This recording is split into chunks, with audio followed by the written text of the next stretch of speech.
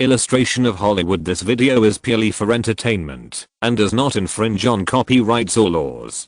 The rights to the novel and image belong to the original author. We do not claim ownership. Don't like waiting and want to listen to this fanfic in full now? Subscribe to our Patreon, where you'll find the best fanfics.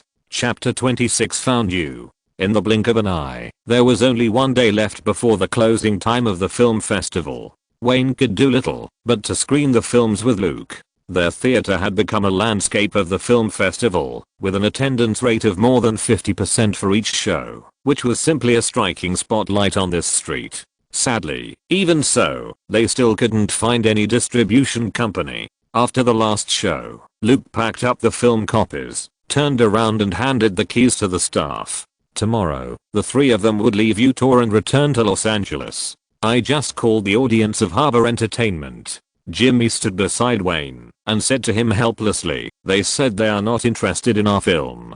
Jimmy's legs were almost broken from running these days. He contacted several companies of all sizes and visited two of them. The result was no different. None of these companies were willing to come and see. What about New Line? Jimmy, I remember that the audience of New Line saw our screening at the beginning. Luke walked up to them and asked Jimmy expectantly. Same. The first company I contacted was New Line, but they also rejected it and didn't even want to talk. Jimmy shook his head. These past few days had exhausted him mentally and physically. Physical fatigue was not a problem, but psychological decadence was the most devastating. Wayne helped Luke carry a box, and as they walked to the hotel together, he said, "It seems that among these small and medium-sized companies at the film festival, only Miramax is willing to distribute our film. I don't understand why Harvey is so sure that I will go to him in the end. He must know something." "It's useless, Wayne."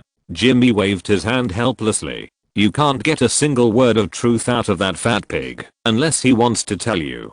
The current situation is in his favor, and he won't tell you unless you are willing to sign a contract with him and be sucked dry by him. Let's go back to Los Angeles first and then see if there are any other ways. If not, I will go to the distribution companies one by one and show them to them. I don't believe that everyone will make money without making money. This is not like what will happen in Hollywood." The three of them fell into silence, not knowing how to solve the problem. In fact, they didn't know where the problem was at all, and they couldn't find any information at all. On January 28, 1991, Wayne returned to his long-missed apartment and looked at the room, where nothing had changed. It was still as messy as before he left in a hurry. 10 days ago, he never expected the result to be like this. He thought the most difficult beginning was over and optimistically underestimated the difficulty of distribution. Shaking his head, he put down his luggage, took out a large garbage bag,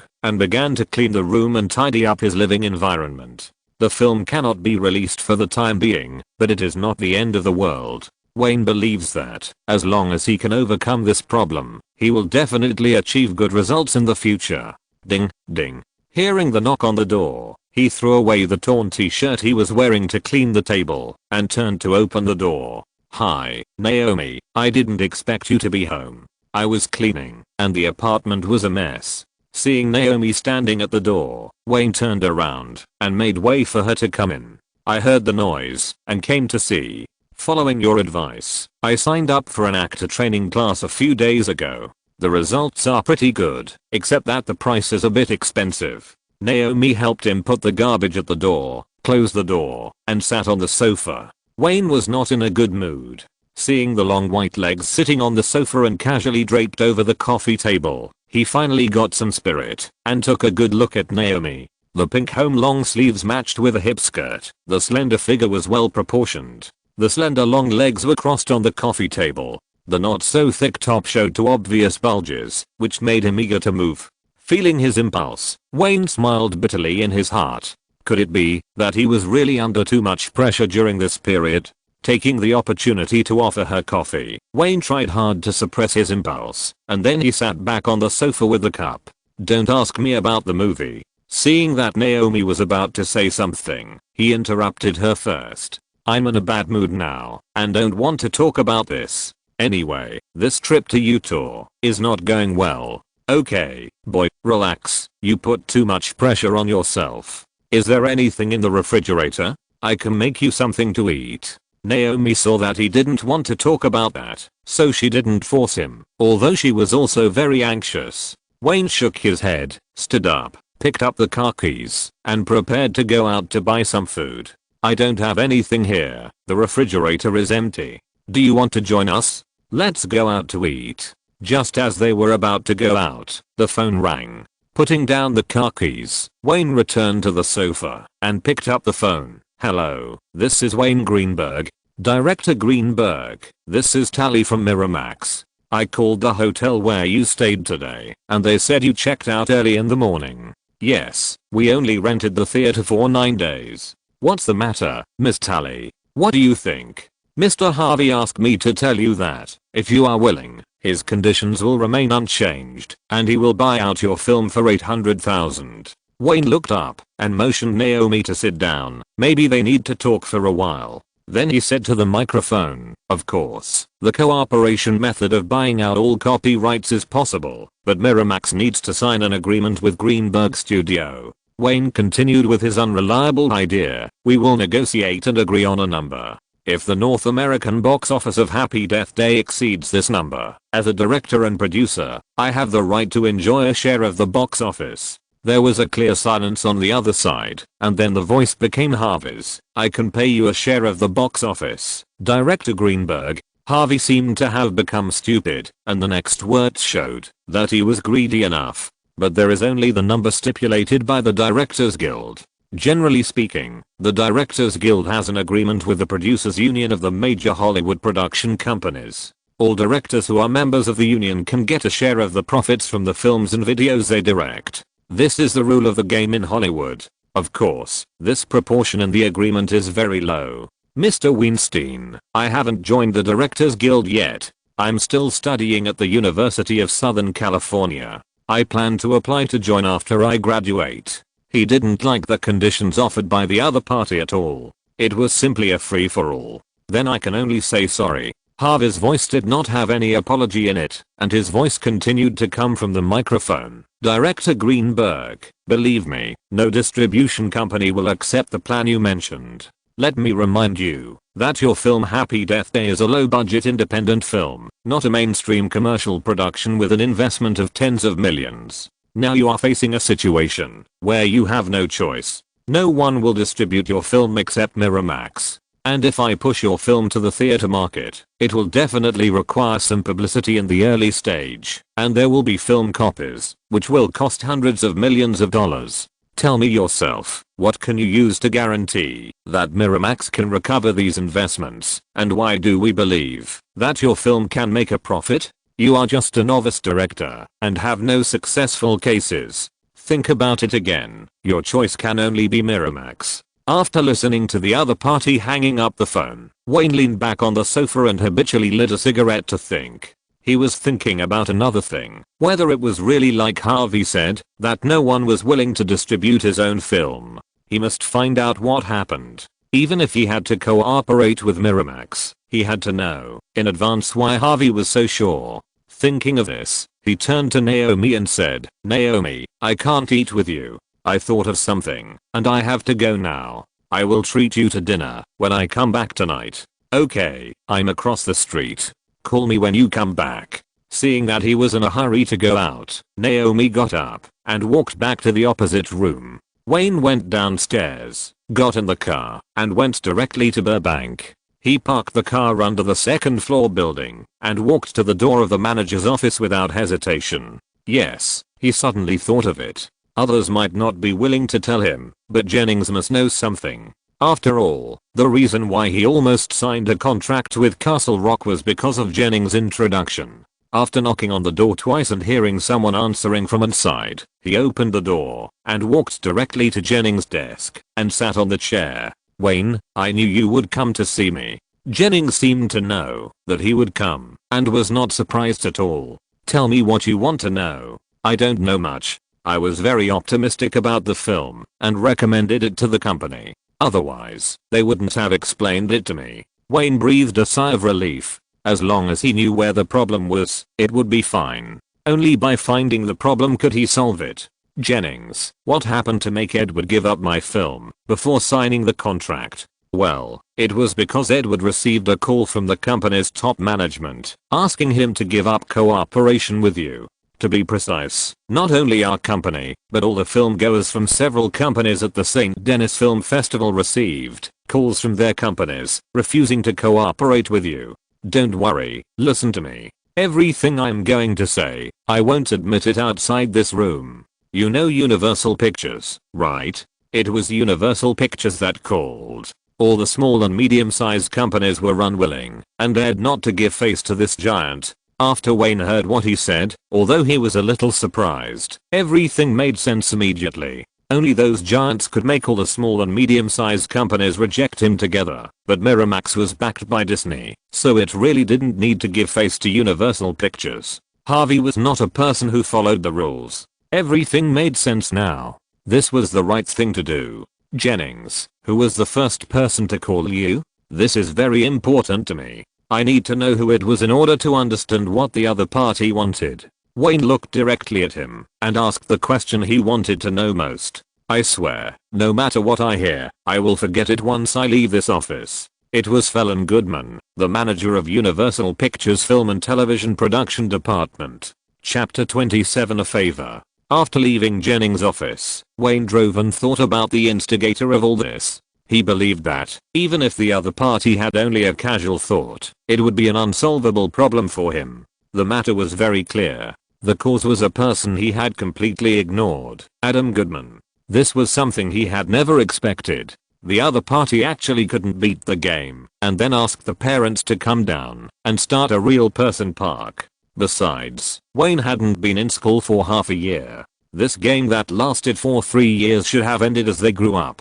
Son of a bitch. He slapped the steering wheel angrily. He didn't expect that he would really stump a spoiled child like Adam. Was the other party's method clever? Not at all. In Wayne's opinion, even if he didn't have to tell his father about this matter, he only needed to use his father's office phone and name to call those small companies. After going around in circles, the reason turned out to be here, which made him feel funny instantly. Now that the root of the problem has been discovered, Wayne can't solve it at all with his ability. It's like a dead knot, tightly entangling his hands and feet. Do we really have to sell the film to Miramax? He considered the pros and cons. Despite the wild words he said to Harvey Weinstein, he knew the most, that a director without any qualifications wanted to sign a distribution contract for a mainstream commercial film with a low-budget film. Did he regard Miramax as a charity? Or did he regard Harvey Weinstein as a philanthropist? Or did he think that the people in the distribution company had problems with their brains?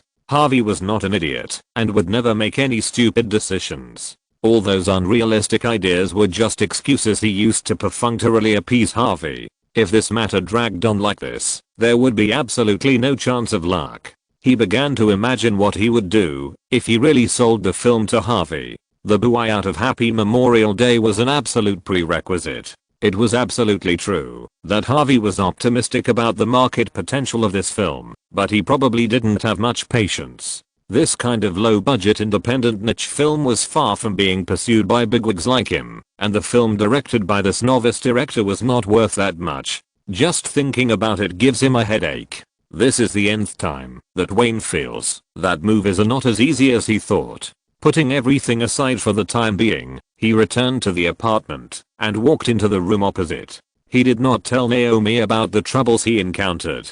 After the two of them had dinner, they stayed opposite, facing the enthusiasm of this blonde girl again. Wayne actually felt as if he was in another world. Most of the time, women are always a good medicine to treat men. At least tonight, he temporarily forgot those troubles with her. At the same time, in a villa near the sea in Marbury, Townsend Rothman, the head of the distribution department of 20th Century Fox, received a call. Maybe the person who called him was special.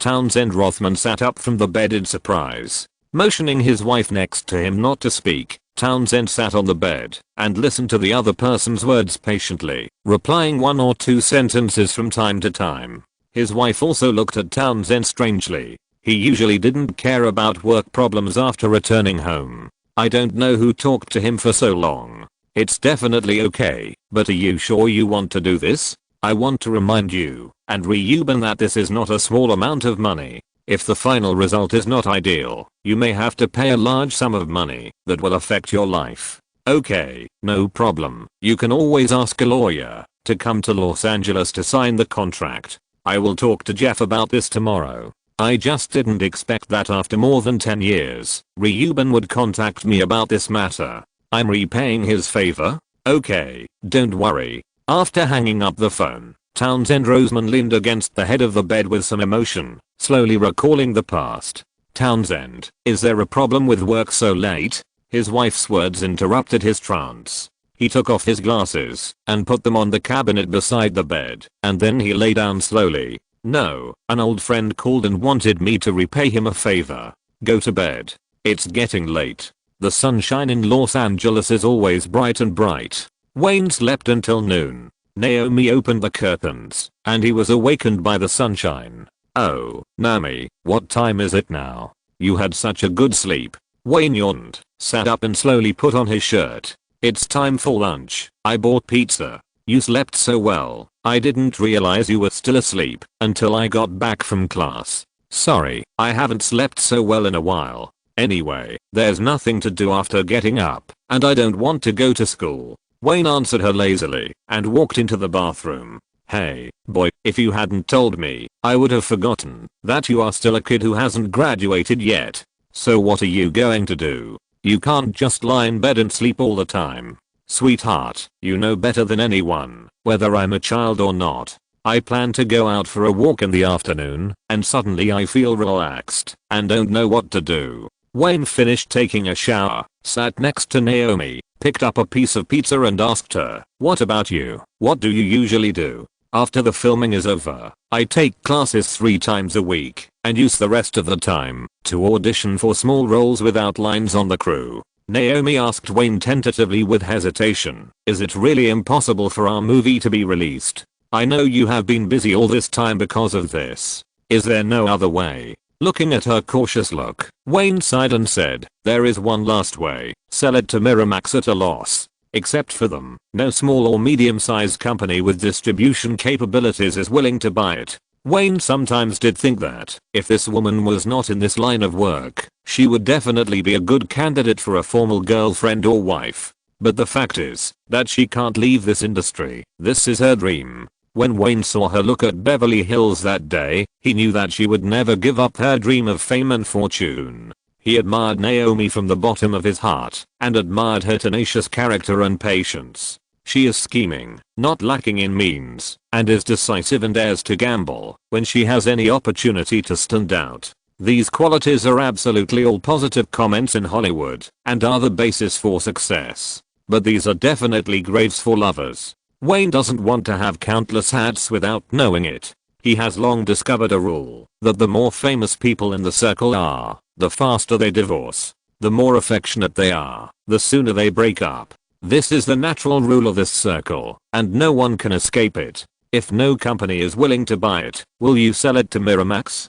Wayne, I know you. You believe it can be successful more than anyone else. I just don't know the reason for your confidence yet. You will never be willing to sell it at a loss, right? Naomi looked at him seriously. She certainly hoped that the film could be released. Only when this film was released could she have a slightly better resume. I don't know, Naomi. No, I really don't know, but there is one thing you are wrong about. My bottom line is much lower than you think. In the end, if there is no other way, I will definitely not be willing to let this film be just a graduation work.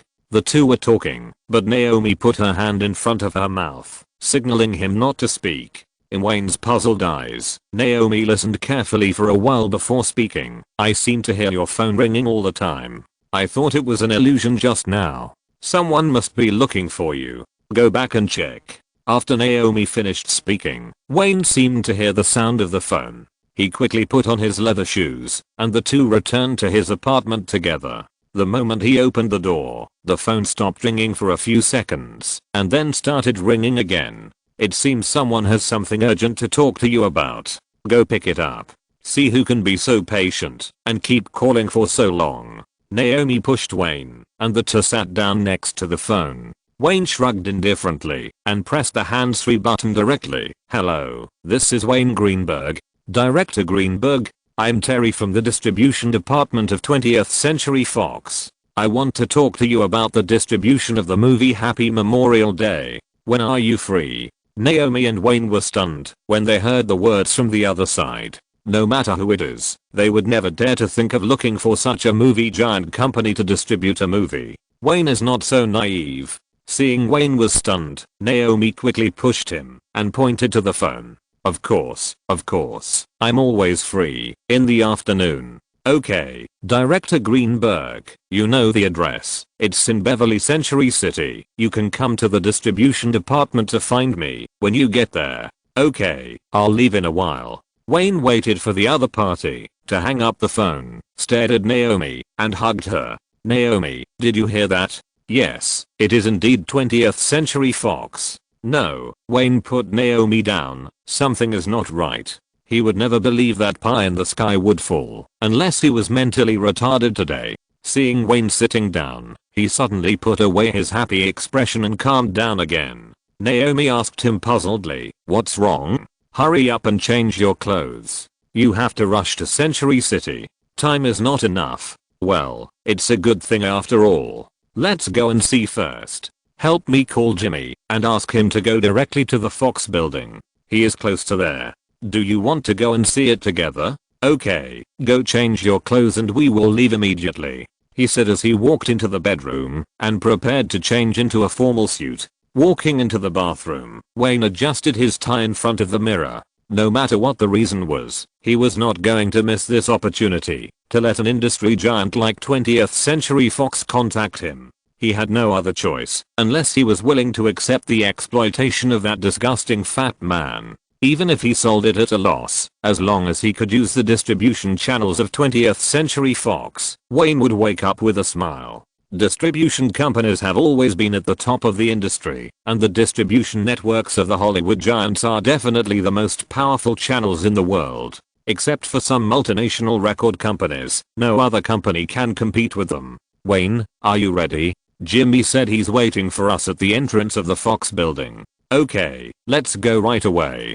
If you're listening to this novel on a channel other than Fanfic World, it means they downloaded and uploaded it without effort. We cordially invite you to visit our channel, Mundo Fanfic Novelos. There you'll find the original version of this story and you can explore many other novels of various genres. We're waiting for you to immerse yourself in a world of incredible novels. Chapter 28: The Pie in the Sky. 20th Century Fox Film Corporation is one of the most important film and television program distribution and production companies in the United States. Its headquarters is located in Century City, west of Beverly Hills, Los Angeles, California, USA. This company, founded in May 1935, is still one of the Hollywood movie giants. Since it was acquired by Murdoch's News Corporation, its perfect upstream and downstream channels include all industries related to the media. As the F-150 pickup truck drove on the way to Century City, Wayne was thinking about all the information about this giant film company.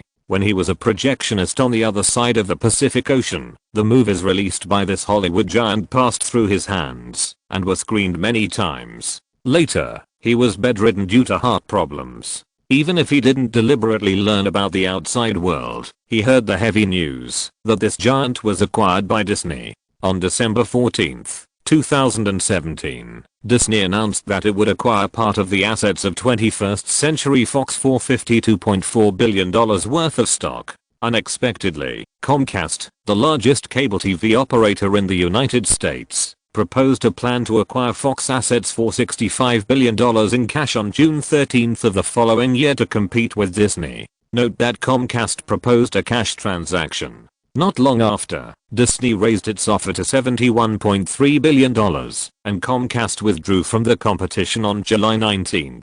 Fox executives were satisfied with the offer, and $71.3 billion was indeed an offer they could not refuse, and the acquisition officially entered the procedural stage. In fact, the reverse is also true. Fox has an irresistible attraction to Disney, and this deal is a win-win. This also created Disney, the world's #1 media group, and Fox is too important to Disney. What Disney does not have, Fox has. The various copyrights that cannot be calculated for subsequent income alone are what Disney cannot refuse. Among the 6 major Hollywood movies, Fox's distribution taste may be the most diverse, with almost no shortcomings in the science fiction Avatar, the romance Titanic, the horror Alien, the comedy Home Alone, and the animation Ice Age. Fox even has the world's largest movie IP, the copyright and subsequent distribution rights of the first Star Wars, and Disney has acquired Lucasfilm at this time. After the reboot of Star Wars, the launch of each one is almost like robbing money from the pockets of movie fans.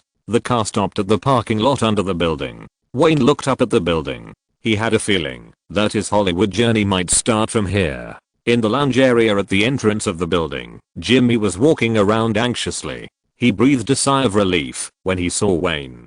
Jimmy didn't know how he got in touch with Fox, but this was definitely a turning point. "Hi, Ms. Watts." Jimmy greeted Naomi first, and then continued, "Wayne, who contacted you at Fox? Is it credible? Is it a prank?" Don't say Jimmy was confused. He himself was also puzzled. "I received the call at home. I'll know when I go in.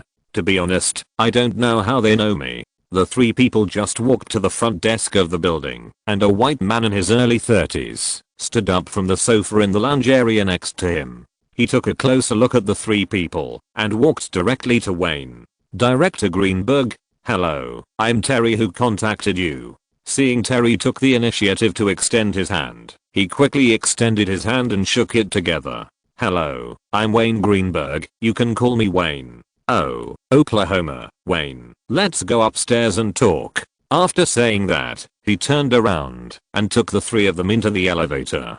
Jimmy, who was following behind him, looked at his director-client with an increasingly strange look in his eyes. What was wrong with the world that the Fox distribution department employees could come downstairs to pick him up? Did he wrongly blame these giant companies that were considered the industry's big gangsters in the past? The 3 of them followed Terry to the 6th floor in silence with doubts and walked into a small meeting room. After everyone sat down, Terry looked directly at Wayne and asked, "Director Greenberg, this time I'm here mainly to talk to you and listen to your opinions. How do you want to distribute your film? Then don't you need to see the film first?" Wayne asked the other party strangely. "If possible, I hope to sign a distribution contract with you and distribute it in the mainstream way." His strategy has not changed. He asks for a high price and pays it back. This is also his way of testing the other party. Wayne doesn't know why they came to him. He doesn't believe that pie in the sky will fall. There will be an internal screening. You will need to prepare the film copies and project related materials. We can arrange it tomorrow. He thought about what Terry said, which made him more confused.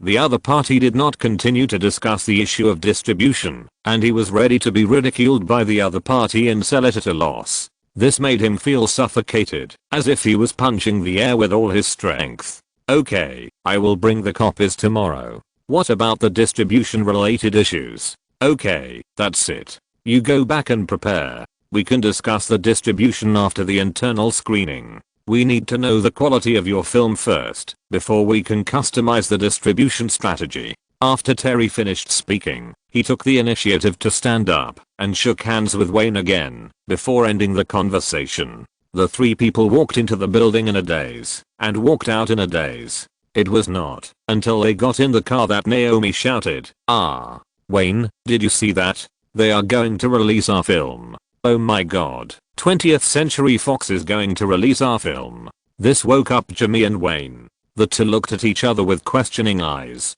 They knew that this was not normal and very illogical. "Jimmy, do you think the film I made is really famous enough to be spread to Fox so that they will come to me to discuss distribution? Or am I still asleep?" Wayne was driving a taxi and thought that he might have hallucinations. Jimmy frowned after hearing this. "Impossible. Who do you think you are? Normally, even if you take the film and give it to them for free or even pay them, these giant companies will not even look at you." Yeah, there is no reason. Driving the car into the parking lot, Wayne felt more and more that something was wrong. "What should we do, Jimmy? Should we come directly tomorrow with the copies?" "Come directly. Anyway, this is a great opportunity. Jimmy patted the car seat hard and continued, "We have no choice. When they finish watching the film and discuss the distribution issue, they should understand what is going on." Just as they drove out of the parking lot, a 50-year-old Jewish man in another office on the 6th floor of the Fox building was looking at their car from the window.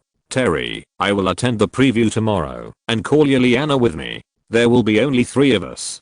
Please make arrangements in advance." "Okay, Mr. Othman." Juliana Avtiva, one of the film selection experts of 20th Century Fox, usually has some say in the company's introduction and distribution of films. She is a true professional film watcher in the industry. She not only watches a large number of various films, but also selects those with market potential and recommends them to the company. Juliana is a diehard supporter of Townsend Rothman for many years in the company, and the two have a very good relationship. The best thing about Juliana is that she can see through the market dynamics. She is not just a film critic who talks nonsense. She can analyze what kind of film the market needs at any time. Townsend thought about it for a long time after the lawyer left. He didn't think that a small-scale preview for Favors, a practice work of a 20-year-old novice director, needed to mobilize top experts like Juliana Avtiva. What made him change his mind was the news that Terry got that the vampire Harvey Weinstein actually took a fancy to this film, which gave Townsend some interest. He wanted to see what kind of film this young man who hadn't graduated yet made, and why that fat pig chased after him to buy out the film. For Townsend Rothman, the preview was just a formality, and then the film was thrown into the theater for screening, and the favor was paid. He had a lot of things to do and didn't have much spare time to care about such a low-cost independent film. But Terry's subsequent investigation report and the news about Harvey made him interested, and he was ready to let Juliana see if there was any market prospect. In Wayne's apartment, Luke, who had just arrived, also found this incredible after hearing Jimmy's story. But now they had no time to think about that, and they discussed tomorrow's screening together. "Luke, make sure there are no problems with the film. You have to check it again tomorrow morning." Wayne tried hard to think about the preparations. He knew that he had no chance of making mistakes. "Don't worry, there will be no accidents." Luke was full of confidence. He was originally ready to find another job, but he didn't expect that this film would have a turnaround. Jimmy saw that they had finished discussing, and then he spoke. "Wayne, you have to make plans in advance, how to sign the distribution contract. Do you think we are qualified to make conditions?" "Don't be stupid, Jimmy. After the preview tomorrow, let's see what the other party says." Wayne looked at Jimmy helplessly and continued, "As long as the other party is willing to distribute the film, even if I lose money and buy it out directly, I can do it. I said that my bottom line is much lower than you think. What if Fox is willing to distribute it in the normal mode?" Naomi asked him on the side. "Nami, I have never been retarded since I was a child. How stupid must the head of Fox's distribution department be to agree to the dream conditions I proposed?" That's right. Every time he negotiated with a distribution company, he would first propose mainstream distribution conditions, but he was asking for a sky-high price to test the other party's bottom line. "Okay, no matter what, let's put our doubts aside and focus all our energy on tomorrow's preview." Jimmy clapped his hands to attract the attention of several people. "Wayne, even if the pie that fell this time is wrapped with a bomb, can you resist eating it?" Seeing that everyone was looking at him, Jimmy shrugged. "I'll go back first and ask the company before get off work. See you at the entrance of Fox building at 8 o'clock tomorrow." Chapter 29 Signing and Distribution. Sitting in the right corner of the back row, Wayne patiently observed and waited for the screening to begin. This was a small screening room on the 6th floor of the Fox building. He, Luke, Jimmy and his party of 3 arrived here at 8 in the morning. Terry led them to this screening room with only a dozen seats and asked them to wait quietly for a while. The screening was scheduled for 9 in the morning. Wayne raised his left hand to check the time. It was already 9 o'clock, but now, except for himself, Luke, Jimmy, and a staff member who was screening the film, no one else had entered the room. He tried to suppress the expectation and irritability in his heart. Now, except for sitting quietly in the back and waiting, he could not do anything. It can be seen that Luke was more nervous than Wayne, and his fingers kept tapping on the box containing the copies. Just as he was trying to talk to Jimmy about something, the door was pushed open by Terry. The first person to come in was a middle-aged Latin beauty with chocolate-colored skin and a women's business suit. Then an executive who was obviously Jewish walked directly to the front row, sat next to the Latin beauty, and whispered something.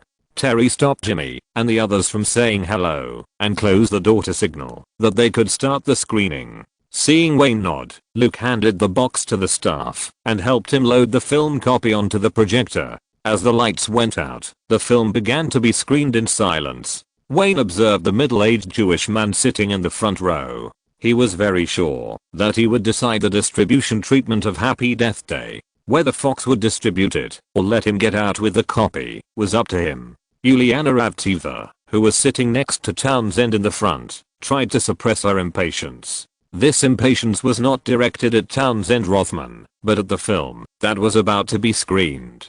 Before entering the door, Uliana knew that this was a favor screening, and she specifically asked Terry for the news, thinking that this was a waste of her time. She would never have any hope for the work of a 20-year-old director. This kind of work by a novice director was not worthy of being checked by a top expert in the industry like her.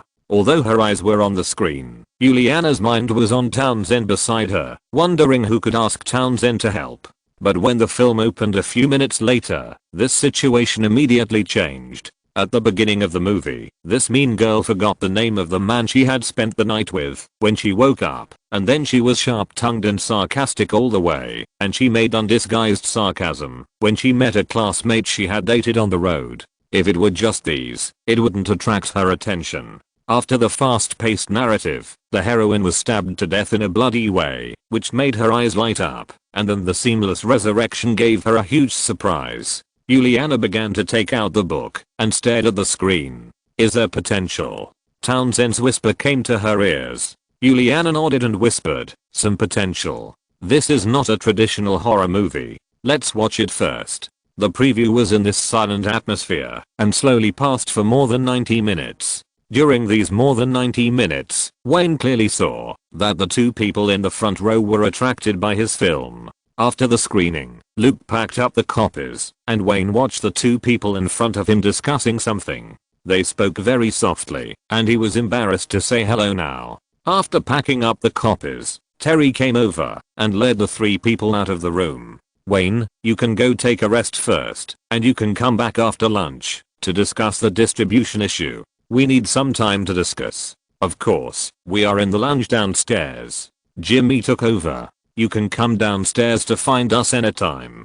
Terry nodded, and when he returned to the office of the head of the distribution department, Uliana Ravteva was telling Townsend about the film's opinions. Of course, the other selling points of the film, I think you can see that the core of this film wrapped in a black style gave me a very unexpected feeling. I can talk about my feelings after watching this movie. First of all, the theme of this film goes against the grain. It does not praise Jessica's series of bad behaviors, but believes that these invisible evil factors are destined to bring evil results. Only those who really want to change from the heart and are good can break through the puzzle and qualify for tomorrow. After all, the world is a place where light can defeat darkness, and as long as people are willing to work hard, there will always be a way back. It's a very old-fashioned core, right? But this kind of old-fashioned thing has always been the most touching thing for the audience. The director is very immature in some places, such as the funny scenes about relieving emotions.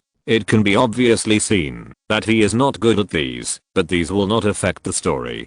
Juliana, you give him a very high evaluation. Okay, I get it. You go and get busy first. Townsend nodded after hearing her words. Then he said to Terry, who just came in, promotion and distribution will be carried out in accordance with the C-class imported films. Okay, Mr. Rothman. After Terry agreed, he asked again, what kind of distribution contract should we sign with him? Buy out or? Buy out the North American copyright of the film. You go to negotiate. Arrange the rating of the film as soon as possible. Skip the media preview and arrange the film preview directly. Okay, no problem. I'll notify them later.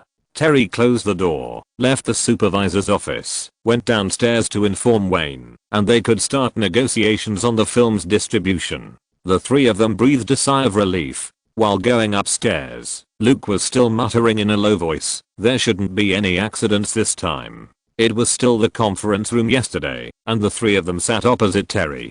Director Greenberg, first of all, if you want Fox to distribute the film, buying out the North American copyright is a prerequisite. Terry looked at the young director and felt a little incredible. It was rare for a director of this age to be able to make a theatrical movie. Wayne didn't hesitate at all. "Of course, I agree to buy out the distribution, as long as the price is right. It seems that we can easily reach a consensus." Director Greenberg, "Then let's talk about the price. Believe me, Fox has a special market evaluation department. Asking too much will not solve the problem. $4 million to buy out all the copyrights in North America, including distribution, peripherals, and videotapes. I believe this price is not high. Happy Memorial Day will definitely bring more revenue to Fox." This is the price in Wayne's mind. Compared with the value that the film can create, it is not much at all. Terry heard the offer from the director on the other side and thought silently for a while. He knew something's behind the distribution of this film, so he didn't lower the price. "Okay, $4 million to buy out the North American copyright. You can ask your lawyer to come to Fox to discuss the specific terms tomorrow." "Okay, that's it for today. I'll go back and prepare. I'll bring my lawyer here tomorrow." Wayne suppressed the excitement in his heart and said goodbye to Terry in a calm voice. From the Fox building to the parking lot, the three people looked at each other all the way. The atmosphere was strange and silent. Luke didn't speak until he got in the car. It was done so easily. Damn it, the negotiation was done so easily. Wayne couldn't hold back his excitement, patted Luke on the shoulder, and answered him loudly, "Yes. Luke, yes. We succeeded, and we will send this damn movie to the theater soon. Soon." Luke heard what he said, patted Wayne on the shoulder, and shouted excitedly, "Now there is no shit to destroy us. Ha, we succeeded soon." In less than a week, with the help of a lawyer, Wayne used the studio to sign a distribution contract with Fox. 20th Century Fox bought out all North American copyrights of Happy Death Day for $4 million, including distribution, videotapes, peripherals, and television rights. Greenberg Studios retains the subsequent creation rights and overseas distribution rights of the film, and 20th Century Fox has the priority purchase right for subsequent creations and overseas copyrights. The main actors of the crew, Ethan Hawke, Uma Thurman and Naomi Watts, including the director Wayne, must cooperate with all 20th Century Fox's publicity and promotion activities during the release of the film. Just one day after Wayne signed the contract with Fox on behalf of Greenberg Studio, the film's distribution schedule was given to Wayne. Fox chose the most reliable distribution method. Wayne had imagined that the film could be released in North America on a large scale with 1,000 or 2,000 theaters. After receiving the schedule, he realized that it was just an unrealistic fantasy. Fox could not invest a lot of money in publicity and marketing before seeing the response of the film. Even the cost of copies in this era is a considerable expense. The 2 copies that Luke went to print cost about $800 each. Such a large film and television company should have cooperated with the factory, which is not much cheaper. The average cost of each copy is about $600. Now it is 1991, and each 35mm film copy costs $600. If the film is released in 2,000 theaters, it will be more than 1 million. Before the market prospects of the film are clear, Fox will never spend this money. The big companies in Hollywood are full of frauds and deceptions, but they are definitely not charitable organizations. Unless the film shows market prospects in the early stage, Fox will not spend a penny more. The film will be screened in 20 theaters around Los Angeles and New York. Fox will send observers to observe the market and audience reactions. If the audience has a good reputation and the box office of a single theater is excellent, with the responsiveness of 20th Century Fox, it can contact the factory at any time to print thousands of copies in a short time, and can also quickly expand the scale of screening. This method is often used by distribution companies when distributing low-cost movies. The final result is, if the screening is expanded, Fox can get a high box office share. If the film fails, Fox almost does not lose any initial investment. This is the rule of this circle. Even if Fox's film fails to be screened, it can easily recover the cost and even make a profit by relying on videotapes and television copyrights. Chapter 30, 21st birthday. Time passed inadvertently until the end of February 1991. Since Wayne sold his first film, he had not cared about it anymore. Fox was much more professional than him as a film director in terms of publicity and promotion. While waiting in the apartment, he kept writing things. Some plans were related to his future development. Now there is still $4 million in cash in the account of Greenberg Studio. In addition to giving his family $1.2 million, he has no intention of using this money for the time being. Wayne doesn't know whether his next film will be invested in, which depends on the performance of Happy Memorial Day later. But he must be prepared to prepare for the next film plan to be ignored and continue to be an independent producer. To be honest, it doesn't feel good. An independent production experience makes him feel like he has died once. It cannot be denied that this experience has taught him a lot, but Wayne is absolutely unwilling to try it again. The simple crew, he has to do several types of work by himself. That kind of life is too hard to bear, and this work process did not leave him any joy. He hopes to only do what a director should do, instead of doing several jobs part-time. After receiving the buyout money from Greenberg Studio, the first thing Wayne did was to pay $3,000 in membership fees to the Directors Guild and the Writers Guild, and join the two unions. This was for a small share after the film was released, mainly the share of the film directed. Although this is not much, it is a long-term meal ticket, including a share of the film box office and a share of the videotape rental and sales. Although the prospects of the first film were unclear, Wayne started writing the script for the second film. Time may not be so urgent, but he still insists on writing something every day, which allows him to focus on the new project and no longer worry about the anniversary. The first choice for the second film is still a thriller. In fact, this will be a type that makes people think deeply and is not a startling or ketchup spraying type. A dystopian story, mainly showing a deep understanding of the racial issues in today's North American society. Of course, this is only his first choice. If there is still no investment, Wayne can only produce independently. He will choose another relatively low-cost film, a film that will make the Chinese director a god in the field of horror films. So after he joined the Writers Guild, he prioritized filing these two script frameworks to avoid possible troubles in subsequent filming. On the first day of March, he put down his pen and rushed back to his home, Ventura County in the greater Los Angeles area. In 2 days, he will celebrate his 21st birthday, and he hopes to spend it with old Greenberg. In fact, he has completely adapted to the North American lifestyle. The legal age of adulthood here is 18.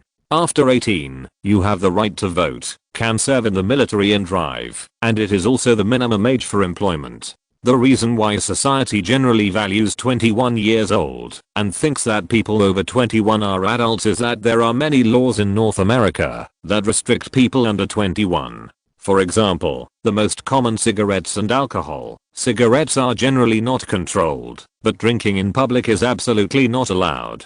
The law stipulates this, but generally no one deliberately abides by it, especially in familiar places. He went to convenience stores to buy cigarettes and alcohol countless times, and the clerks did not check strictly and rarely asked him if he was old enough.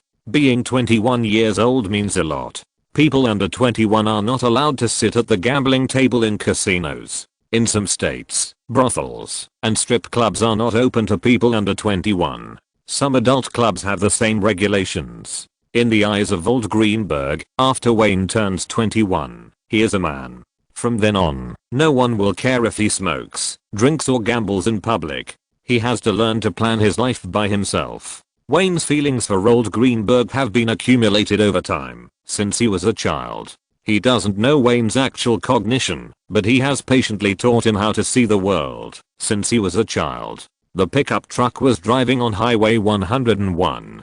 Listening to country music in the car, he guessed how his unreliable father would help him celebrate his 21st birthday. I hope he won't take him to a strip bar. Many boys here go to that kind of place to celebrate. On March 3rd, on his birthday, although the gift he got didn't fit his personality, it was better than watching a striptease.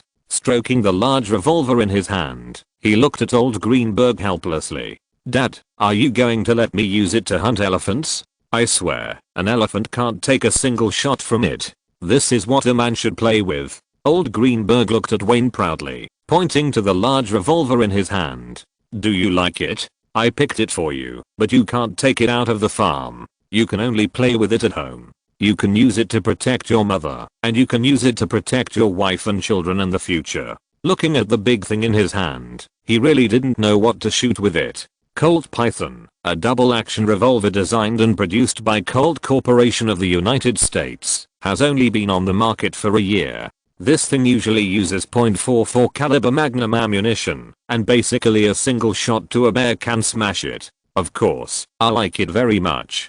Don't worry, Dad, I won't take it out of the farm. If the police in Los Angeles see me carrying this thing, I guarantee they will definitely empty the magazine in advance. Wayne put the gun in the box, complained about the police, and put the box on his bookshelf. "Your mother is baking a cake for you in the kitchen. Well, I also asked James to kill a lamb. Young man, do you want to drink some adult drinks? I have some treasured goods. Let's go to the back. These cannot be seen by your mother." Old Greenberg pulled Wayne mysteriously and walked to the backyard of the villa. While he was stroking the quarter horse and feeding it carrots, old Greenberg found a bottle of Chivas Regal and 2 square cups from somewhere. "Dad, didn't you promise Mom that there would be no alcohol related things in the house? Where do you usually hide it?" It was not discovered. He looked at old Greenberg, who proudly poured the wine, took it and asked in surprise, "Your mother asked me to choose between alcohol and guns, and I can only choose guns." Old Greenberg took a sip of wine and continued, "Boy, this involves the secrets of men after marriage. You must have your own secret base, a space that belongs to you completely." Looking at his proud father, Wayne enjoyed the atmosphere at home very much. He knew that his father's personality was definitely a peculiar one among the Jewish people. He didn't like to work hard to make money. He was in his 30s and spent his days guarding a large farm. He vaguely knew some of the past events. His father might have suffered a serious mental shock, so he hid in this quiet farm to enjoy life. In fact, his memories before the age of 5 were already very vague, but he was very sure that, before moving to the farm, his family lived in a big house in Malibu Beach. "Reuben, Wayne, come to the restaurant for dinner. Don't think I don't know what you two are doing in the backyard." Hearing his mother's voice, old Greenberg quickly put away the wine bottle and stuffed it in the tool room next to the horse pen. After he hid, the two walked into the restaurant together. "Honey, from today on, you are a man. You will leave home in the future and have your own life and family." Thinking of this, Mom feels uncomfortable. Seeing the father and son coming in, Anna hugged her son tightly. "Mom, I won't start a family so early. I still have a career and dreams to fulfill." Wayne also hugged his mother tightly and whispered in her ear to comfort her. "Even if I have my own life, I will always love you, Mom. Okay, sit down and try the cake I baked for you." His mother pulled Wayne to the dining table and asked him to sit in front of the cake. "By the way, take a look at the gift Mom gave you. Do you like it?" He saw a wrapped box next to the cake. Judging from the appearance, his mother was much more careful than old Greenberg. Old Greenberg directly handed him a large pistol. After untying the ribbon that tied the box and tearing off the outer wrapping paper, Wayne opened the box and found that it was a watch. This was a Hamilton mechanical watch, which was more business style. Obviously, his mother had considered his future work needs. "Thank you, Mom, I like it very much." Wayne put on the watch directly, stood up and hugged his mother again. "Let's cut the cake, Mom. I feel like I'm starving." "You have to blow out the candles first, child." The quiet life on the farm makes time pass very quickly. Every day, Wayne rides a horse to run a lap or keeps writing. He has to consider 2 sets of project plans to deal with different situations. He also used his mother's channel to submit a few short stories to Random House. April inadvertently entered Wayne's life. He left his father a check for $1.2 million and hurriedly drove back to Los Angeles. It has been more than half a year since he started writing Happy Memorial Day, and the preview time scheduled by 20th Century Fox is getting closer and closer. Even if he lived a new life, He couldn't help his urgency and wanted to see his work in the theater as soon as possible. The reason why he hurried back to Los Angeles was because he saw the promotional advertisement for his new film on TV. On the evening show of Fox Cable TV, there was a 15-second commercial that he personally edited. As far as he knew, 20th Century Fox had only printed 40 copies, with 20 theaters in New York and Los Angeles, which were the two cities in North America that best represented the audience's wishes.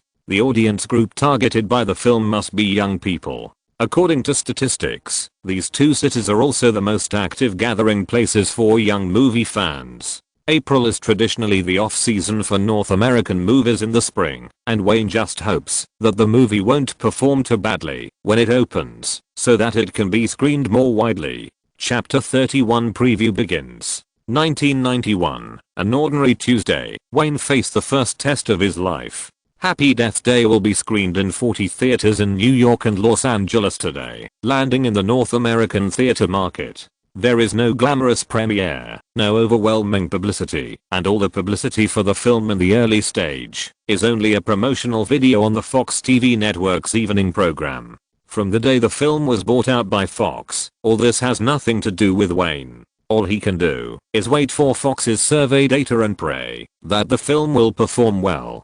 Samin is a questionnaire surveyor for 20th Century Fox. At this moment, he is standing in a theater in West Hollywood, waiting for the first preview of Happy Death Day to start. The film has not been widely promoted. Samin only saw a few movie posters in the theater. The posters simply printed a beautiful woman looking back in panic, with a huge ghost mask behind her.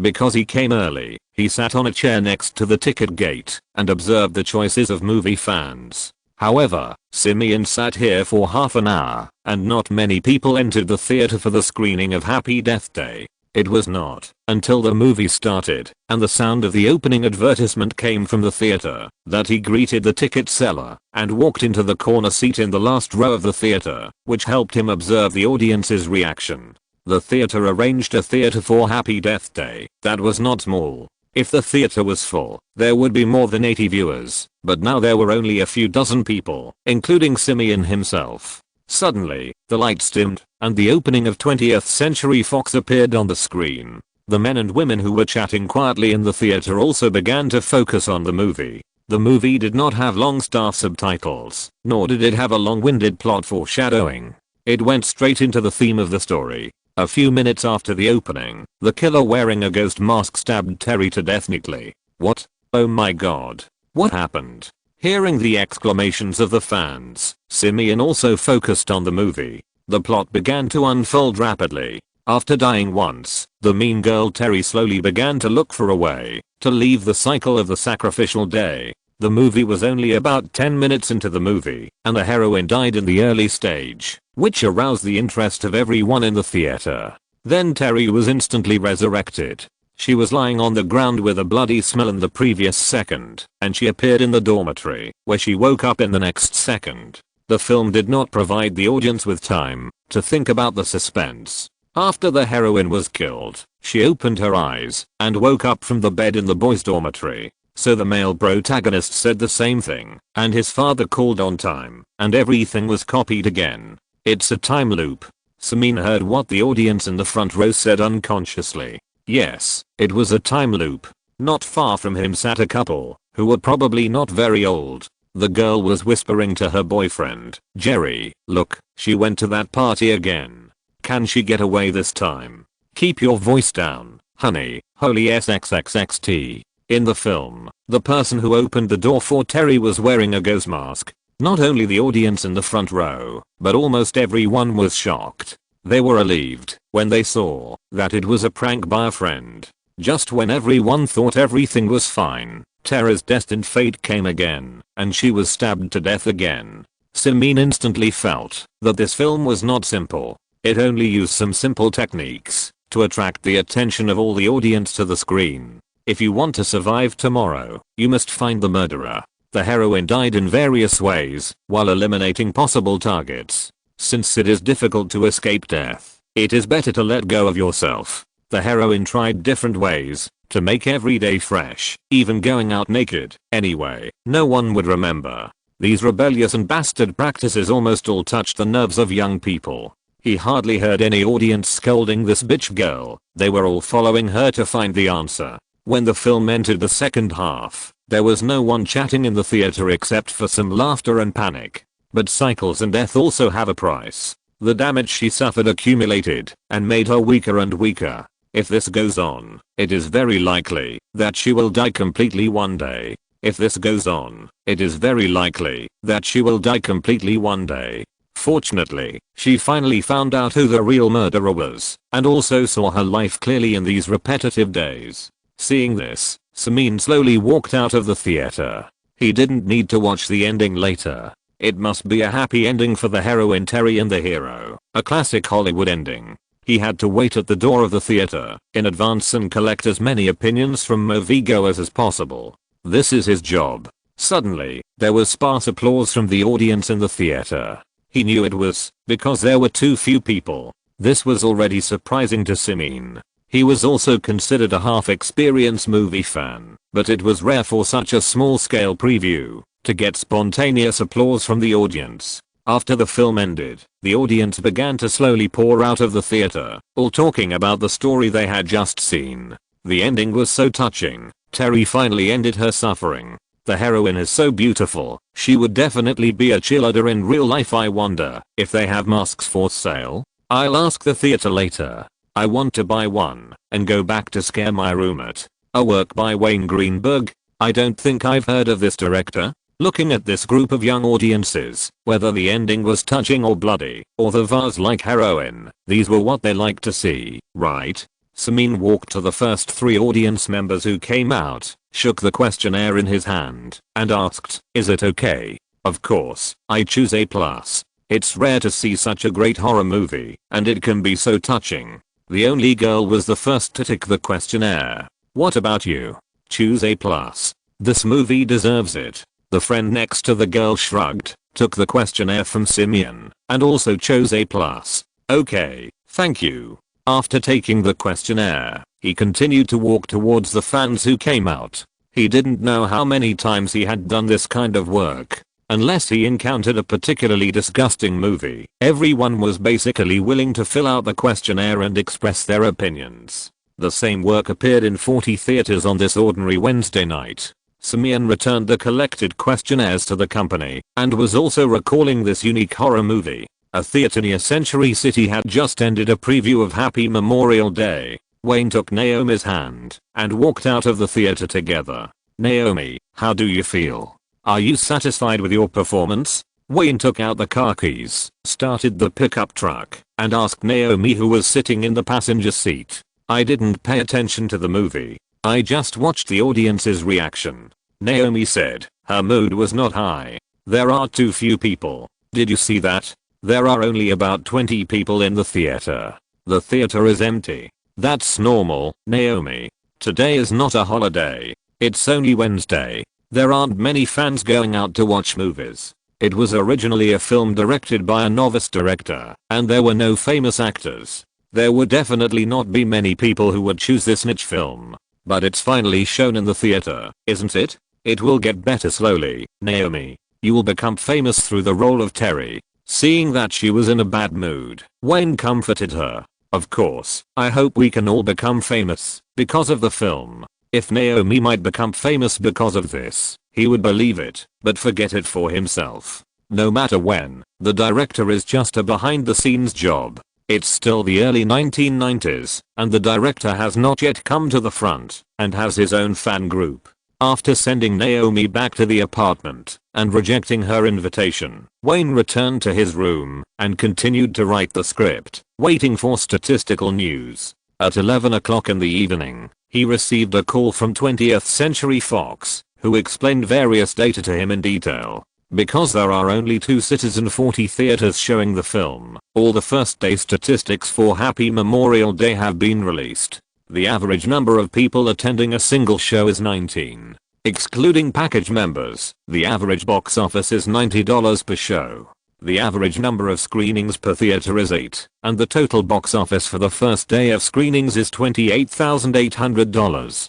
Compared with the popular blockbusters in later generations that often make $15,000 per theater, there is no room for comparison. This result can only be said to be an extreme failure. With a light sigh, Wayne put away his wallet and walked down the apartment building, heading towards the bar in the middle of the street. The Los Angeles area in April has begun to get a little hot, and despite the constant breeze on the road, he still sweated when he entered the bar.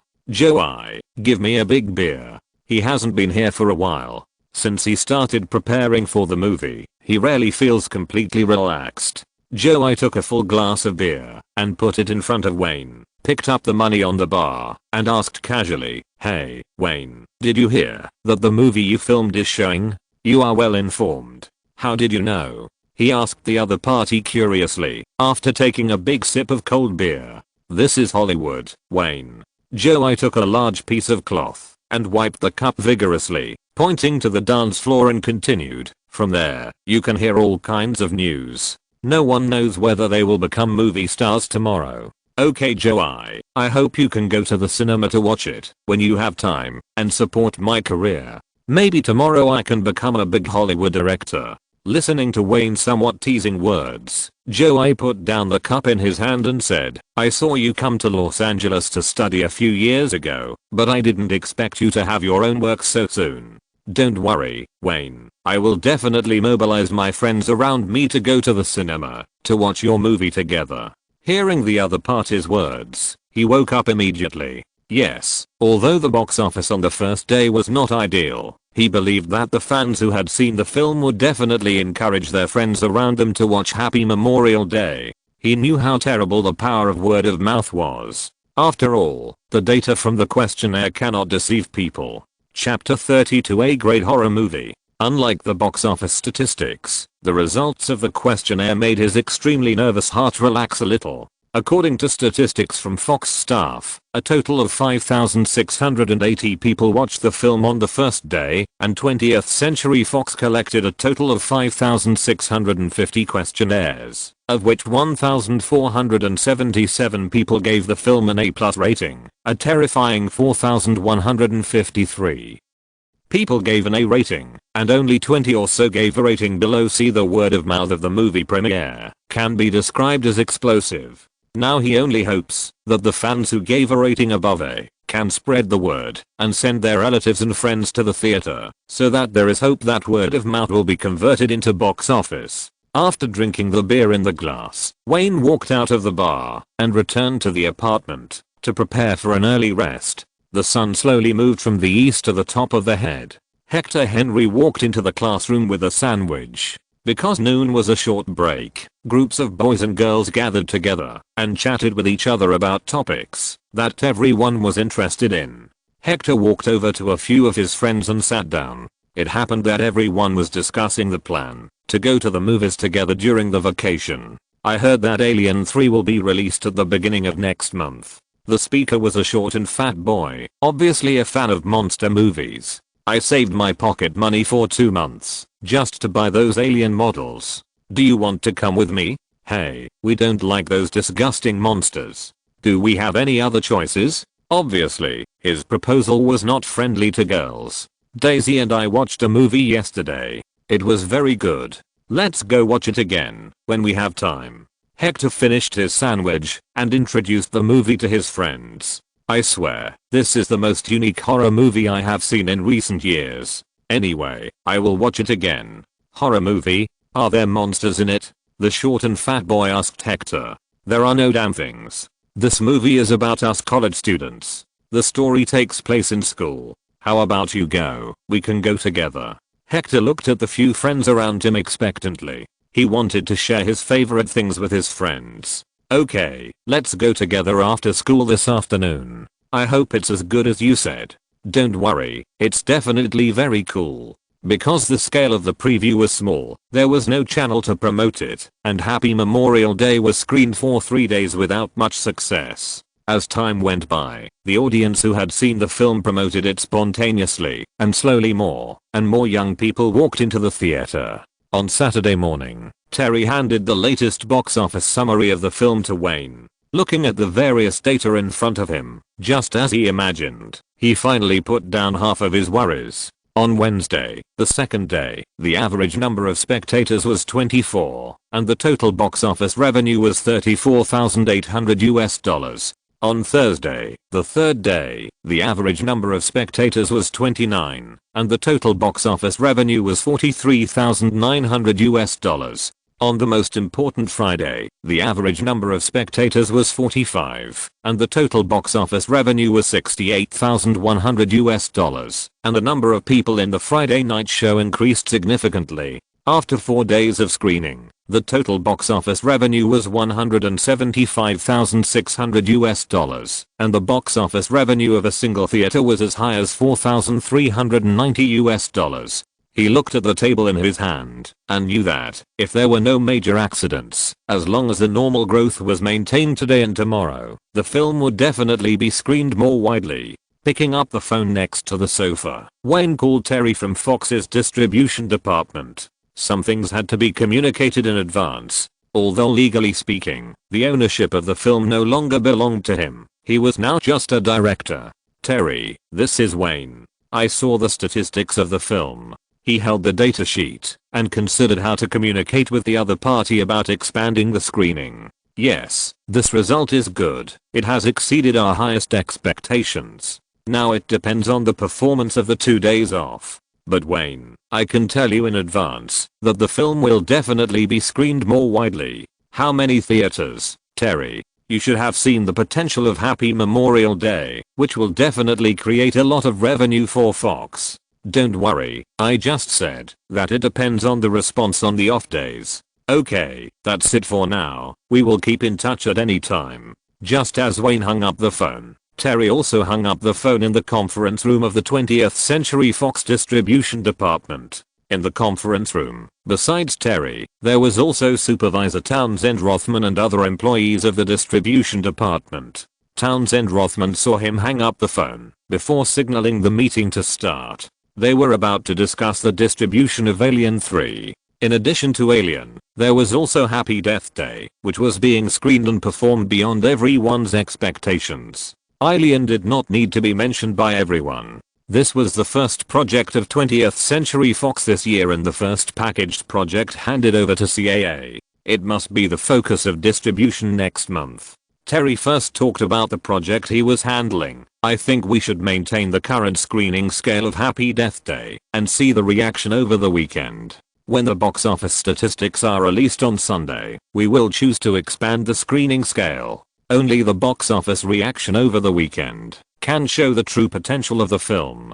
After speaking, he looked at his boss Townsend Rothman and saw that he did not object, so he signaled the meeting to continue. Now, several Hollywood giants are becoming more cautious about the investment in films, but even with such caution, there are still countless bad films that cannot recover the cost. Not to mention Wayne, a low-level director, even Steven Spielberg and James Cameron. If they want to get investment from these giant film companies, they will go through layers of review, and no one will joke about tens to hundreds of millions of dollars. With the arrival of Saturday, the North American film market has returned to a lively scene. Simeon, an investigator from 20th Century Fox, appeared in the theater he was in charge of again. He looked at the ticket window with a cue and roughly calculated the ticket sales of Happy Memorial Day. Hey, work, 1 ticket for Basic Instinct. A black man walked to the ticket window. 2 tickets for Basic Instinct. 6 tickets for Happy Memorial Day. Thank you. Any more Happy Memorial Day? Okay, give me 4.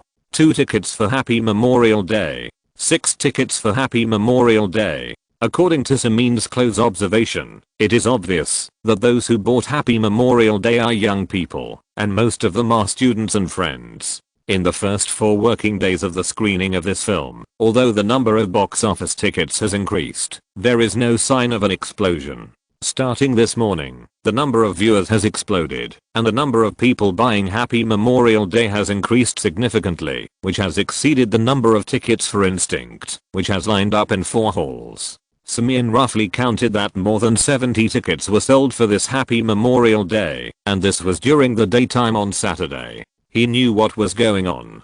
From the director to the actors, this film was composed of novices, and there was basically no appeal. There was no publicity work in the early stage, resulting in almost no one knowing about this movie. Now, under the word of mouth of the audience who have seen it, more and more audiences began to walk into the theater on the recommendation of their friends. At this time, the manager of the theater appeared at the ticket office and asked the ticket seller about the ticket sales situation. "Simeon, do you still want fans to fill out the questionnaire? There are nearly 80 people in this show. I think you will definitely be too busy." The manager saw Simeon and chatted with him skillfully. "Basically, you don't need to fill it out, but I have to collect data until the evening. How about it? You didn't expect this movie to explode in the morning, right?" He and the manager sat in the lounge and discussed the film. Who would have thought of it? I think you Fox definitely didn't expect it, otherwise it wouldn't be a small scale preview. The manager waved his hand and teased Fox. "If this movie is still so popular by this afternoon, I will call the head office and ask them to ask 20th Century Fox for more copies. Don't even think about it. As far as I know, only 40 copies of this movie have been printed, not one more. But judging by the situation, the copy factory will have to work overtime to produce it. Starting from next Monday, the film will definitely be screened more widely." Simeon shrugged innocently, indicating that their theater would definitely not get it before Monday. After 4 working days of hard fermentation, on Saturday night, Happy Memorial Day finally played a huge role in the spontaneous word-of-mouth publicity of the audience. From New York to Los Angeles, countless young people were looking for this movie. Many people came to the theater in groups just to watch this movie. But the reality is that there are only a few theaters showing Happy Memorial Day, and there is only one copy. Even if the theater wants to schedule more screenings, there is no way. The next morning, the situation and data of yesterday's popularity were notified to 20th Century Fox, and the statistical data were also on Townsend Rossman's desk. After looking at the statistics, he did not wait until Monday to inform Terry and asked him to contact the printing factory to start printing copies today and expand the screening scale tomorrow. The box office on Saturday was $103,000. The average number of spectators was 68. The total box office was $278,600. The box office per theater was $7,000, and the audience rating was A or above was as high as 94%.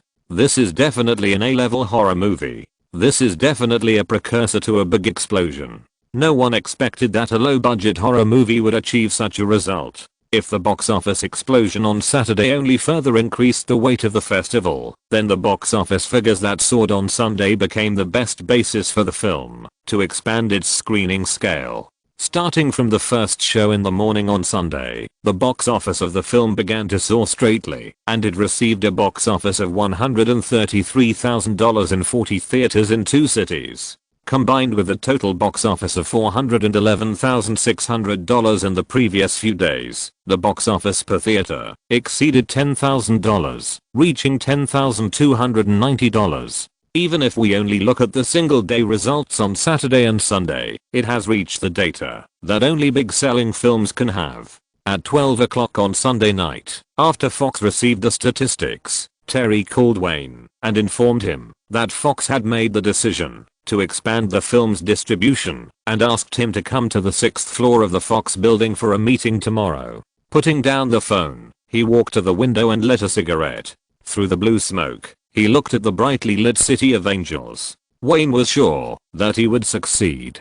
No matter how many hardships this film had to go through, as long as tomorrow, it would appear on a large scale in the theater market throughout North America. The goal he had set at the beginning was finally achieved. He had successfully taken this solid step, and it would not be so difficult in the future. Chapter 33 Expanded Screening. The sunshine in California is always exceptionally bright. It is almost May, and the warmest weather in Los Angeles has begun to arrive unknowingly. This is Wayne's 3rd official visit to the Fox building. From the moment he entered the 6th floor, he could feel the change in people's eyes looking at him. But he doesn't care about this now. For a director in Hollywood, there may be only a thin line between success and failure. If there are problems with the subsequent screenings of the film, their eyes will turn into pity and disdain. when he walked into the conference room that Terry told him the first thing he was concerned about was the expansion of the film's screening.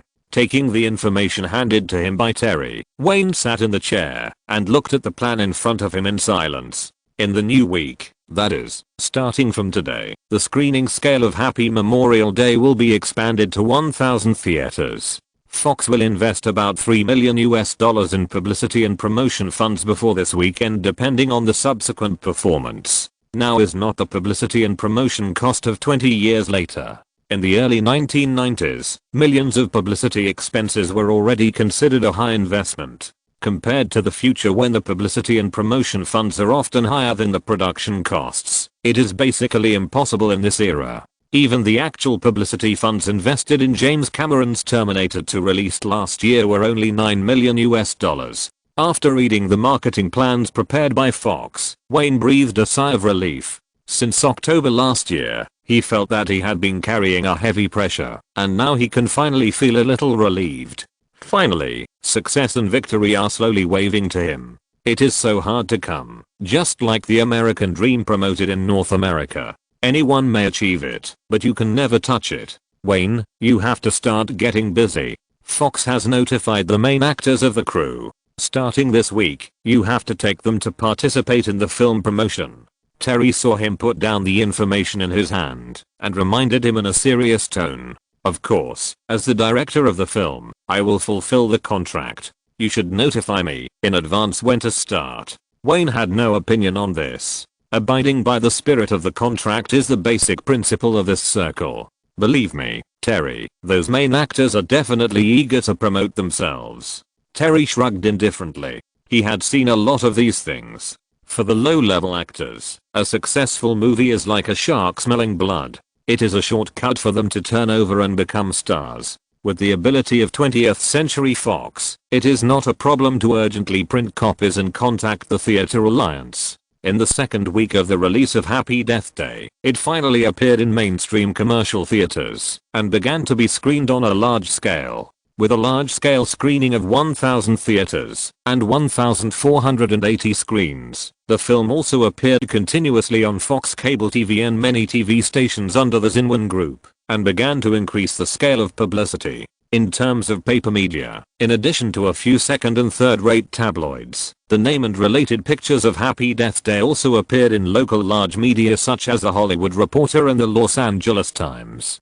Such publicity as birthday turns into Memorial Day, Tara's journey of self-redemption shocking, the beautiful woman Naomi Watts was constantly ravaged. Who said the shock department appeared more than 20 years later? At least in the early 1990s, Wayne discovered that the entertainment media's ethics of attracting attention had long fallen to the ground. Of course, the focus of the film's promotion was all on the two beauties. They naturally had advantages, and their beautiful faces were a very big selling point. Starting from Monday, Fox's large-scale publicity and intensive advertising bombardment, coupled with the fact that Happy Death Day has always maintained a reputation of more than 90% a rating, have led to a strong growth in the box office of the film. $1.5 million on Monday, $1.76 million on Tuesday, $1.66 million on Wednesday, and $1.54 million on Thursday. Before the arrival of the new weekend, the box office of Happy Death Day exceeded $6 million in one fell swoop, and the total box office reached $6.87 million. This number shocked everyone again. Fox urgently held a meeting with the crew in the building to cope with the promotional activities starting from Los Angeles on Saturday and Sunday. This was also the first time that the main cast and crew of the crew gathered together after the filming of the film was completed. Fox's publicity department has already made a plan, and they only need to coordinate and promote it. Fox is professional in these matters. Basically, it was a fan meeting, attending some TV station visits, interacting with fans, and chatting about the behind-the-scenes stories of the filming. Mr. Othman, Mr. Terry. Wayne saw that the meeting was about to end, and walked quickly to the Fox executive. Although the film was successfully released, he still had a lot of doubts. Good performance, Director Greenberg. If you have anything to say, go to my office to talk, Townsend Rothman said, and then said to Terry, Terry, you continue here. Townsend Rothman took Wayne out of the large conference room and came to his own office. Neither of them spoke. Wayne has been thinking about what impressed this big man in the first place. It could not be the film. Before it was shown, no one dared to be sure that any film would be successful. Townsend's office is mainly divided into two parts. There is a large desk next to the window. Generally, he likes to work while looking out the window. The other part has a large bookshelf full of books, 2 sofas and a coffee table. Mr. Rothman, there are some things I hope to get an answer from you. After sitting on the sofa, Wayne asked the other party carefully. I don't understand why Fox agreed to distribute the film so easily. Even if they bought out the film, they didn't bargain for it. This is not the attitude of a big company. Townsend sat opposite him, looking seriously at the young man, who had given him many surprises. Even now that the film had a good prospect, the kid didn't lose his composure. There's nothing I can't tell you. I need to think about how to answer you. Townsend touched his chin with his left hand, thinking about where to start. What do you want to know? Everything? Of course, Mr. Rothman, I have known one thing. Since I was a child, there will be no free lunch. No one will give you benefits for no reason. Free things are the most expensive, so I want to find out why you came to me. It's your mother, kid. Townsend thought about it, and indeed the other party never asked him to keep it secret, and the little director opposite was not a spoiled child with overflowing self-esteem, so he continued, your mother Anna called me. I once owed your father a favor, and she needs me to give you a chance. Don't think that your mother is staying on the farm and doesn't know what happened in Los Angeles. She has many friends. That was when you were just born, and my first job was given to me by your father. In short, we used to be very good friends and partners. It's just that old Reuben has a farm and has not contacted any of his old friends. Townsend seemed to be lost in memory. Wayne basically didn't remember his childhood impressions very clearly, but he roughly remembered that his family was indeed in Los Angeles before he was 5 years old. Looking at Townsend, who was lost in thought, he asked in an uncertain tone, what's the price, Mr. Rothman? Even if my mother can let you help me, it is not in the interests of Fox. You can give me a chance, but I want to know what price my parents paid. Your father, Reuben Greenberg's lawyer, signed an agreement with Fox's distribution department. Townsend felt that he liked this calm-minded child more and more. He always asked the core of the problem.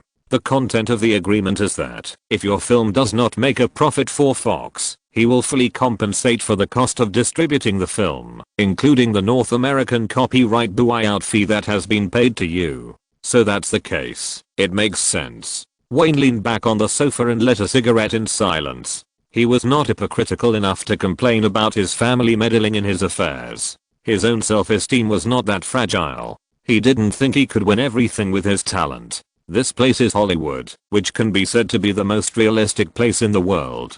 Talent can be said to be worthless. Most people's principle of doing things is to take advantage of the high and step on the low. Mr. Rothman, what if the film makes money? Will the contract never take effect? He wanted to make sure once again that his parents would not lose their pension money because of his willfulness. It can be said that the contract is now a piece of waste paper. Son, you did a great job. When I got the statistics, I knew you didn't disappoint Reuben. Thank you, Mr. Rothman. This can be said to be the opportunity that Anna and old Greenberg won for him with millions of dollars. He has always remained sober, knowing that even with such harsh conditions, this opportunity is hard to come by. Without old Greenberg's favor, Fox's distribution network is not so cheap. On the 6th floor of Fox, in another office, Jimmy was sitting with Terry in an excited mood. Also in the room were Uma Thurman and Ethan Hawke, as well as Naomi Watts and his agent. The promotion will start tomorrow. You must maintain a good image in front of the fans and act like a family. Everyone knows that this is a low-budget movie. When you interact with the fans and are interviewed, talk more about the difficulties in the middle of the filming and how you united to overcome the difficulties. Listening to Tara's words, the two agents Jimmy and Jenny nodded and said that they would be optimistic about their clients. Happy Memorial Day has shown a high-selling temperament that is not in line with its price. There will be a lot of media chasing the three main actors. They must pay attention to their image at all times and not create scandals during the film's hot period. Chapter 34 Weekly Box Office Champion. On the afternoon of the next day, Friday, the crew, together with the Fox distribution department, held the first media and fan meeting at the Santa Monica Commercial Plaza in Los Angeles. When Naomi and Yuma walked onto the carpet hand in hand, looking like sisters, there roused cheers from fans, while Ethan Hawke, who followed behind, received much less attention. This was determined by the content of the film. He, the male protagonist, was actually a large tall man, far less outstanding than the two beauties. Wayne, who came on stage last, received almost no attention from fans, but the media, on the contrary, saw him walk quickly onto the stage and kept wasting time. Everyone in the industry knows that the success of this film has something to do with those young actors, but the main creator is this director. The fan meeting went smoothly. The audience cheered for the friendship of the two girls several times, especially when they heard the stories of their mutual encouragement and help when they were on the crew. They were moved several times. As a large number of media and fans dispersed, they also had to pack their luggage immediately and rush to New York for the film promotion tour. The two women who were as close as sisters just now shook off each other's hands when they entered the backstage, without even looking at each other, and walked into their respective dressing rooms. The agents of the two also looked at each other helplessly. No matter what, as long as they remain restrained, it will be fine. Naomi Watts and Uma Thurman are different from the ones in the play. The two beautiful girls have always been very good sisters. Naomi Watts and the director are neighbors. According to reliable sources, they fell in love because of the play. Naomi said that she particularly admired the talent of director Wayne Greenberg. Hollywood will have another golden boy and jade girl. With the hard work of 20th Century Fox and public relations, a lot of such news about them appeared in the media. Whether it was speculation or fact, at least it was very popular. In particular, the various gossip tabloids under the Zinwan group simply hyped up their relationship. If you read the newspaper, you will definitely not be able to figure out the relationship between the few people. The purpose of doing this is extremely clear, that is, to pull people who see the news into the theater and make them become viewers of the film. So, when the latest North American box office was announced on Monday after the weekend, Wayne and 20th Century Fox, who were promoting it, laughed. In 1,000 theaters, Happy Death Day earned $15.84 million in 3 days over the weekend. Not only did it make it into the box office rankings, but it also achieved the best single theater box office performance of the month with a single theater box office of more than $15,000. This time, 20th Century Fox acted very quickly and once again expanded the scale of North American promotional screenings. At this time, even if God descended, Fox could not stop Fox from making more profits. On April 27th, the third week of Happy Death Day landing in North American theaters, which was the last Monday of April, Fox increased the number of theaters showing the film to 2,328 and began to invest a large amount of money in publicity, carrying out high-density bombardment. Wayne and the crew also promoted the film in major cities in North America. No matter which city they went to, there were countless young people and media chasing Naomi and the other three main actors. Countless eyeballs stared at the two beauties, and both the media and fans praised their sisterly relationship. As time went on, Wayne naturally attracted some attention. The media occasionally put young genius director Wayne Greenberg on the entertainment page of newspapers. On the contrary, Wayne himself doesn't care about all kinds of media publicity, which seems very different and strange in the eyes of the three actors who are vying for fame and fortune and taking pictures. Naomi asked him more than once after the hotel's tenderness why he didn't care about the media publicity, but he almost never answered this question directly. Until today, when the two of them came out of the hotel bathroom in Boston together, Naomi couldn't help but remind Wayne, "Don't stay away from the media deliberately, dear. Those newspapers and TV stations are very interested in you, and you need them to expand your influence." He shook his head and said in an indifferent attitude, "Naomi, I'm different from you. Even if the media praises me to the sky, I still have to rely on my works to speak. If my next work fails, how enthusiastic they are to praise me now, how harsh they will scold me in the future." Wayne has always been very sober and will never be confused by the small praises from the media around him. No matter what era, directors will eventually rely on their works and box office to speak, and there will not be too many audiences focusing on directors now. At least 10 years later, when the era of open information arrives, directors will gradually come to the fore and have their own fan groups. When Wayne and his crew, led by Fox staff, walked through Boston to Miami, Happy Death Day earned $9.85 million in 4 working days this week. When they were promoting it in Salt Lake City, the film earned $19.83 million in 3 days this weekend. After the preview, small-scale screening, and expanded screening, the film's full potential was released. There was a great enthusiasm for Happy Death Day among young people. With their support, the total box office of the film exceeded $50 million, reaching $52.39 million. This can be regarded as a box office miracle. This week, on the North American box office chart, it defeated Mel Gibson's Lethal Weapon 3 with a $2 million advantage, and won the weekly box office championship. It was simply a miracle for such a low-cost independent film. This was the first weekly box office champion for Happy Death Day, and also Wayne's first box office champion. However, he and the Fox staff knew that the box office journey of this film would soon end. After all, this is a horror thriller, which is not a mainstream commercial film in itself. The audience has only attracted the pursuit of young people. The screening life of North American horror films is particularly short, and some of them can't even stay in the theater for 3 weeks. Happy Death Day also cannot escape this rule. For Fox, this is already a very good result. Next week, Alien 3 will take over and continue to fight.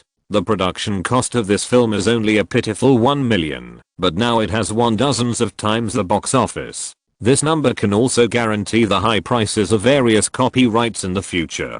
And the most profitable is definitely not the box office of the film. The subsequent TV copyright, video copyright, and peripheral authorization are the big money makers. The North American film industry has long passed the era of box office profits. In this era, the proportion of box office profits of movie will never exceed 15% of the total profit. Of course, if you want subsequent profits, the North American box office is a basis of everything. All of this is based on the premise that the box office of the film is hot, and there will be subsequent operations. And this type of videotape has always been a hot selling type of offline videotape rental and trading. Just taking the peripherals and videotapes as an example, Wayne believes that Fox has also made a lot of money. The extent of their profits will be a number in the tens of millions under the addition of Fox's sound upstream and downstream industrial chain. Just heard the news, Wayne. Jimmy came over as soon as he entered the hotel. This is the last week of promotion. After Wayne participates, he will leave the team. The popularity of the film will also slowly fade. 20th Century Fox will continue to visit several small cities with a few actors. There will also be some actors called by Fox to participate in the follow-up promotion. There is no shortage of actors who want to take advantage of the popularity. What's wrong, Jimmy? Wayne knocked on the door of the hotel room and asked Jimmy to come in. He thought it was some gossip. I heard from CAA colleagues that Mel Gibson was very dissatisfied with Lethal Weapon 3 losing to low-budget horror films like Happy Death Day. This Australian wild boar has always been a legend in the circle. He has a very bad temper and is a serious alcoholic. Every time he drinks too much, he can't control his temper. This time, I heard that he not only beat up his assistant, but also fired the agent of ICM and prepared to switch to CAA. Isn't that great? UCAA has another golden signboard. He obviously didn't think so and didn't understand what Jimmy wanted to say. Jimmy looked at him helplessly and continued to remind him, I heard that Mel Gibson is very dissatisfied with you. Compared with his status, it would be very troublesome if he wanted to target you.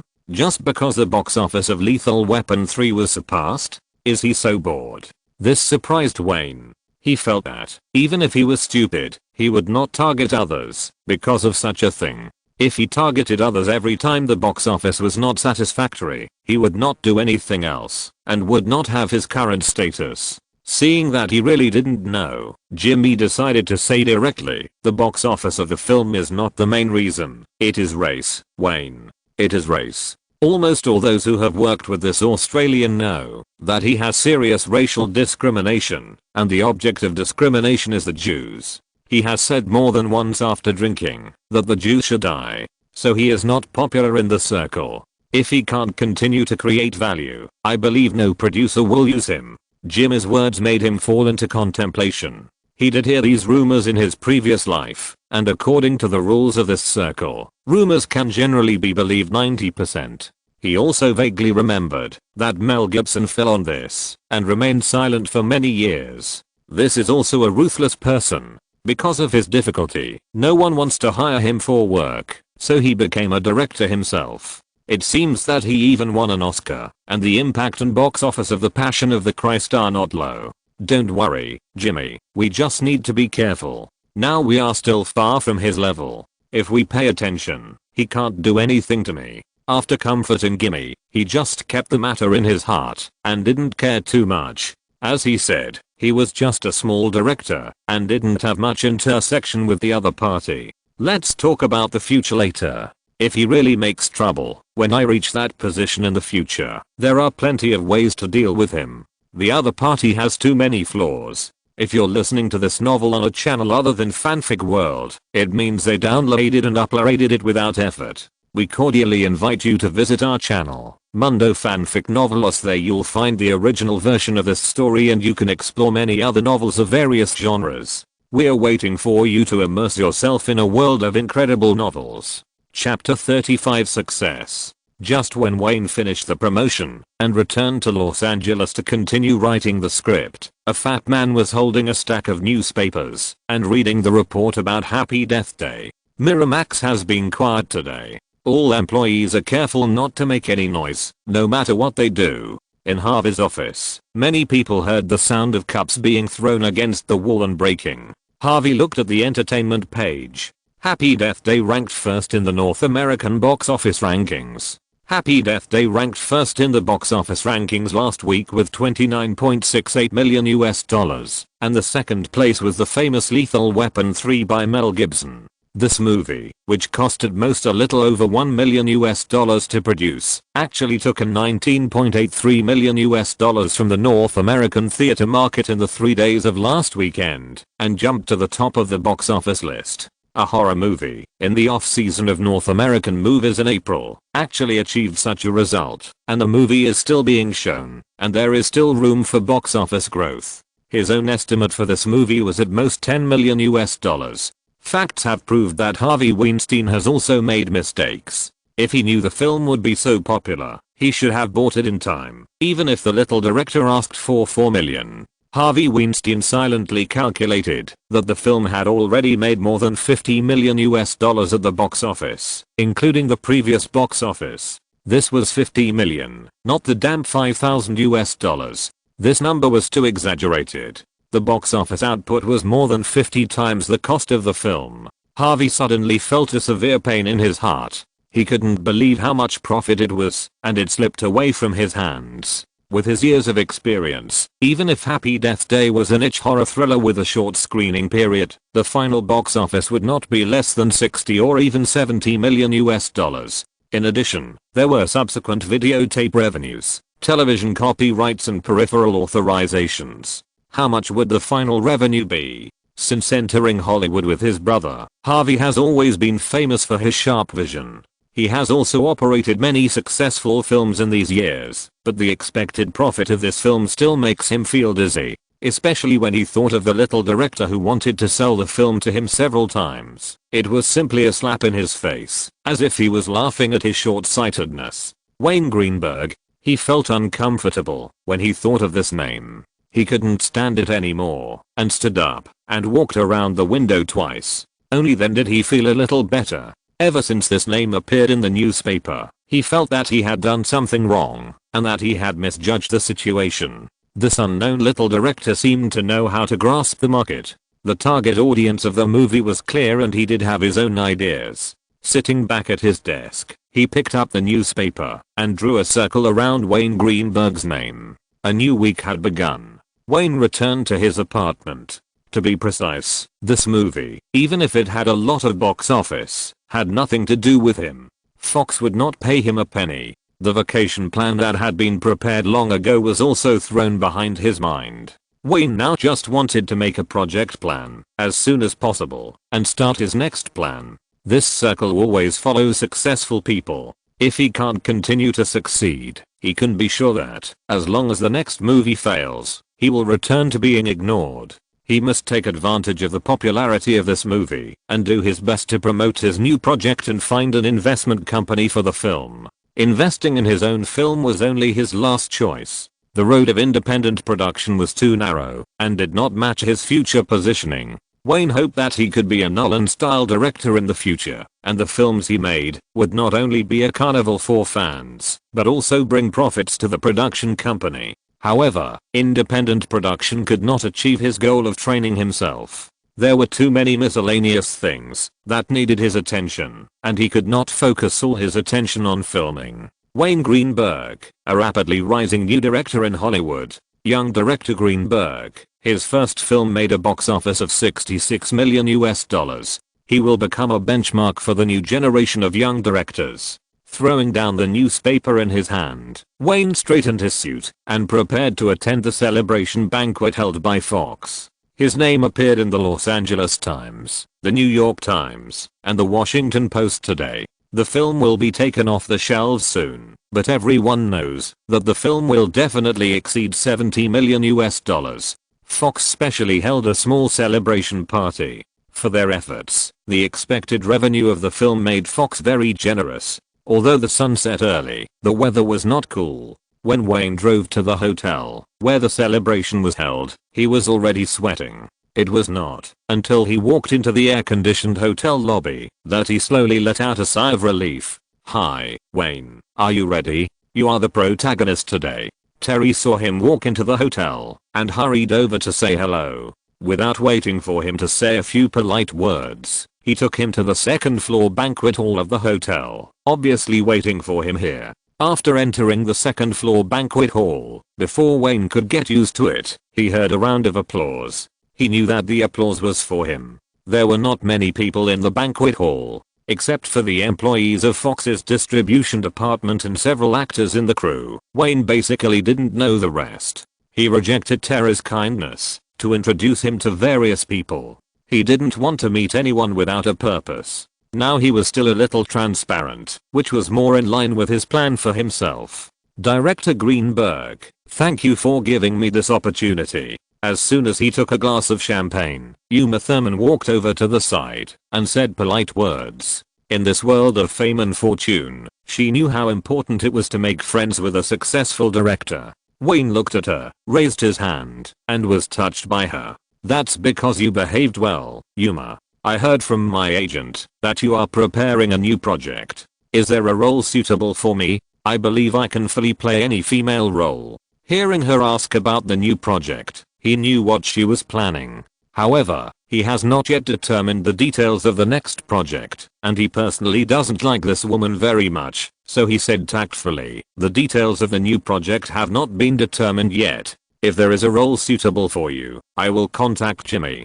After that, he ignored the woman, picked a corner seat, and sat on the sofa. "What does that Bixx want to do with you?" Naomi sat next to him with a glass of wine, staring at Uma Thurman and asked. "Hey, Naomi, the work is over. Don't bring those shitty things into life." Looking at Naomi, he was a little helpless. As long as the two women did not appear in the media, they would never say anything good about each other. Naomi turned her head and looked at Wayne and asked in confusion, "You haven't looked for me during this period. Are you going to have an affair with this bitch?" "Naomi, I'm preparing a new project during this period. Can you think of something normal in your head? Even if I really have an affair with someone else, it's my private life." "Oh, I'm sorry Wayne, it's my fault. I'm just afraid that you will be deceived by the appearance of that bitch." Naomi saw that his tone began to become stiff, and he obviously didn't want to fall out with him. "New project, can I know what kind of movie it is?" Wayne resisted the urge to roll his eyes. This woman knew him too well, and knew that he couldn't be really angry. "It's still a thriller, but I'm not sure if there is any company willing to invest. The cost of this movie will be a little higher." "Of course there will be, Wayne. You can send the project plan directly to 20th Century Fox. Believe me, Fox will definitely review your project first. Wayne turned around and saw Terry, who had greeted everyone, sitting next to him. Obviously, he heard what Naomi said. Yes, I will send it to Fox as soon as possible. Give me some time and the project plan will be completed soon. Just as Terry and Wayne were sitting together chatting, Harvey Weinstein and Tully were looking at each other at the other end of the banquet hall. Harvey stared at Wayne and asked Tully, "Are you sure? Has Wayne Greenberg filed a new script with the Writers Guild?" Tully heard her boss's words and answered in an affirmative tone. "Of course, boss. I heard that he has filed 3 scripts with the Writers Guild, and his next project will definitely be one of them. And the basic framework of the scripts he has filed are horror thrillers, which is exactly the type he is good at." Harvey listened to her words, took a big sip of champagne, stared at the young director opposite, as if he suddenly made a decision, and walked over with a wine glass. Naomi saw Wayne discussing the new project with Terry, and poked his waist with her hand. Seeing him looking at her in confusion, Naomi pushed forward with her mouth and said, "The fat guy is coming. He may be looking for you." Hearing Naomi's words, he looked up and saw Harvey Weinstein walking straight over. In the puzzled eyes of several people, he sat directly on the sofa opposite. "Excuse me, can I talk to Director Greenberg alone?" After Harvey finished speaking, his eyes focused on Terry. It was obvious that he didn't want others to hear their conversation. Wayne saw Terry and Naomi's worried eyes, waved to them, indicating that he had no problem. When he saw them go to sit aside, he asked, "Mr. Weinstein, what's the matter?" Harvey tried hard to see the young man in front of him clearly. There was no trace of pride in the tone of this young director, as if it was not him who tried to sell the film to him before. "I'm here to congratulate you, Wayne. It turns out that I have a good eye, right? Happy Memorial Day is a big hit, and you did a great job." He raised his glass. Wayne clinked glasses with him, and took a sip of champagne. Then he asked directly, "Thank you. I believe Mr. Weinstein must have something else to talk to me about. Just say it. Our time is precious." He stared at the other person as he spoke, and he didn't know what the fat man was going to do. "I heard that you are preparing a new project? Wayne, Miramax can invest in your new project. Believe me, big companies are not the first choice. Their review mechanism is very cumbersome. If a film is handed over to Miramax, it will pass the review very quickly, which is good for the film to start shooting as soon as possible." Chapter 36 I want $30 million. Wayne looked at Harvey, thinking about the possibility of handing the new project over to Miramax. The other party was right. Any project that was handed over to a big company would have to go through countless reviews from project establishment to approval. No film company would joke about hundreds of millions of dollars. Even in the future, the production costs of mainstream commercial films would soar. If the funds of hundreds of millions of dollars were not handled carefully, any company would suffer. But these were all necessary processes. Mainstream commercial films already had a complete operating process. Even a director like Spielberg or a producer with continuous success like Bruce Heimer could not change this process. They could only speed up the process by relying on their status. And Wayne was still a small director. Fox could not look at him differently. Even if he had a good success, it would not be of much help to his current situation. If it was really like Harvey said, Miramax could review it as soon as possible and start film production as soon as possible, which really tempted him. He knew that time meant much more to him than to others. "Harvey, if the project is handed over to Miramax, can you make sure it will pass the review as soon as possible? I mean, can you make the decision alone?" He asked the other party with some uncertainty. After all, this company is not completely controlled by the other party, and Disney factors must be considered. Seeing that Wayne was obviously impressed by him, Harvey said with some pride, "You can rest assured about this. The operation of Miramax has always been under my control. If you are willing, you can always bring the project plan and script to Miramax to have a look." "Okay, I will contact you after I finish the plan in a few days, and we will talk about it in detail then." He is not afraid of selling goods to 2 families and a woman marrying 2 husbands. If it is feasible, he is even prepared to contact more companies. "Okay, I'll wait for your call." After Harvey finished speaking, he left with satisfaction. Everyone is an adult, and it seems that they have completely forgotten what happened at the previous film festival. For the sake of dollars, let alone this little face, even the bigger contradictions are worthless in front of the US dollar. Wayne considered the feasibility, stood up and walked to Naomi, and said to her, "I'm going to go back. Do you want to come with me?" "Of course, come to my place. I got some new toys. They are definitely very exciting. Do you want to try them?" Naomi looked at him and licked her lips, saying something that only the two of them understood. "I can't wait to see it. Let's go." Wayne greeted Terry and pulled Naomi into the underground parking lot. In the car, Naomi asked the other party in confusion, "I remember you said before that the fat pig is definitely not a good partner. How come you seem to have a good chat with him?" "Naomi, the situation has changed. I'm not sure whether I will cooperate with him. It depends on the attitude of 20th Century Fox towards the new project. Even if I cooperate with him, I will not be qualified to make demands like I was a few months ago," Wayne said confidently. He believed that he could get some respect through Happy Memorial Day. "Well, I don't like that fat guy. The way he looks at people is like a snake crawling on their bodies." Naomi obviously still doesn't like Harvey. It can be said that no one likes Harvey's strong personality. In some ways, he is a very successful producer.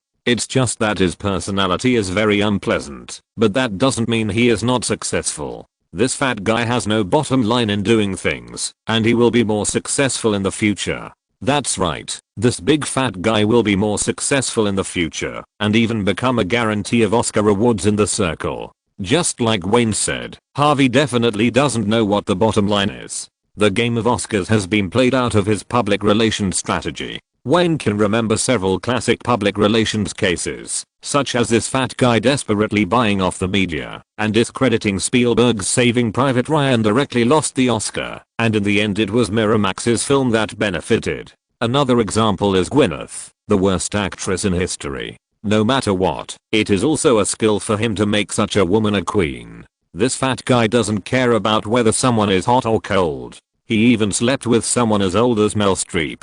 This kind of person who has no bottom line is always more likely to succeed. In fact, even the current Mrs. Cruz, Nicole Kidman, who just got divorced, won the Best Actress Oscar thanks to this fat guy. Not to mention this fat guy's bad character. Just the fact that he slept with mermaid Nicole Kidman makes people hate him sometimes. After parking the car downstairs, the two of them went into Naomi's apartment together. When Wayne came out of the shower, he saw that Naomi had changed. She was wearing a tight black ultra-thin leather jacket and a black lace eye mask on her eyes. Her whole body was curvy under the leather jacket. The most terrible thing was that she also wore cat ears on her head and a belt loop around her neck with a thin chain on it. Naomi was stunned when she saw him coming out. She proudly picked up the thin chain and put it in his hand. "Wayne, Mr. Batman, Catwoman reports to you. Do you want to take the kitten for a walk?" "Yes, you are so playful, Nami." Wayne picked up the chain and slowly led her into the bedroom. This arrangement was so exciting. It seemed that the other party really understood him and really put a lot of thought into it. The next morning, Wayne returned to his room refreshed. The pressure he had been under for a while was perfectly released. Now he just wanted to complete the plan at hand as soon as possible. While he was concentrating on making new projects, 20th Century Fox was also discussing Wayne. In the top floor CEO's office, in addition to Townsend Rossman, the distribution department manager, there was also Tim Fisher from the film and television production department, and Jeff Giannopoulos, the CEO of 20th Century Fox. CEO Jeff was the first to speak with a frown. The first week box office of Alien 3 did not meet expectations. Townsend, notify everyone to reduce the subsequent investment in publicity and promotion, reduce the scale of publicity, and stop the loss as soon as possible. Okay, I will stop the subsequent capital investment, and I will also call the theaters and ask them to increase the screening time of Alien 3 as much as possible. But even so, it will take many years of offline operations to recoup the cost. Alien was a box office failure for sure, but even if it lost money, it would only be temporary. For big Hollywood companies, offline operations could recoup costs, or even make a profit. It was just a matter of time. The overseas copyright of the film shot by the kid from the Reuben family is still in his hands, right? You are the one who ran this project and generated a lot of revenue. Contact that kid again and buy his overseas copyright and subsequent production rights. See what he wants to do. If it's appropriate, you can let him shoot the second part of Happy Memorial Day and include it in the contract as a negotiation condition. Listening to Jeff's words, Townsend remembered that before the film was released, even if it was bought out directly at a low price, the kid still wanted to retain the overseas distribution rights and subsequent copyrights. Did he foresee that the film would be a success? I'll go talk to him, but it's difficult to get the copyright at a low price now, Townsend Rossman said, and after thinking for a while he continued, but he doesn't seem to want to continue directing the sequel of this film. I heard from Terry that he is planning a new project. Then take his new project and tell him that Fox can invest in the production. Jeff picked up the coffee and took a sip, thought for a while and said, but the proper review procedures must be followed. Let's take a look at his new project first. If it has prospects, let's discuss it at the meeting on Monday. At this time, Tim Fisher, who had been listening for a long time, couldn't help but speak up. The kind of kids who haven't graduated yet are lucky enough to make a big selling movie. For such young directors, we must be cautious and must not ignore the risks behind the film. Seeing Jeff and Townsend looking at him, Tim Fisher continued, although his first film was very popular among young people, we should not forget that the audience's tastes are fickle. This is originally a niche film, and no one knows whether those young movie fans will buy it next time. None of those who can become executives in Hollywood giants are fools. Everything Tim Fisher said is objective facts. But the reason why he said this is worth considering. Townsend Rothman is his main competitor for the next CEO, and the film introduced by the other party has created a lot of revenue. He will definitely not do nothing. CEO Jeff heard what Tim said, thought about it carefully, and then said, Townsend, talk to him about the overseas distribution rights as soon as possible. We must take advantage of the popularity in North America and distribute the film overseas as soon as possible. Okay, I will make an appointment with him as soon as possible, Townsend Rothman said, and returned to his office. He certainly knew what Tim meant. These things are inevitable in large companies, just like he himself has ruined Tim's plan. The next day, Wayne had to stop his work again. Under the leadership of Jimmy, he came to the Fox building again to discuss the issue of copyright sales. He himself did not want to keep the copyright of the film. It was in his interest to sell it at a suitable price. He did not have the ability to operate these, and he knew it very well. This time, it was Townsend Rothman who received Jimmy and the other two. To be honest, Wayne was quite grateful to the other party. Regardless of whether it was because of his father's favor or money, the other party had given him an important opportunity before. Hi, Wayne. How is the preparation for the new project going these days? Townsend greeted happily. It's going very smoothly. It will be completed in a few days. Fox will see the plan as soon as possible. He shook hands with the other party cordially. He had a good impression of this Jewish man. Well, okay, let's talk about business. As for the overseas distribution rights of Happy Death Day and the copyright of the sequel, 20th Century Fox is ready to buy them all. Name your price, Wayne. $30 million US. Wayne looked into the other party's eyes. At this time, no friendship could compare to the US dollar. Fox only needs $30 million US to take him away. Listening to Wayne's offer, even though Jimmy had known that he would ask for a high price, he was still shocked. Not only Jimmy, but Townsend Rothman and Terry, who brought in coffee, were shocked by his price. Impossible, the price you quoted is too high. This is a horror movie. How much did you spend on shooting this movie? $30 million US. No, that's outrageous. Townsend Rothman thought that the other party would ask for a high price, but he didn't expect it to be so high. Chapter 37 Multimillionaire. Wayne looked at Townsend Rothman's surprised shout. The other party seemed to be frightened by the price he offered, but he noticed that the other party's eyes had not changed, full of calmness and rationality. This can only mean one thing, that is, people who can become executives of such a giant are not simple. Mr. Rothman, I don't think you need me to analyze the possible revenue of Happy Death Day, right? I'm not a fool outside the circle. We all know that, as long as the film is popular in North America, it can have a good box office overseas, and 20th Century Fox has a complete overseas distribution network. Director Greenberg, everything you said must be based on Fox's overseas distribution department. If you lack these, you have no ability to distribute overseas. Your asking price is too high.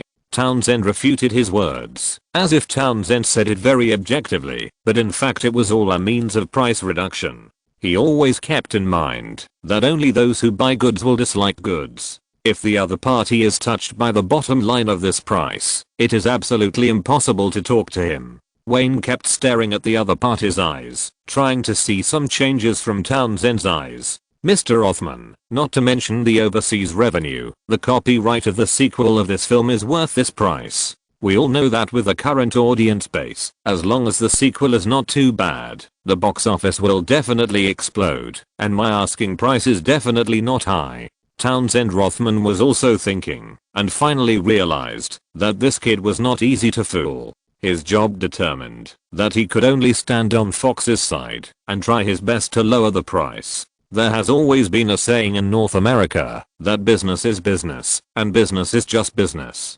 Let's be frank, Wayne, $12 million US, a package to buy the overseas distribution rights and subsequent copyrights of Happy Death Day. This price is not low. Compared with your investment in the film, this is already a sky-high price. Yes, compared with my investment, this price is not low, but this price cannot represent the value of Happy Death Day. Mr. Rothman, there is more than 20th Century Fox in Hollywood. I believe someone will bid for it. I came to Fox just because you released it. Wayne would never sell the copyright at a low price. In his plan, there will be few such opportunities in the future, and he does not plan to go independent production in the future.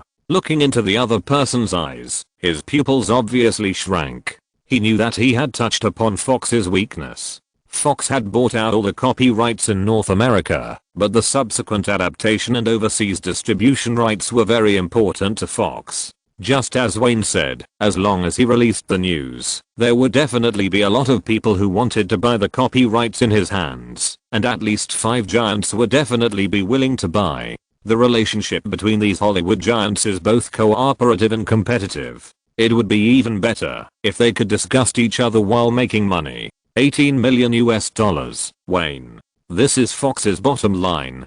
Don't forget who helped you distribute the film. Without Fox, your film is worthless. While the two were thinking, a white man pushed the door open and spoke directly to Wayne. Seeing him come in, everyone was stunned. Wayne glanced at the other person and looked directly at Townsend Rothman. Mr. Rothman, aren't you the one who will be in charge of the negotiations? This is Tim Fisher from the 20th Century Fox Film and Television Production Department. Yes, I will be in charge of the negotiations. Wait a minute. Townsend explained, then looked at Tim and said, I will be in charge of this matter, Tim. If you want to intervene, you need to have a new meeting and explain the situation to Jeff. Tim obviously did not have the consciousness of being a troublemaker.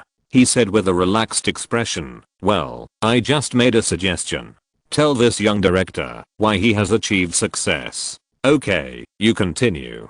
After that, he opened the door and walked out. No one expected this accident to happen, not even Townsend. Wayne watched all this. He was not angry at all. His temper was nothing compared to tens of millions of dollars. Is this a big company? Mr. Rothman, I hope the infighting between your factions won't affect us. Well, that gentleman has some truth in what he said. Since Fox released the film first, I can make a concession. $28 million. Everything in one package. Townsend sat back opposite and said with a grim look, he won't affect this negotiation. Wayne, your price is too high. I need your sincere offer. Now I don't want to play the game of asking for a sky-high price and then paying it back. Tell me a price that we can both accept. Wayne knew that the other party was much more anxious than he was. Now the film was about to be taken off the shelves in North America, and the box office was about to reach $70 million. Fox needed to release the film overseas as soon as possible while it was hot. Okay, Townsend. One price, $25 million. This is the final offer. If Fox buys it, I want Fox to pay off the funds within half a month and transfer the money to Greenberg Studios account. I can't wait for you to recover the funds. This was Wayne's mental price. If it was lower, he would really go find someone else. Paying off the purchase funds is a prerequisite because the profit recovery cycle of a movie is too long. Generally it takes at least 1 year. He can't wait that long. For a small director like him, the longer he delays, the more disadvantageous it will be for him. Who can say for sure what will happen in the future? Wayne, I need time to think about it.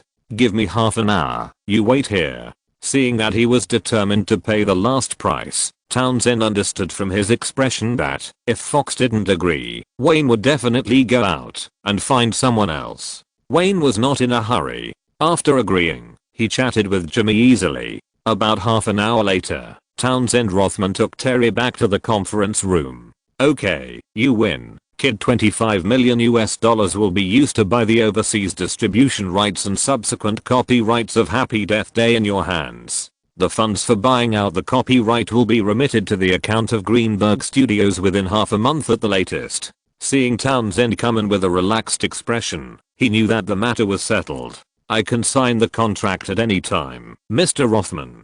Wayne stood up and smiled and extended his hand to the other party. We can sign it right away, as long as your agent is here. Townsend also smiled and shook his hand. Jimmy looked at the two men in surprise. They were tense and unwilling to give in just now, but in the blink of an eye, they became like a pair of old friends. Sure enough, business is business, and business is just business. Things went smoothly. With the witness of his lawyer and agent, Wayne signed his name on the contract. He didn't wave his hands vigorously until he got out of the car. This was the first big money he made with his own ability. He understood that it would be difficult to make a fortune from Fox so easily in the future.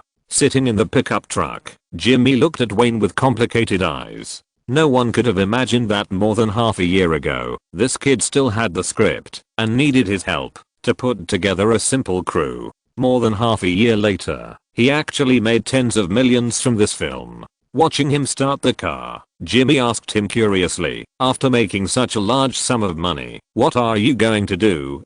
Don't tell me you are going to invest in your own film. No, you are wrong, Jimmy. I will not invest in my own independent film again. This time is just a fluke. You have seen how many difficulties there are in the middle. He drove the car and chatted with Jimmy in a cheerful tone. Well, lucky boy, you easily made a fortune that ordinary people can't make in their lifetime. Jimmy said helplessly. Today's negotiation was also a great stimulus to him, even greater than when he bought out the film. Tens of millions of dollars is a lot of money at any time. Even 30 years after Wayne came, it is a lot of money that can change the fate of many people. Jimmy, do you think I should consider changing my house? Investing in real estate is a good choice. Money will only depreciate if it is kept in the bank. Jimmy gave him serious advice. Okay, help me contact a real estate agent. The main target is Beverly. Also, I need an assistant to help me keep an eye out. Beverly Hills is located in Los Angeles, USA. It has the title of the most prestigious residential area in the world and is known as the representative and symbol of wealth and fame. It is located on the refreshing and pleasant Pacific coast and at the foot of Beverly Hills. Beverly Hills is a world-famous dream place in the minds of the world's wealthy. As the most famous city within the city in Los Angeles, it has the world's most upscale commercial streets and many mansions of Hollywood movie stars. It is also a holy place for the world film industry. Beverly Hills attracts countless tourists from all over the world every year, curiously exploring the streets and alleys. It gathers the world's top fashion brands. Each store is magnificent. The finely carved marble and brass doors and the arched fountains make this street look more imposing. Now it is the world's most expensive shopping mall. Almost everyone living in this place is a Hollywood film and television industry professional. It can be said that every inch of land is worth a lot of money. He still remembers that Naomi's dream was to buy a house in Beverly Hills, but he didn't expect that he wanted to move in before her. Assistant, what are your requirements, Wayne? Jimmy took out a notebook and carefully recorded Wayne's requirements and sighed that sometimes the agent is really not much different from a nanny. Gender, age and race don't matter. It's best to have some understanding of this circle. He thought for a while and added, don't heckle people, even those who are highly educated in the circle. I don't like their self-righteous group. Hey, Wayne. I warn you, some things can be said to me in private, but you must not say them outside, understand? This will bring you big trouble that will affect your career.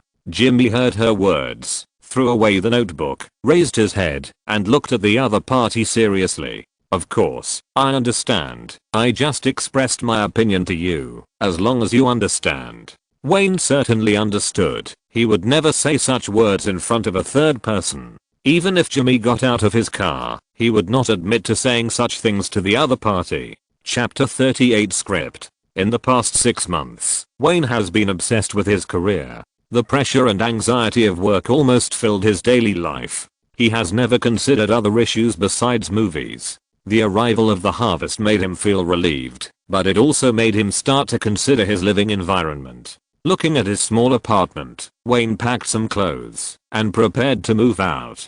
Now that he has the money to enjoy life, there is no need to live a tight life. It can be said that he made movies for the dream of 2 lifetimes, but the most important purpose is the material conditions brought by it. In this capital country, the US dollar can bring him the most sense of security. Hey, are you moving out? Wayne turned around and saw Naomi wearing home clothes and walked in with a loose outfit. I have this plan. I'm asking Jimmy to contact the real estate agent and want to change my own house. Oh my god, doesn't that mean I can't see you every day in the future? Naomi asked him with a frown. It's still early, Naomi. He went over and hugged Naomi and said to her closely, the specific time is uncertain. I don't think it will be easy to find a suitable house. Even if I move out, you can come to me at any time. My house welcomes you at any time, dear. Wayne closed the door casually.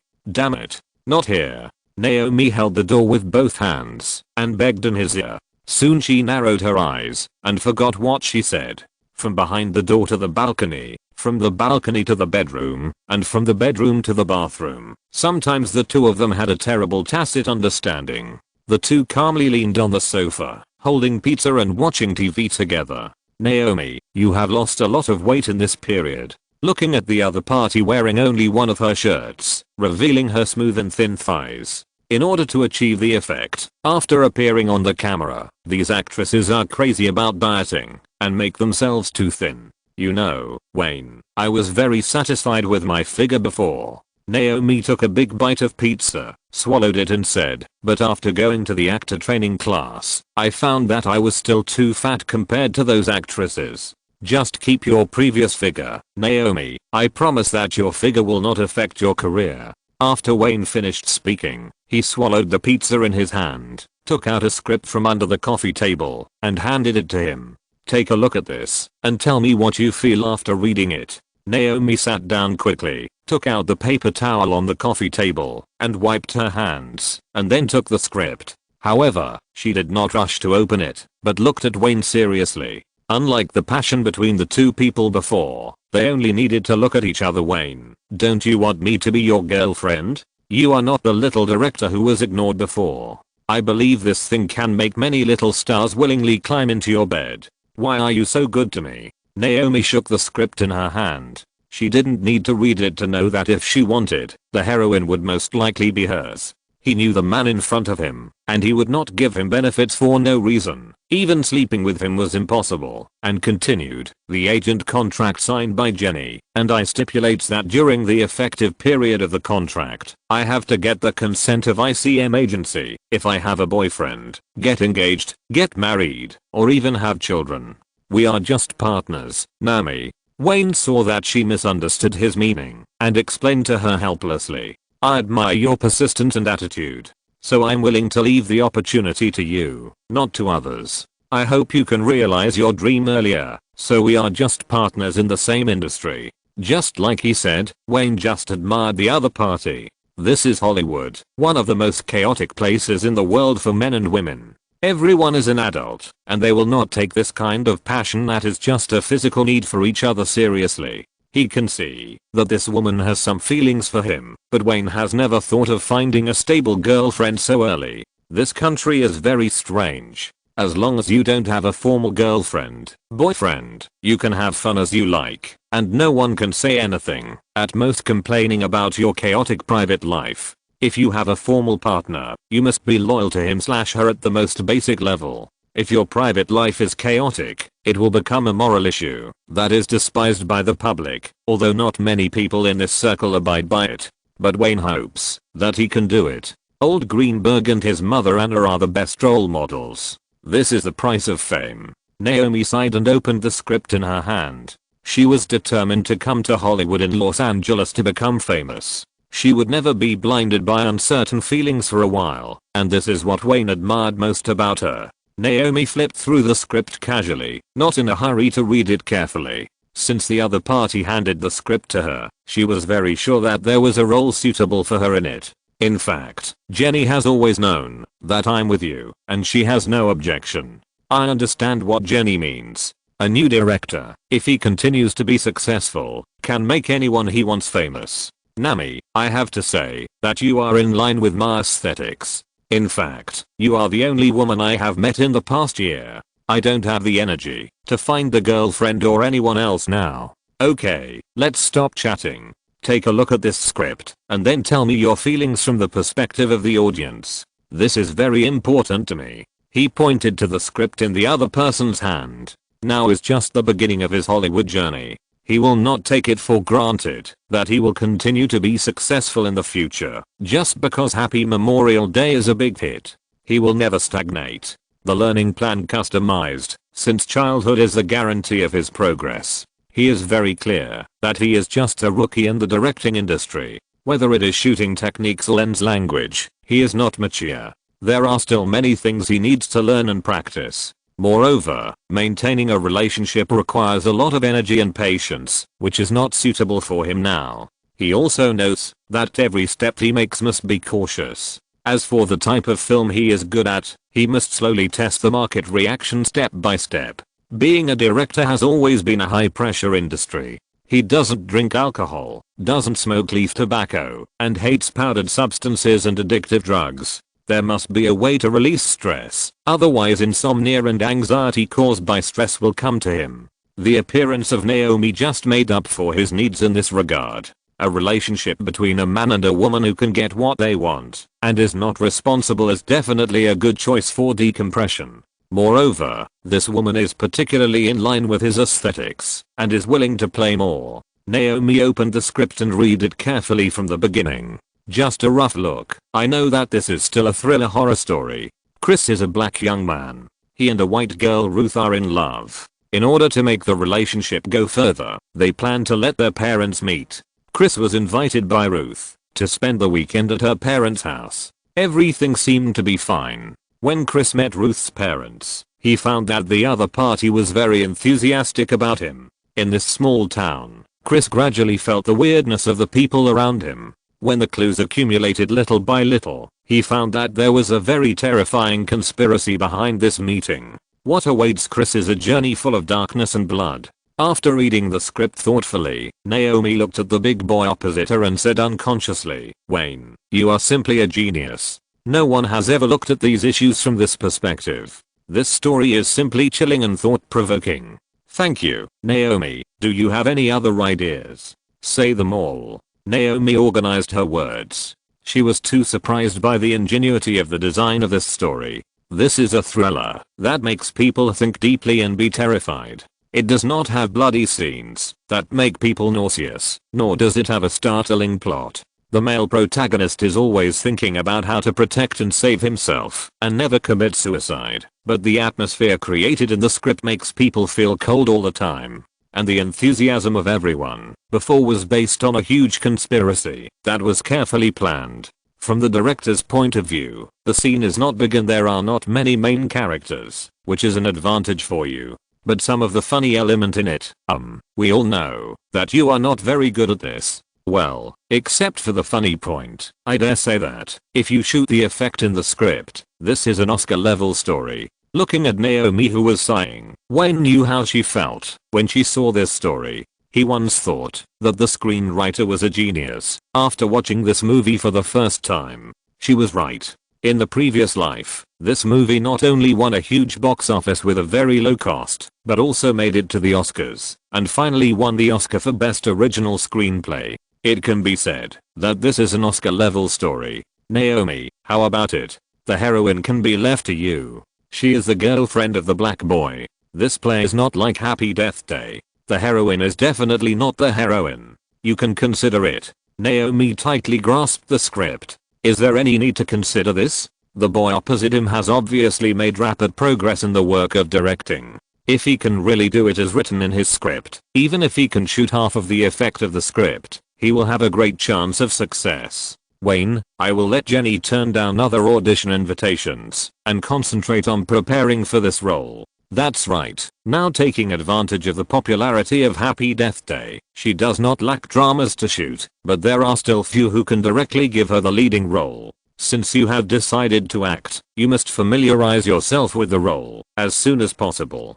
This project is not like the previous one. It is not just about selling your face. The heroine needs certain acting skills. If you don't want to be replaced by me in the middle, you must prepare in advance. Wayne looked at her seriously. Just as he said, although the investment in this project is not high, it requires higher acting skills than Happy Death Day. Chapter 39 Gosumi, Mr. Goodman. Watching Naomi studying the script, Wayne took out the prepared project plan. Tomorrow he was going to send it to 20th Century Fox along with the script, and then see how they would react. His first choice was definitely Fox. Working with a Hollywood giant, there were few things to worry about. His main focus would be on the film. The only thing he had to worry about was the right to participate in the post-production, but these could be resolved through negotiation. In fact, in Hollywood, only a small number of directors have the right to post-production. The right to make post-production suggestions is a great respect for the director by the film company. After all, this industry has always been producer-centered. Most directors would definitely let their horses run wild when shooting a film if they were not shackled, and it was not uncommon for the film to be 180 minutes long. The biggest purpose of a film company in producing and distributing a film is to make a profit, not to let the director make any personal film. Therefore, the producer would restrict the director's desire. Most directors were even just a filming machine, and they would finish their work after shooting all the shots. Post-production editing and other things were the problems that the producer should worry about. The next morning, under the leadership of his agent Jimmy, he walked into the Fox building again and handed the project plan and script to Townsend Rossman. After getting the other party's guarantee that the car would be reviewed as soon as possible, Wayne came to the car dealership. Yes, he felt that the pickup truck he had driven for 4 years should be retired. Now that he had the financial ability, he was going to change to a car he liked. Under the salesman's sales promotion, he finally chose a Cadillac, which is a national brand in North America. He thought about choosing a sports car or a muscle car to realize his dream of being a loser in his previous life. The price of such a car here is touchingly cheap, but now he is really not suitable for such a flamboyant car. In the end, under the introduction of the salesman, he chose the mature and stable Cadillac. After handing the pickup key to Jimmy, he would help hire someone to send it back to the farm. Wayne drove the new car to Beverly to order a new suit. He was going to prepare for the graduation ceremony. In mid-June 1991, Wayne put on a new suit and drove to USC. After parking the car, he strolled in this youthful environment and saw peers wearing bachelor's gowns and accompanied by their families. His mother Anna also promised him that she would attend his graduation ceremony. He also wanted to be a child who could show off his achievements to his parents. However, when he entered the campus again, he found that his mentality had changed after more than half a year of social work practice. He was no longer excited by a small achievement. When he walked into the classroom, where he had been for several years, everyone had a smile on their face. He suddenly felt that he was so out of tune with everyone. Although he didn't have many friends before, now he felt like he was watching another group of people partying. Hi, Wayne. Congratulations on the success of your film. Congratulations, Wayne. We all went to see your work. You did a great job. Wayne, good job. You are ahead of everyone. Just as Wayne walked into the classroom, he received many people's blessings, which made him feel a little awkward. He responded to the enthusiasm of his classmates one by one, sat in his seat, and finally touched the chair he had sat on for more than 3 years. Oh my god, baby, why haven't you changed your clothes yet? Look, your classmates are all ready. Just as he was recalling his campus memories, Anna walked in, took her son's hand, and asked him to change into his bachelor's uniform quickly. Oh, Mom, don't worry, it's still early. Wayne walked into the locker room holding his clothes helplessly. At 10 o'clock in the morning, the graduation ceremony was held in the auditorium. With his mother's blessing, Wayne received a degree certificate in film and video from the School of Film and Television Arts, University of Southern California, Los Angeles. He did not take photos with his classmates, which was not in line with his character. He just said goodbye to Professor Anderson Horowitz and walked out of the campus with his mother. Mom, wait for me in the car. I forgot something and need to go back. The car had already started, but he suddenly remembered something, said something to Anna, and got out of the car and hurried back to the square. Among a group of young people who kept taking photos with their families, Wayne accurately found Adam Goodman. Without any hesitation, he walked in front of him. His arrival made several people who were taking photos happily feel strange, and Adam knew why he came. Wayne, you are very lucky. I didn't expect you to get out like this. But don't worry, I don't believe you can be so lucky every time. Before he could speak, Adam Goodman looked at his opponent with resentful eyes and opened his mouth to taunt him. But Wayne didn't care what he said, just stared at a middle-aged white man behind Adam. Mr. Theron Goodman, I came here to tell you that my new project is about to start. You are welcome to continue to snipe me. Well, that's it. After saying that, in the other party's puzzled eyes, he looked at Adam and said directly in front of his parents, Adam, you know, I have never regarded you as an opponent. In my eyes, you are just a spoiled child. But what you did is too disgusting. I came back here to tell you that you have to pay the price for doing something wrong. After saying that, in the incredible eyes of everyone, he hit Adam in the face with a hook. Oh my god. Security, security. Motherfucker. What did you do? Wayne stood there without moving. Adam's mother hugged her son with a bloody nose and shouted for security. Felon Goodman walked up to him and looked at him seriously. Boy, I don't know what conflict you have with Adam, but I promise you will pay the price. Felon Goodman looked at Wayne, who was a little taller than him, and pointed at him with his hand.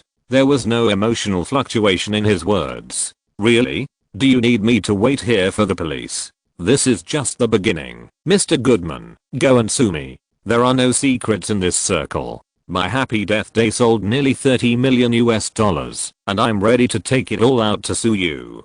Believe me, I will find a dream lawyer team. Guess what I will do? I hope you are rich enough to play this game with me. Wayne was very sure that, even if the other party was a senior executive of Universal, his annual salary in this era was only a few $100,000 at most, and he would definitely be able to drag him to death and drag him to bankruptcy and liquidation. If you ask the best way for the rich in North America to take revenge on someone, it is undoubtedly to sue. He himself believed that being able to take out tens of millions of cash to sue just to destroy a family would definitely make the other party sick. Theron Goodman frowned, listening to the words of the child opposite him, looking at the madness in his eyes, and then looking at Adam lying in his mother's arms, and suddenly felt that his breath was deflated. The child's threat was very immature, but it was indeed the most correct method that all the rich had proved. Is he afraid of these threats? Yes, if it comes to his net worth, he also has tens of millions of wealth, but most of it is real estate. Who would prepare tens of millions of dollars just to fight a lawsuit and drag others to death? Only crazy people, rich crazy people, and he was not sure if the one opposite was a madman. Oh, sorry, my mother is still waiting for me. If you call the police, you can ask the police to contact my lawyer. Wayne's expression was cold, and his eyes revealed madness. He threw down a business card of Lawyer Ryan, looked at Adam, and turned around and left. Is it cool? It is indeed cool. He strives to pursue success, and success can bring him a lot of wealth. In this free country, composed of capital and capitalists, a lot of wealth means everything. The role that money can play here is definitely far beyond the imagination of the people on the other side of the Pacific. Only with wealth can he feel the greatest sense of security. This is the biggest feeling he has had since he came here for more than 20 years. After wiping the blood off his hands, he returned to the car and started the car. His mother was still waiting to celebrate with him. Wayne didn't want his mother to worry. "Mom, where are we going to eat?" he asked in a relaxed tone while driving the car and looking at his mother sitting in the passenger seat. All the depression and frustration during this period were vented in that punch. "Let's go to your apartment. It's too early now. Your father just refuses to come out of the farm, otherwise we can celebrate your graduation together as a family." "It's okay, Mom. If I'm not busy for a while, I will go back and live for a while. By the way, I asked my agent to contact the real estate agent and prepare to change my residence. Do you have any suggestions, Mom?" Wayne drove the car and began to discuss the issue of buying a house with his mother. Anna looked at her handsome son in a suit with a proud light in her eyes. "Just make your own decision. You're grown up now. You have to make your own decisions in the future." He shrugged his shoulders, parked the car downstairs of the apartment building, and returned to his room with his mother. "Hi, Naomi, this is my mother Anna Greenberg. Mom, this is my friend Naomi Watts." As soon as he opened the door, he saw Naomi at the kitchen counter, cooking something. When she heard the door open, she put down the spatula and looked over. This caught Wayne off guard, so he had to bite the bullet and introduce them. Naomi reacted first and greeted politely. "Hi, Anna, I'm making cheese and meat sauce spaghetti to celebrate his graduation. Do you want to join us?" "Of course, thank you." Anna stared at Naomi. She recognized that this was the heroine in her son's movie. What kind of girl who came to Hollywood to pursue her dreams is? No one knows better than herself as a producer. She must ask her son clearly. Ignoring Naomi's eyes, Anna took her son into the bedroom and closed the door. Girlfriend? No, Mom, just an ordinary friend. Pay attention to your private life, Wayne. I don't want to stay on the farm and see gossip about you in the media. Don't think I don't know what you do in school. Wayne could only smile helplessly and agree. Chapter 40 Personal Assistant. 3 servings of fragrant baked spaghetti with cheese and meat sauce were placed on the dining table. When Naomi and her mother sat down, he took out half a bottle of champagne from the refrigerator. After pouring them both, Wayne formally picked up the glass, looked into his mother's eyes and said, "Mom, thank you for calling Mr. Townsend Rothman. I don't know how you knew I was in trouble, but I admit that I thought making a movie was too simple. Thank you and Dad for everything you have done for me, Mom." "No, baby, you have done very well." Anna looked at her son, who had matured a lot after working for half a year, and said proudly, "Believe me, Wayne, you are already my pride. You will do better in the future, and the opportunity is earned by your own hard work." Wayne looked at his mother's face full of relief, but he didn't think it was anything great. He still underestimated the darkness of Hollywood and the difficulty of making a movie. This success was largely due to luck. If it weren't for his father's funds in the early stage, the favors between his mother and father in the later stage, and the support of his family, he would have failed miserably. This experience has taught him a lot of knowledge that he couldn't learn in school, which is more useful than staying in the ivory tower for 4 years. Sure enough, his mentor didn't do what he said. A movie is never made by one person. It is the result of the efforts of countless people and teams. "Hey, Wayne, come on, let's have a drink and congratulate you on getting your degree." Naomi watched the mother and son talk, then raised her glass and suggested having a drink together.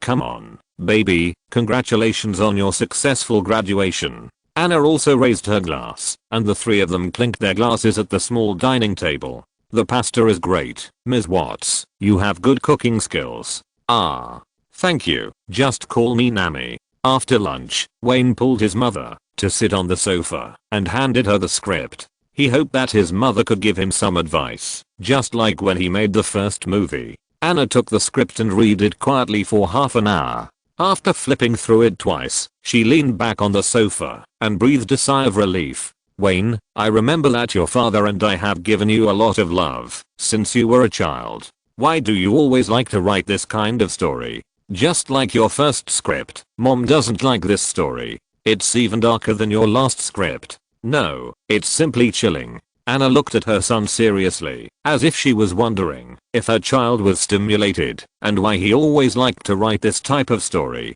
Wayne felt uncomfortable being looked at, and he chose his words carefully. Mom, I have studied this since my freshman year, and I like to use the evil in human nature to convey some ideas. It seems that you are planning to play Nami as the heroine of this film. Well, I don't know if you can handle this kind of film with your current ability, and the choice of actors is also a big problem. Especially the Hey woman in the script. She doesn't have a lot of roles, but she requires special acting skills. Don't think it's easy to laugh and cry. This can be regarded as a small group portrait film, which is much more complicated than Happy Death Day. Of course, the advantages are obvious. Simple scenes do not require special effects to set off, and the shooting techniques should not be too complicated. You need an experienced photographer. Most importantly, based on the description in the script, the production cost is very low. Anna expressed some of her opinions. As she said, she didn't like the story at all, and just reading the script made her back cold. Yes, I plan to let Naomi play the leading female role. I hope she can do it. The issue of actors is easy to talk about. I'm not in a hurry. There are plenty of candidates in Hollywood to choose from. At worst, I will change the setting. Wayne and his mother discussed the production of the film. Naomi brought them coffee and sat aside to listen quietly. You are not going to invest yourself and make it independently, are you? Listen, Wayne, all Hollywood directors know one thing, that is, no matter how sure they are, they will not use their own money to make a movie. Anna reminded him seriously. She was afraid that her son would continue to spend money on gambling after tasting the sweetness. No, Mom, although the investment in this film is small, I have submitted the project plan to Fox. They are reviewing it. I promise not to gamble on my own films again. He promised like a mother. Every film can be said to be a gamble. No one knows what the result will be.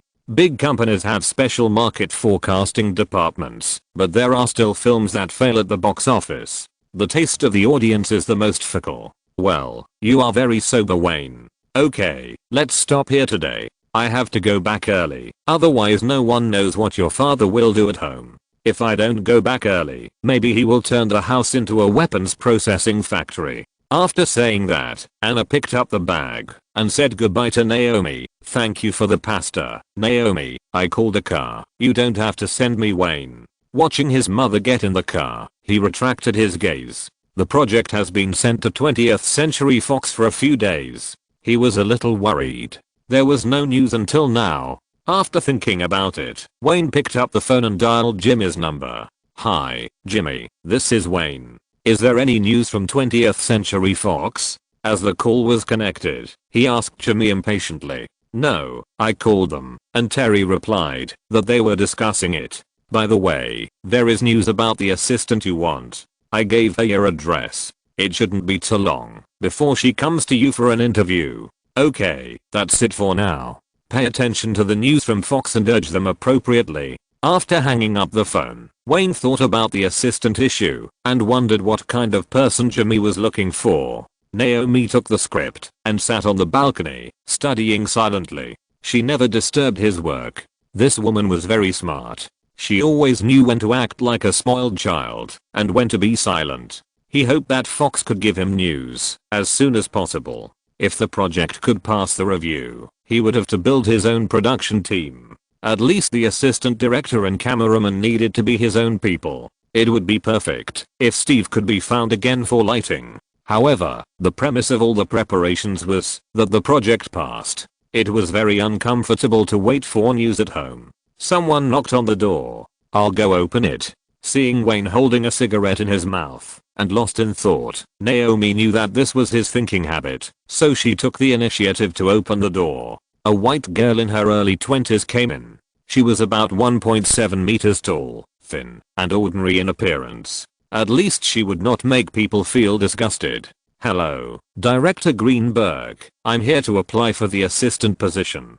Here is my resume. Seeing Wayne looking up, the girl quickly handed the prepared resume to the other party. No need, let's talk. Introduce yourself and why you want to do this job. He didn't look at the girl's resume. The assistant's job didn't require him to care about academic qualifications. My name is Nina Clean. I'm 21 years old. I just graduated from the Department of Finance at New York University. I have no work experience, but I believe I can do this job. Nina nervously introduced herself briefly, looking at the equally young director opposite. Nina, I have to say that this is not an internship. I need a long-term and stable assistant. You should go to Wall Street for an internship and deal with numbers, not come to be a nanny-like assistant. He shook his head. The other party was too young, and many things needed to be learned from scratch. Moreover, she was not an insider, and he did not want to change assistants frequently. Seeing that Wayne seemed to be about to refuse, Nina said in a somewhat urgent tone, "No, Director Greenberg, Wall Street always discriminates against female workers. I specially studied your information before I came here. I believe I can do this job. I'm not looking for an internship opportunity. I need this job. Please give me a chance." Opportunity. Yes, opportunity. Looking at this mediocre white girl, looking at him seriously and sincerely, he remembered that he once needed such an opportunity. Okay, Nina, you can drive, right? Of course, I can drive. Go back and pack up, and go find Jimmy to sign the contract, which includes a confidentiality agreement. I'm not a cheapskate. If you can really do well, and skip the internship period, your starting monthly salary will be $5,000, provided you sign a confidentiality agreement. If you can accept it, you can come to work tomorrow. He offered his assistant a high salary, and this starting salary was already very high. If this girl really needs this job, she will learn, and do it well quickly, and he wants to give Nina a chance. Okay, I'll go find Jimmy to sign the contract in a while, and I'll come to work tomorrow. Although she didn't know what made the other party change his mind, Nina cherished this opportunity very much. It couldn't be that he was attracted by her face. The woman on the balcony was much more beautiful than her. Wayne nodded and watched the other party open the door and leave his apartment. This girl must have a hard life, Wayne. Naomi came over and sat next to him, telling him her observations. I don't know if you noticed her clothes. They were old but clean. Her shoes were more than 2 or 3 years old. The cuffs of her shirt were worn out. Just like she said, she really needed this job. He really didn't notice these details.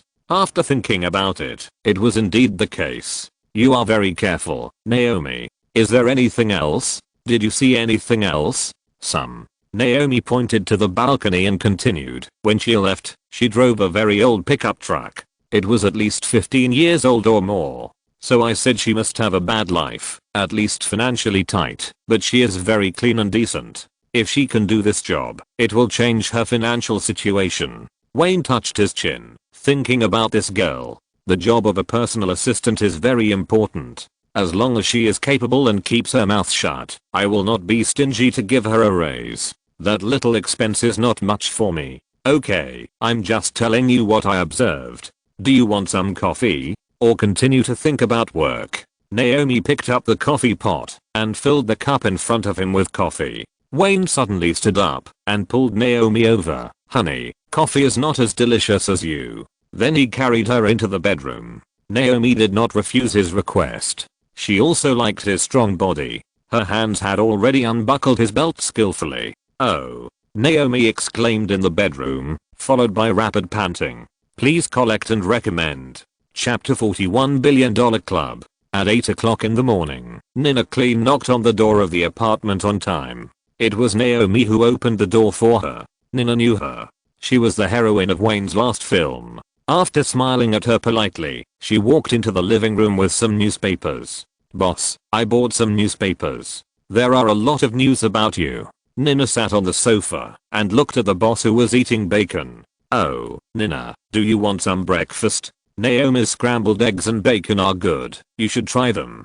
News about me? Wayne picked up the newspaper in confusion and motioned Naomi to give her a breakfast so that the two of them could get to know each other. Naomi took out another plate from the kitchen counter and put it in front of Nina, saying that you are welcome, and prepared her portion. After filling her coffee, she sat next to Wayne and looked at the 7 or 8 newspapers on the coffee table. Just yesterday, Wayne Greenberg, a young director who had just graduated from Hollywood, ushered in the most important moment of his life. Happy Death Day broke the global box office of $100 million. This low-budget thriller independently produced by Wayne Greenberg was released in North America yesterday, and the local box office has exceeded $70 million, reaching $70.12 million, which is very popular among young people. The distributor 20th Century Fox then released the film overseas and achieved remarkable results within a week, with box office revenue exceeding $40 million in 42 countries. Wayne Greenberg, who just graduated and joined the $1 billion club. Los Angeles Times. The youngest multimillionaire. Director Wayne Greenberg, according to an internal employee of 20th Century Fox, in order to buy the overseas distribution rights of Happy Death Day and the subsequent adaptation rights of the film, 20th Century Fox paid director Wayne Greenberg more than $20 million. The youngest multimillionaire in Hollywood was born. Happy Death Day was independently produced by the director's personal investment. Some industry insiders pointed out that its production cost would not exceed $1 million. Director Greenberg staged the fairy tale of the American dream with a film and entered the ranks of the rich. Hollywood Reporter: oh my god, Wayne. Are these newspapers crazy? Naomi looked at him in surprise after scanning 2 newspapers. Are they waiting for the film to be taken off the shelves in North America before they start reporting on it? Did you really make that much money from this film? After swallowing the food in his mouth, Wayne took a big sip of coffee, lit a Marlboro, and then said calmly, "Yes, Naomi, it was indeed sold at that price. There are not many opportunities to rip off the Hollywood vampire giants, and it will basically be impossible in the future. I'm also surprised at the sensitivity of these media. They may be waiting for the box office to exceed 100 million. After selling the copyright, I have not paid attention to the box office, and the overseas box office statistics are also relatively slow. Oh my god. No wonder you want to change houses and move to Beverly Hills. That is my dream. You must leave a room for me to live in the Beverly Hills villa. That must be a wonderful feeling." Naomi widened her eyes and hugged his arms excitedly. She thought Wayne made a lot of money, but she didn't expect that he made so much money from a movie. Hey, Naomi, we haven't found a house yet. If we really buy a suitable one, there will be a room for you. Wayne quickly comforted the woman and continued, "See if there are any other reports. In addition to this kind of praising me personally, are there any about the film? Let me see. There are.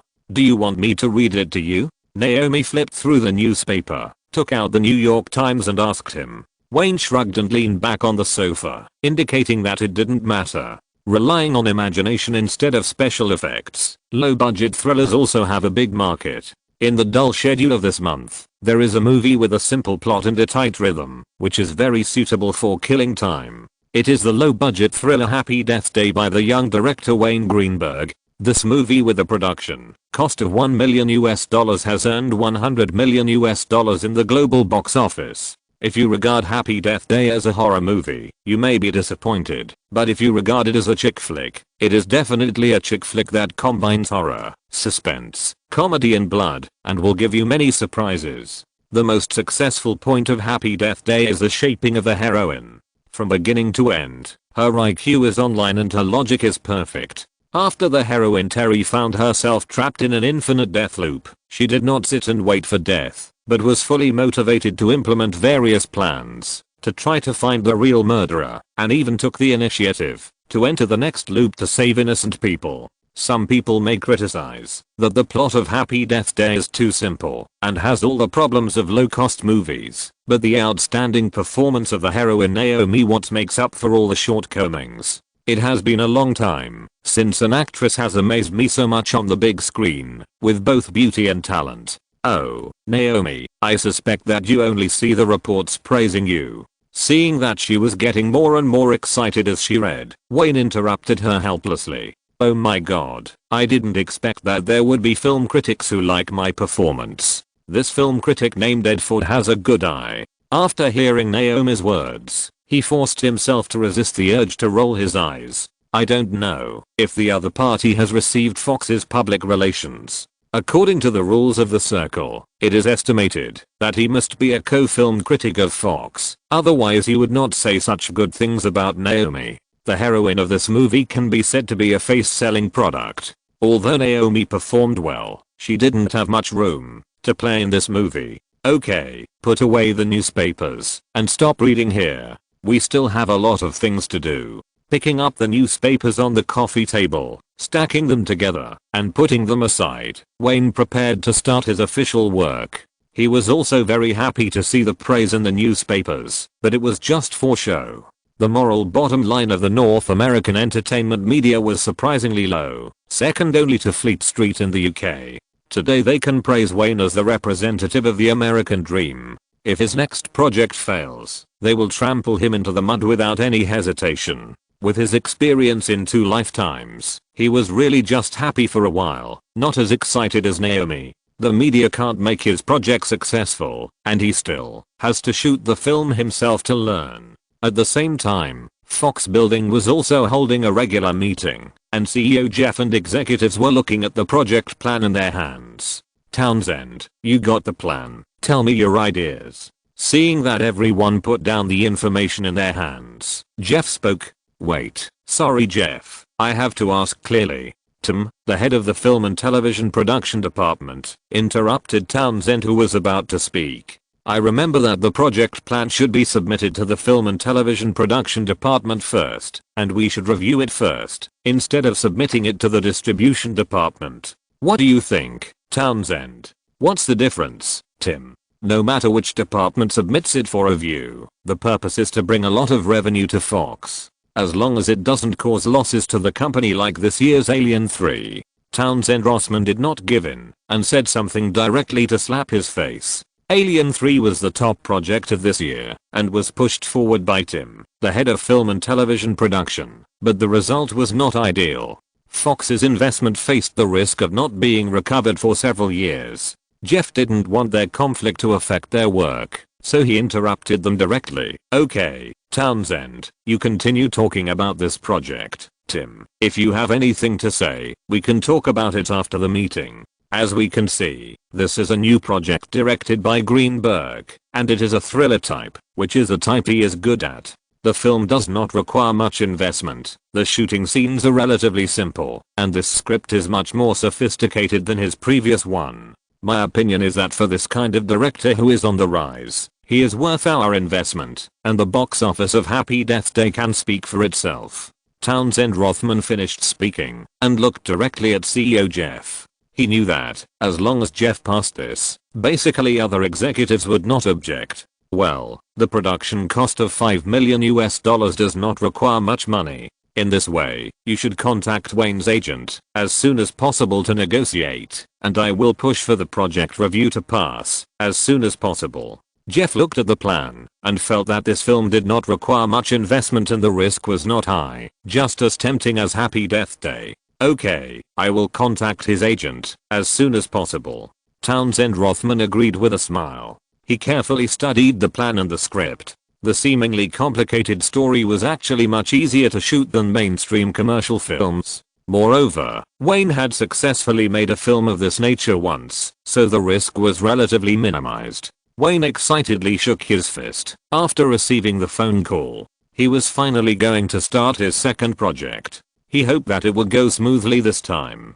Jimmy reacted quickly and came to the apartment in a short while. He and Nina got to know each other and got straight to the point. Wayne, I need to know your bottom line so that I can talk to Fox. Jimmy, tell them that, in order to balance the power of the crew, I will also serve as the crew producer so that my age will not be unable to suppress the crew members. This is the premise of cooperation. Also, the director's salary does not need to be too high, but I want to participate in the post-production share, not the profit share, but the North American box office share. In this regard, you can negotiate an incentive-based ladder contract with them. I will provide the project plan and script and ask them for a project buyout. Most importantly, I need the right to participate in post-production, at least the right to make editing suggestions, which must be reflected in the contract. The rest can be negotiated according to the rules of the circle. Hearing his request, Jimmy rubbed his temple with his fingers with a bitter face and said with some pain, "It's difficult, Wayne. Your request is difficult.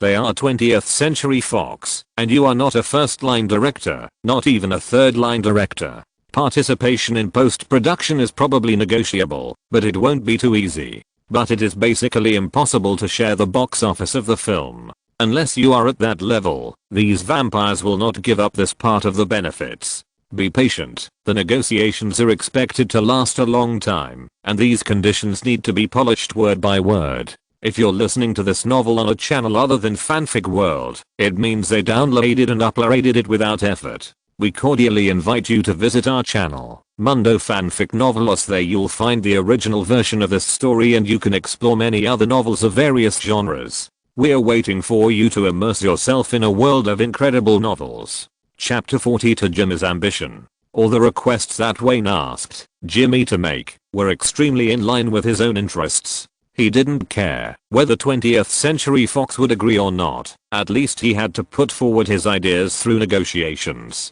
This kind of negotiation itself is not a problem that can be solved in a short time. Even some directors or stars with relatively big names have contracts that are hundreds of pages thick when signing.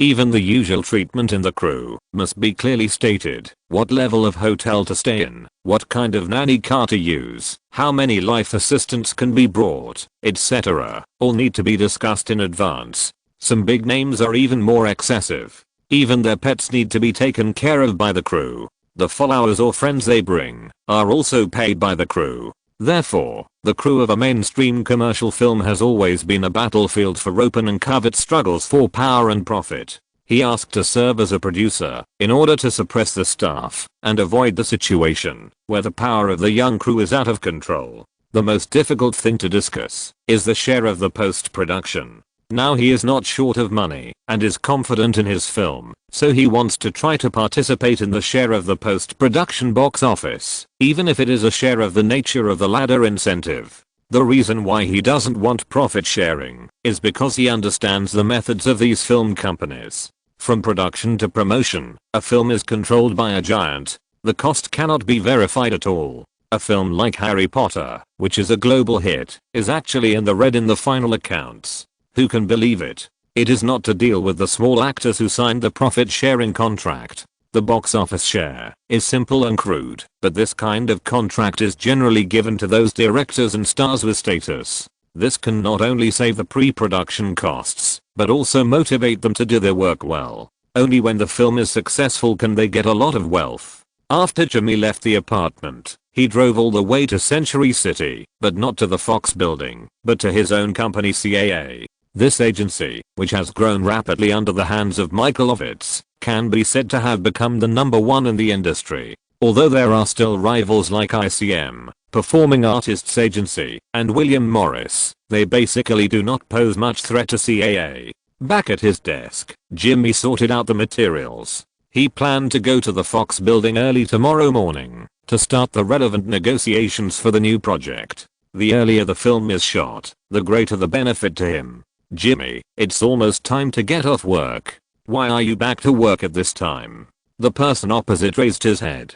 Director Greenberg's new project has been approved. Jimmy picked up the water cup on the table, opened the lid, and took a sip. I have to work overtime to prepare the negotiation materials with Fox. A male agent on the right turned around and said sarcastically, Jimmy is different from us now. He is a busy man now. The person opposite also echoed, Jimmy is indeed busy. Steven, stop teasing me.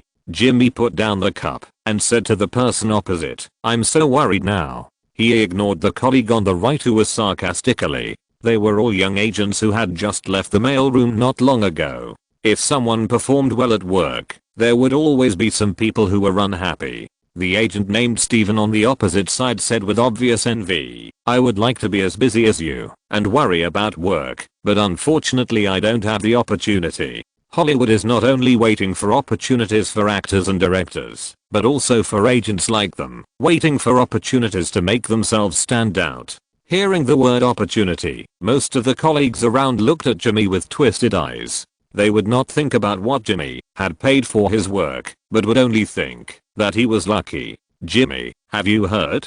A partner proposed to give you a separate office. I think you will leave this small cubicle soon. Really? Sorry, I've been too busy recently and haven't paid attention to these news. Jimmy smiled and changed the subject. He knew this matter well. It won't take too long. He will have his own news channel next Monday. Looking at Jimmy, who was tired but high-spirited, the jealousy in the eyes of the colleagues chatting around him spread like a virus. Jimmy understood this feeling. He used to look at others with this eye, but now he has changed. Others think they have stepped on dog shit. Not only did they have small stars like Uma Thurman and Ethan Hawke, but the most important client is Wayne Greenberg. Everyone has a few such director clients. They all look promising, but 99% of them are ordinary people.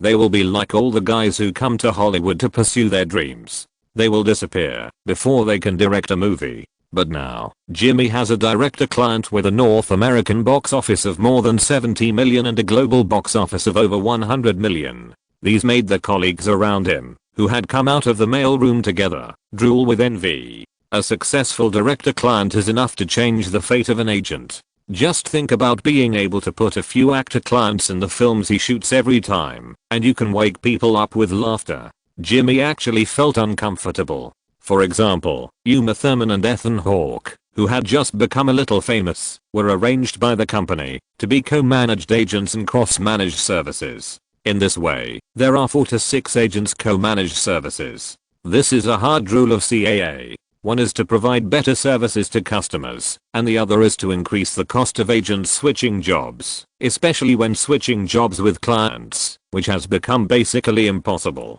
So his focus now is Wayne. As long as he holds on to this new director, he is not afraid of anything.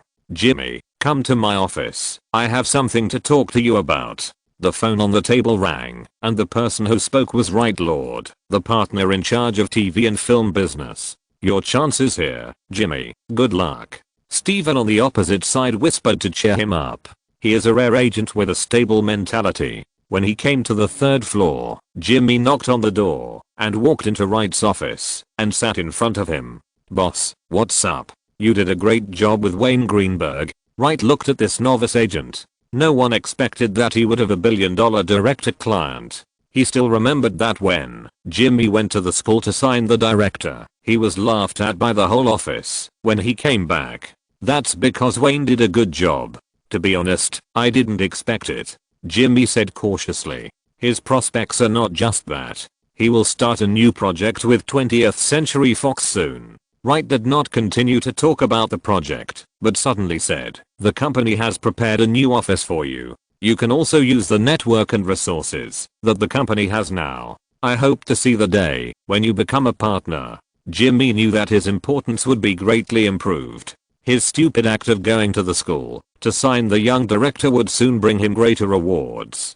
Thank you, I will try my best, Jimmy said confidently. Wright put his hands on the table, leaned forward and looked at Jimmy, and asked in a casual tone, I heard that Wayne Greenberg is still signing an internship contract now. This sentence immediately alerted Jimmy. I will hurry up and discuss the new contract with him, but this matter will be put off until after the negotiation with 20th Century Fox. Wayne is only concerned about his new project now. You have to hurry up and do this. Wright saw that he understood and leaned back in his chair. Jimmy nodded seriously. I will. Don't be careless, Jimmy. Every client may leave his agent at any time. Wright patiently told him his experience. Anything that causes dissatisfaction to the client may become the reason for him to fire you. And I heard that ICM is very interested in Wayne and may intervene to snatch your client. The boss's words aroused Jimmy's vigilance. Any director who made $70 million in North America for his first film would be coveted by other companies. I will give you the greatest support. Don't worry. If you have any difficulties, you can always speak up. Wright's tone became closer, as if Jimmy had a good relationship with him. This sentence sounded the alarm in his heart, and his heart was sinking. If nothing unexpected happened, Wayne, who signed a new contract, would definitely have a few more co-managing agents. The reason was very simple. Wright's subconscious meaning was, don't be afraid. If there are other companies competing with you, I will send a few more people to help you. No problem for now, boss. Wayne and I have a very good personal relationship. Unless something unexpected happens, other companies can't poach him. Jimmy couldn't do much. Even if it was a co-management service strategy, he couldn't stop it. But there was one thing that no one could compare to. Wayne trusted him, and their personal relationship had developed very well because of the recent cooperation in distributing films. This was very important. As long as this relationship and trust were still there, no one could take Wayne away. What he lost was just some monetary gains. Even with CAA's special strategy, after all, the commission of 4 people was much less than that of 1 person. That's it, boss. I'm going to work first. I have to work overtime to organize the materials and prepare for the negotiation with 20th Century Fox. Seeing that Wright had nothing to explain, Jimmy stood up and took the initiative to say hello and leave. When he went out and returned to his desk, everyone else had already left work. Jimmy sighed deeply. What else could he do about the co-management service? The company has always had this system, and it is not targeting him alone. Moreover, Wayne did such an outstanding job on his first project that even a giant agency like CAA cannot ignore his achievements. With $1 million investment and a global box office of over $100 million, there is still room for growth in the future, and there are still many remote areas where the film has not been released. What a great return on investment ratio is this. More than 100 times. Even among the classic investment cases in Hollywood, this is one of the top ones. For a director like this, regardless of whether the shooting and production level of his next film will improve or not, as long as he can maintain the level of Happy Death Day, all kinds of companies that want to cooperate with him will line up from Los Angeles to New York in the future. After sorting out the materials for tomorrow's negotiations, Jimmy looked at the dark sky, went out, got in the car, and prepared to go back to rest. He wanted to use a better working state to keep everything now and keep the hope for the future. Chapter 43 Changing Houses. Jimmy, how did the negotiation go? Very bad. The Fox negotiation team is very arrogant. They think you want too much. These damn vampires are only willing to give you the basic director salary. They reluctantly agreed to let you be a part-time producer, but they don't agree to let you participate in post-production. Your task is to shoot all the shots, then check out and leave. Wayne's somewhat angry voice came from the phone. Fuck, this is my project. What do they want to do? Give me some money, use me and kick me out? Damn it. Jimmy hung up the phone and sat helplessly in the cafe on the first floor of the Fox building. This was the second time in half a month that the negotiations broke down. Fox was unexpectedly tough. They almost completely denied Jimmy's requirements. I understand Wayne's meaning. I don't have to ask Fox to accept all the conditions, but at least there should be room for negotiation. Wayne got a lot of training through Happy Death Day, and it can be said that he made rapid progress. He has accumulated a lot of experience, and he has a lot of confidence in the second film. This film is also the type he is best at. If you don't care about the director's salary, you will naturally want to share the profits of your work. Fox's attitude is that we invest in your film, we can pay you a buyout for the project, and we can also give you a director's salary that matches your worth, but you are not qualified to think about anything else. The post-production will be taken over by the producer, and the post-production share, even if it is an incentive-based ladder share, is not what you should think about. We can invest in your project, which is the greatest kindness. The attitude has not changed, and everyone thinks it is natural. If Jimmy is not Wayne's agent, he will also think it is natural. After all, the other party is Fox. But Jimmy's position is naturally opposed to the film company. He must fight for the interests of his clients, which is also where his work ability can be best demonstrated. After drinking the coffee in the cup, Jimmy picked up the briefcase with the project copies and walked out of the Fox building. Since the problem cannot be solved through negotiation, he plans to submit to a few more companies. Wayne is not a year ago. Now there are people willing to invest in him. In the apartment, seeing his boss hang up the phone, He rarely swore, and Nina handed him a bottle of water. In the past half month, in addition to helping communicate with Wayne's lawyer and family accountant, she has also helped follow up with Jimmy's communication and negotiation. The process was not smooth, and she knew it better than anyone else, which made her doubt whether she would be unemployed soon. Half of July was over, and Wayne had been waiting. Fox's tough attitude also made him think about something else. He and Jimmy had already communicated in advance. If things still didn't go well today, they would suspend negotiations and look for other investment channels. The $5 million production cost he marked at the end of the plan would hardly cause large companies to be cautious. Compared with the normal commercial film investment, this amount of money can almost be regarded as a workshop production. Jimmy submitted the project to other companies.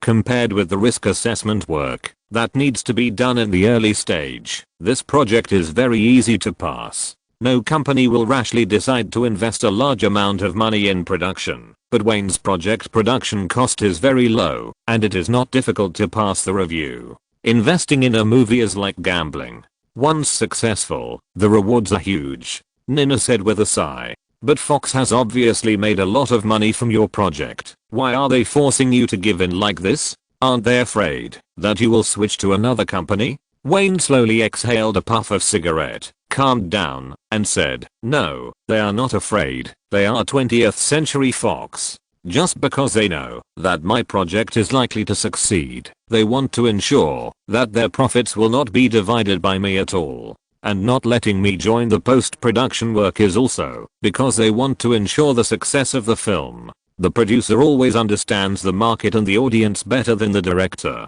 What should I do now? Just wait like this? Boss, I think my job is too easy, which is not consistent with the salary you pay me." Nina's tone was a little teasing. After getting along for these days, she knew that the other party was not a serious person. The film must be shot. Don't worry, Nina. Wait until the shooting starts. You will know how busy it is. Wayne extinguished the cigarette butt and continued to ask her, "What did the real estate agent say?" Jimmy's bad news made him not have time to care about these things. It seems that the project cannot be completed in a short time, so he plans to solve the house problem first. We can go and see houses anytime. There are 3 options, 2 in Beverly Hills and 1 in Malibu Beach. Do you want me to contact them? Nina took out her notebook and answered her boss's question seriously. She was very serious about this job. Contact the real estate agent. We will go and see the house later. This place is too small. I need to change my working environment. To this day, Wayne still lives in an apartment next to USC. Since he had the idea of changing houses, he has always felt that the area of the apartment can no longer meet his needs.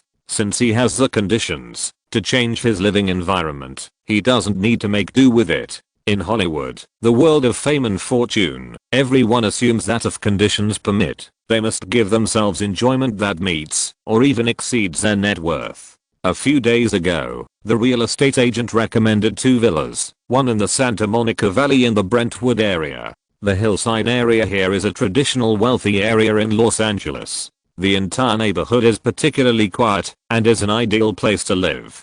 But the wildfires that spread to Malibu in winter and spring made him a little worried about this place. If you don't count the distance to the hillside, the place where the fire usually occurs is less than 5 kilometers away from the house. Introduced by the real estate agent. Whether it was the firefighters who set the mountain on fire and put it out by themselves at a fixed time every year in order to keep their jobs, or whether it was just accidental fires that happened every year, Wayne didn't want to take the risk. What made him feel bad was the neighbor problem. The family closest to the house was Matthew McConaughey. This bastard liked to take drugs and play music that could be heard everywhere on the street and then go to the road naked to provoke the police. Just because of the wildfires and neighbors, he also marked Santa Monica Valley off the list of candidates. Nina drove all the way to Beverly Hills, and after seeing the real estate agent, she followed the other party's car and drove to the top of Beverly Park, before stopping in front of Manor.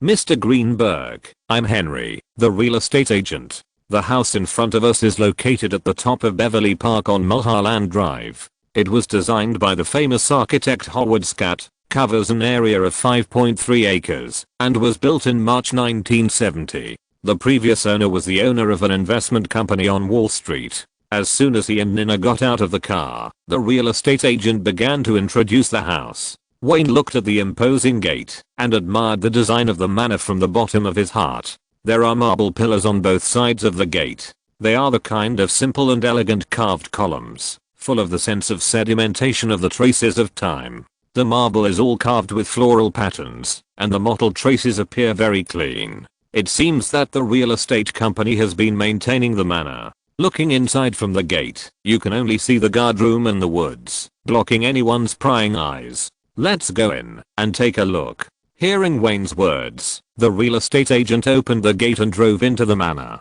Entering the gate is a garden. Since the manor is built on the mountain, all the buildings inside take advantage of the mountain. The main road is winding, and there are garden trees on both sides. It can be seen that this design is to maintain the privacy of the owner. The garden and the side near the wall are full of huge crepe myrtle trees, which not only ensure that everything inside cannot be seen from the outside, but also a large circle of rare beautiful scenery can appear when the crepe myrtle flowers bloom in spring. The garden has obviously been carefully maintained. At the end, it is connected to a flat lawn, on which there are huge parasols, lounge chairs and row seats. After getting off the car, the real estate agent pointed at the parasol and said, "If you hold a party during the day, you can open the huge awning to avoid the strong California Sunday." This design is very thoughtful. The place is large and there is a sunshade for personal use. Unfortunately, with my personality, it is difficult to invite a lot of people to my house for a party.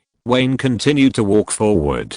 He was very optimistic about these designs, but if there were few people, it would be more practical to use parasols. This manor covers an area of more than 5.3 acres. Mr. Greenberg, do you want to take a walk outside?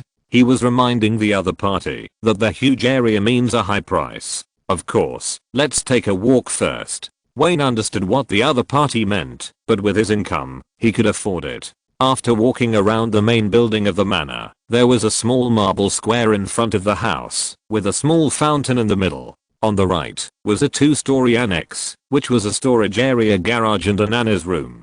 Directly in front was the main building of the manor. The three-story stone exterior gave people a dark and deep feeling, but you could see the huge floor-to-ceiling windows hidden in it, and I believe there would definitely be no lack of light inside. There was a wooden sign downstairs. Wayne walked up to it and saw it clearly. It said Augustus. This is the name of the main building. Its previous owner's surname was Augustus. The real estate agent said. Behind the main building is a large outdoor swimming pool surrounding the building. Outside the swimming pool is a large flat lawn with patterns painted on it, which is obviously used for helicopter parking. Boss, if you live here, you can take a helicopter when you go out to work. Nina was stunned from the moment she entered the door. In her world, she never thought there would be such a large luxurious private estate. Helicopter? Don't mention that thing to me. I will never ride that thing in my life. He has a psychological trauma about the word helicopter. In his previous life, he was a diehard KB fan. This is the most unacceptable thing for NBA fans of their generation.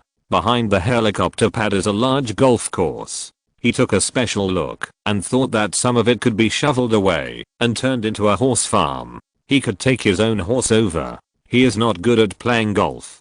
Chapter 44. Warner's Eyes. After a quick look outside, the real estate agent took them to the main building and said, "Let's go in and take a look, Mr. Greenberg. Don't be fooled by the appearance of the house. The design inside is very modern." "Okay, why is a Wall Street tycoon selling this house?" Wayne followed him into the main building and asked casually. "He went bankrupt, sir. Now the house has been reclaimed by the bank." The agent was obviously very honest. He could collect all this information if he wanted to. Then he continued to introduce. This manor was built in March 1970 and was directly bought by the previous owner. His future's business was doing well in that era, but he didn't escape the fate of bankruptcy the year before last. Because of his old-fashioned thinking, he didn't want to believe in anything related to the internet and chose the wrong direction. This manor has only this one owner, and he doesn't live there much. He lives in New York most of the time. In October of the year before last, Mr. Horford declared bankruptcy, and this house was taken away by the bank to pay off his debts. Wayne nodded. He roughly knew what was going on. There was a wave of crazy stock market rises in February last year. A lot of investment companies and investors thought they would make a lot of money, but in the end many people jumped off the building. After clearing the debtors' property rights and completing all the formalities, this manor was finally in our hands. The agent smiled. Since he lives almost all his life in New York, he has not lived in the house for a few days. He just keeps sending people to maintain it. It can be said that the house has been empty for many years. This means that the house is basically new, and all the years of sedimentation are fake, which he is very satisfied with. North Americans don't feel much about this, because the luxury houses they buy are almost all decades old, but it has a decisive effect on his soul on the other side of the Pacific Ocean. Please come in here, both of you. The furniture in this house is designed by famous designers according to the overall style of the house. The furniture and items inside are all available and completely fit the overall style. If you are not satisfied with anything, you can ask someone to adjust it at any time. Nina looked at this quaint and luxurious house, and stars began to appear in her eyes. She knew that the price of this house would not be cheap, but her boss should be able to buy it. The layout of the hall is open, and the hidden huge floor-to-ceiling windows fill the room with natural sunlight, which does not look gloomy at all. The main living room with a high ceiling is very spacious and grand. The open layout brings a quiet and peaceful atmosphere to the living room. Standing anywhere in the living room, you can see the beautiful scenery of the manor in front through the huge floor-to-ceiling windows. Wayne and Nina followed the agent to the huge dining room in silence and carefully admired everything in the house. After visiting the dining room, they went into the private cinema on the left side of the main building. The screening room is not big, with more than a dozen seats, but the existence of the cinema adds a lot of points to Wayne's heart. Next to the cinema is the indoor swimming pool. The curved swimming pool is not big, and it is very comfortable to look at. The 2 floors upstairs are the living area, rest and entertainment area, and study and office area. And downstairs is a huge wine cellar and safe. The safe uses a bank vault security door, which can store a large number of valuables and artworks for the owner. Then they went up to the 2nd floor. The left side of the 2nd floor is mainly guest rooms, and the right side is the study and rest and entertainment area. The 3rd floor is much smaller than the 2nd floor. It is divided into 2 parts. It is designed with only a huge master bedroom and a connected cloakroom. There is a spiral staircase leading to the garden on the large balcony of the bedroom. Wayne stood on the balcony on the 3rd floor and looked at the view of the entire manor. In the distance, he could overlook most of Los Angeles, and at his feet was Beverly Gardens. All furniture and decorations are from Channel. The agent reminded him behind him. He looked carefully at the furniture and found that the trademarks were indeed all Channel, but he didn't expect that this was also a top furniture manufacturer. After a round, the group returned to the 1st floor and sat in the spacious living room. The decoration design of the entire house was very much to Wayne's liking, and he felt very good about this house. Mr. Greenberg, what do you think of this manor? Sitting on the grey pure leather sofa, the agent asked. Wayne recalled and said, not bad.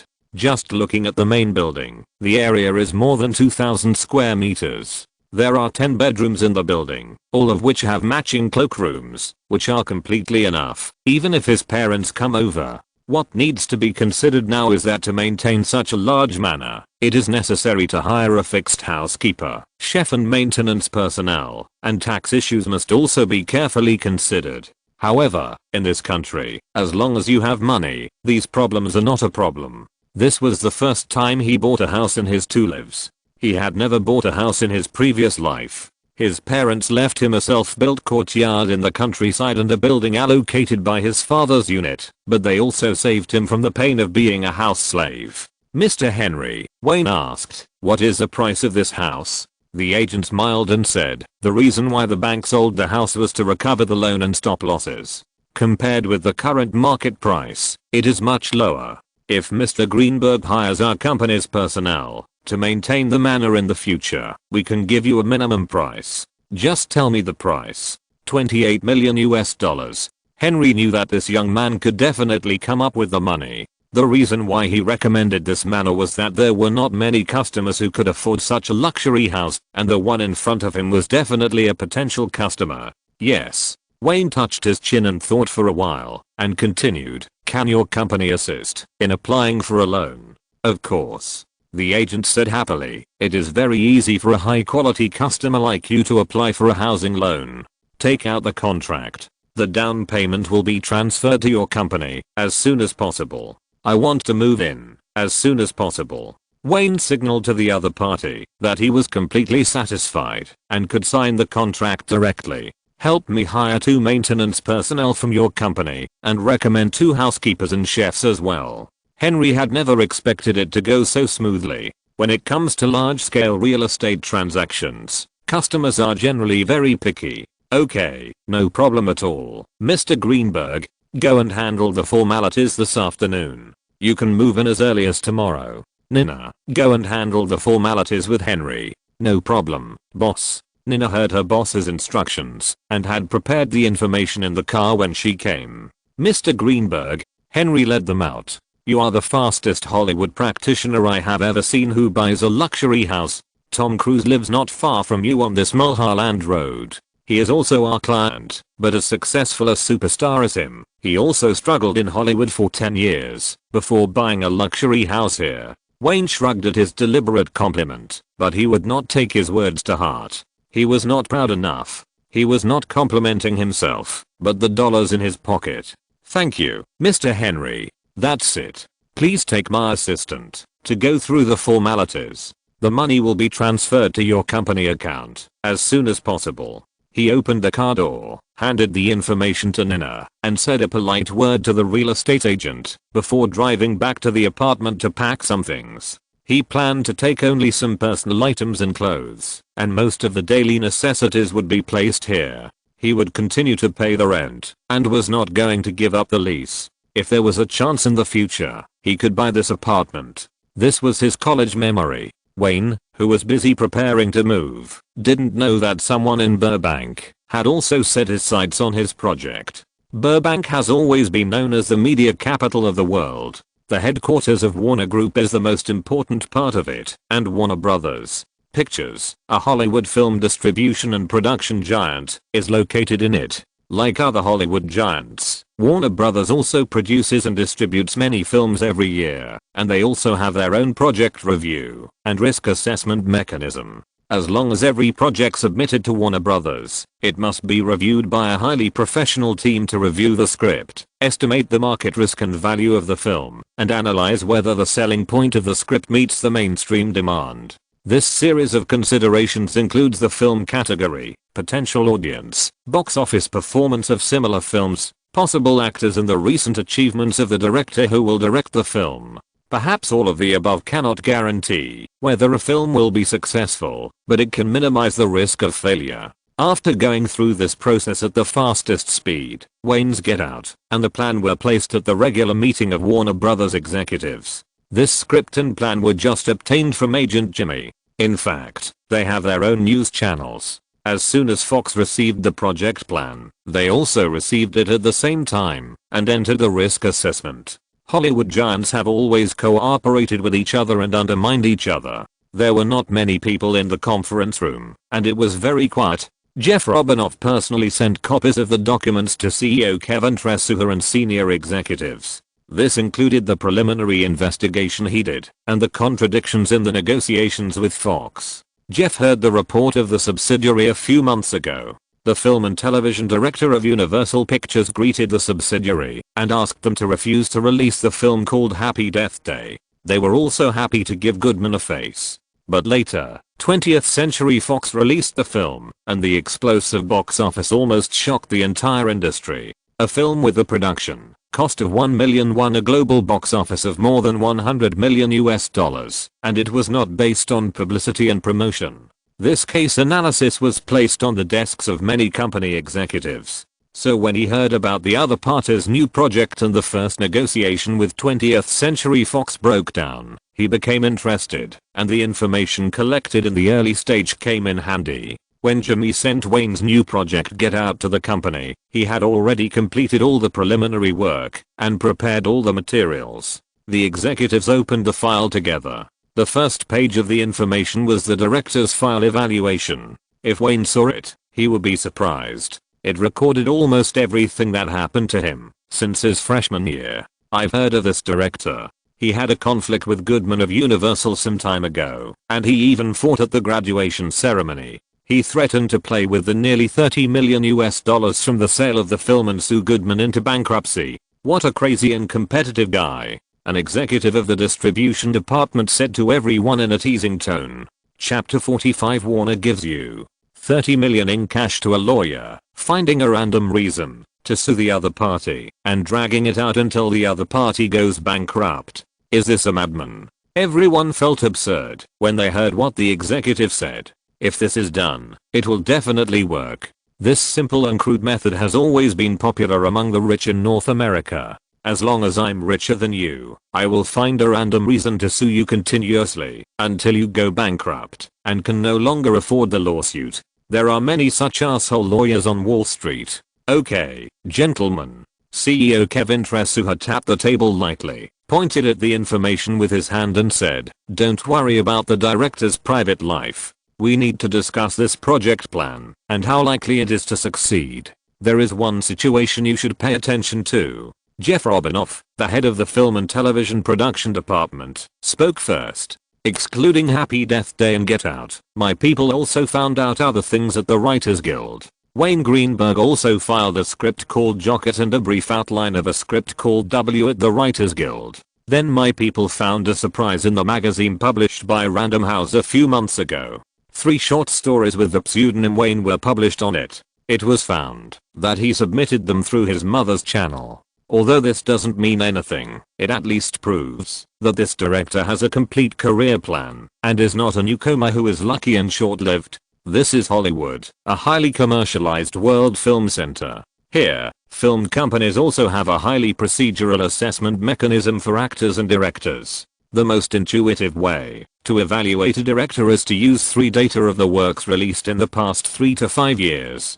Total box office, single screen, single week box office. Each film company has a way to distinguish directors, but they are all based on these 3 data. So it doesn't matter how brilliant a director has been in the past few years. The most important thing is the performance of the last 3 movies. As long as the box office of his recent movies in the theater exceeds 10,000 per screen, he is a first-line director to the film company. Wayne, who has only 1 film, is not in this category, so Warner needs to analyze him to see if he is the kind of character who got lucky and then disappeared.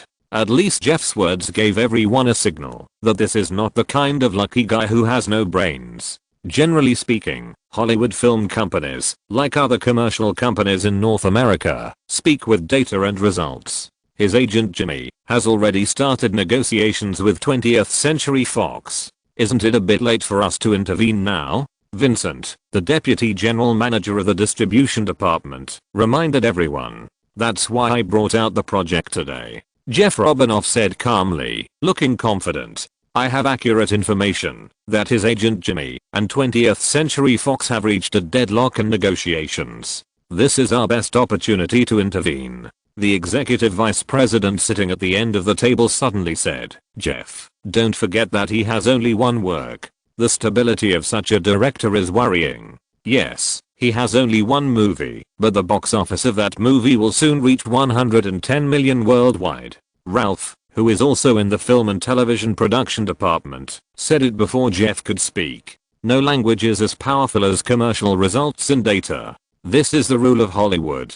Ding, ding. Everyone looked at CEO Kevin Tresuha, who was knocking on the table with his middle finger. Seeing that everyone was quiet, he said in a calm voice, "We have just filmed Batman 2, Return of the Batman, in which a large amount of money has been invested.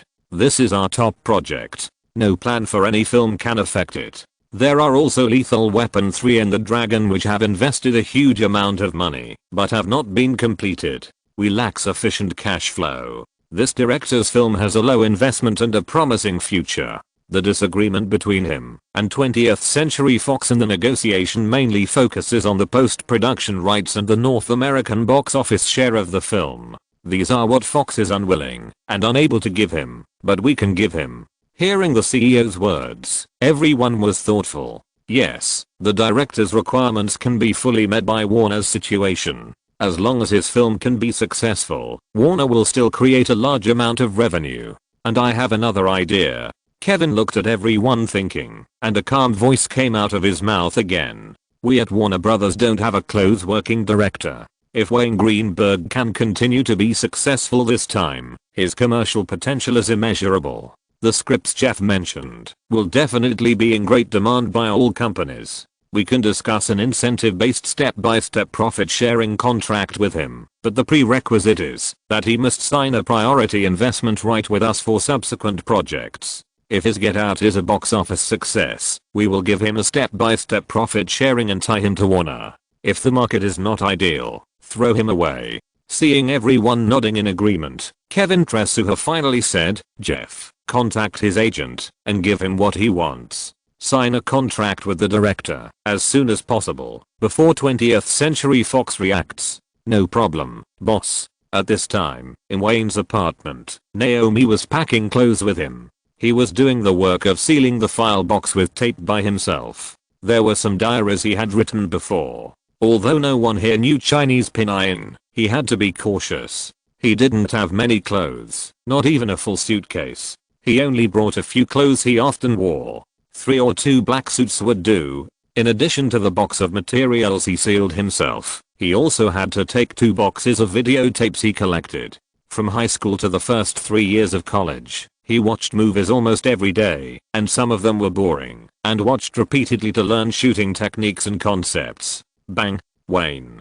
Jimmy suddenly pushed the door open and rushed in, holding his shoulders and shaking them hard twice. Good news, someone is willing to give you all the conditions you want. Hey, Jimmy. He broke away from Jimmy's hand, pulled him to sit down, and then suppressed his surprise and asked him, did 20th Century Fox agree? Aren't they very tough? Why did you suddenly change your mind? Fox? No. It has nothing to do with Fox. I deliberately spread the news that the negotiations with Fox were deadlocked. He smiled and took the coffee poured by Naomi. Thank you, Ms. Watts. Then what, Jimmy? Then what? Before Wayne could speak, Naomi couldn't wait to ask him. Are there other companies willing to invest and start negotiations with us? Of course. Just before I came here, I received a call from Jeff Robinoff, the head of Warner Brothers Film and Television Production Department. He asked us to go to Burbank tomorrow to talk to their company. He made it very clear on the phone that he could give you the treatment you wanted, but we need to discuss the specific terms, and he hopes you can meet him in person. He needs to understand your ideas. Well done, Jimmy. Wayne was not stingy with praise at this time, and kept saying good things. I knew you could do it. You are the best agent. Of course, Wayne. It's not that you are working hard. I have to keep up with you. Jimmy looked at him sincerely. Seeing Jimmy's expression, no matter how true it was, Wayne also knew what he wanted. He was afraid that he would succeed too quickly and dump him and sign a big agent directly. After all, Jimmy's connections could not be compared with those famous agents. Don't worry, Jimmy, you are the most suitable agent for me. I promise you that, as long as you don't make any mistakes in principle, I will never fire you. Before the official shooting of this project begins, I will go to CAA with you to renew my economic contract. Okay, then I'm relieved. I will provide you with the best service. You are my most important client, and I guarantee that you will be in the future. My future work will only revolve around you. Yes, I'm the most suitable agent for you. Jimmy got the promise he wanted. The cost of firing an agent for a star or director is too low, even negligible. Wayne never thought of kicking Jimmy out. Just like he said, this is the most suitable agent for him now, no one else. Compared with those big name agents, although he doesn't have any personal connections, he has his own trust, and trust is difficult to quickly establish with strangers. Hey, gentlemen, it's done. What about tomorrow's moving? Naomi asked, pointing to a few boxes after seeing that they had finished talking about the business. I'll go to Warner first tomorrow. Looking at these boxes, he considered. Naomi, you and Nina, help me move there. Just take these boxes. By the way, Naomi, you can pick a room on the second floor of the manor. It's your room. Oh my god. Really? Naomi covered her mouth excitedly. Wayne, you know, my dream is to live in Beverly Hills. Honey, I'm so touched. Stop, don't get me wrong, Naomi. Seeing that she didn't seem to understand, he quickly continued with a stern face. Listen, you can pick a room. This is what I promised you a long time ago. I won't arrange for others to live in the future, but that doesn't mean you are the mistress of the manor. Naomi was stunned and suddenly reacted. Yes, they talked about this issue, and I overlooked it. No problem, this is also good. I've decided. I also want to move in early. Wayne, is it okay? It's up to you. You know I don't hate you at all. The only request is that you don't think about it. Seeing that she understood, Wayne was relieved. His career had just started, and he definitely didn't want to manage a relationship, which would take up a lot of his energy. Even though he admired Naomi very much, he himself would not allow himself to indulge in emotional games. Then let's meet in Burbank at 9 o'clock tomorrow morning. Pay attention to the time, Wayne. I'll go back to prepare first. I have to work overtime tonight. You should give me a bonus. Director Greenberg. Jimmy made an exaggerated expression, opened the door of the apartment, nodded to Naomi, and walked out. Chapter 46 Negotiations with amazing progress. At 9 o'clock the next morning, Jimmy and Wayne walked into the Warner building together. This was his first time here, but he felt very comfortable. They were greeted by Jeff Robinoff, the head of Warner Brothers Film and Television Production Department. Hello, Director Greenberg. Jeff smiled and took the initiative to extend his hand. Nice to meet you. I hope we can reach a cooperation. Wayne also extended his hand and shook it with him. Hello, Mr. Robinoff. Of course, I think so too. After greeting, Jeff shook hands with Jimmy and then took the two of them to the 7th floor by elevator. This person made a very deep impression on him at first. He didn't look like a Hollywood giant executive at all, but like a smiling big bear, or big bear. He reminded himself all the way in his heart that whoever treats the head of a giant film and television company department as Big Bear must be close to Bald Kailang. This kind of person can't be simple. After entering the prepared meeting room, Jimmy quickly got to the point on behalf of him and the Warner staff. Both sides wanted to reach a consensus as soon as possible, and the bottom line was also relatively clear.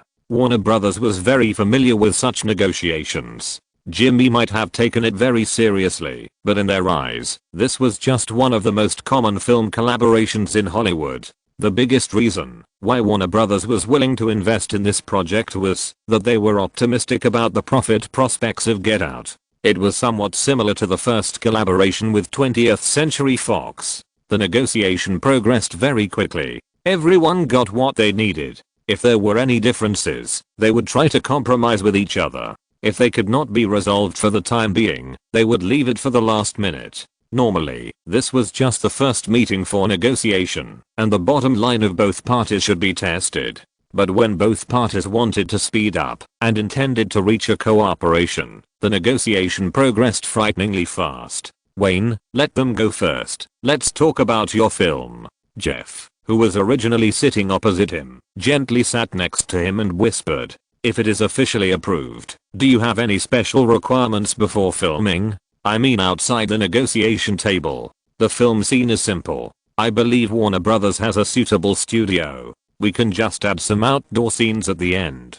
Seeing the other party asking, he didn't hesitate and started talking about his needs directly. The most important thing is the crew and actors, photographers, lighting technicians, assistant directors, and editors. I hope Warner can give priority to my choice. Because of age and seniority issues, I need to be able to control them so that the filming will not be affected by power struggles. Jeff Robinoff touched his chin while listening and replied after he saw him finish speaking, you can use the candidate you recommend, but the production manager must be a Warner employee. This is the rule in Hollywood. No problem, Mr. Robinoff. Wayne saw that he agreed very readily and took advantage of the momentum to continue. The most important issue is that I hope that the post-production editing will be based on my opinion. Internal previews can be held in advance. If you are not satisfied, you can ask the producer to re-edit it. Since he chose to cooperate with a large company and not engage in the high-risk form of independent production, He was ready to give up the final editing rights. As long as he had the right to participate in the end, he was confident that the producer would agree to his plan. Okay, this can even be written into the contract. Jeff thought for a while and said to Wayne seriously, I can agree to all these, but the premise of our cooperation is to have the priority investment rights for your next 2 to 4 films. I think there is no problem. Who can refuse the goodwill of a Hollywood giant? This condition can be said to be not harsh at all. He certainly understands what the other party means. If this film is successful, they will continue to cooperate. If it fails, there will naturally be no subsequent investment. This is already a very sincere condition, and the way it is proposed completely takes into account Wayne's feelings, as if they are very optimistic about him and eager to see him succeed. Until the lunch break, the progress of the negotiations was surprisingly fast. Except for some disagreements about the later share, Jimmy and the other party have reached an agreement on most of the terms.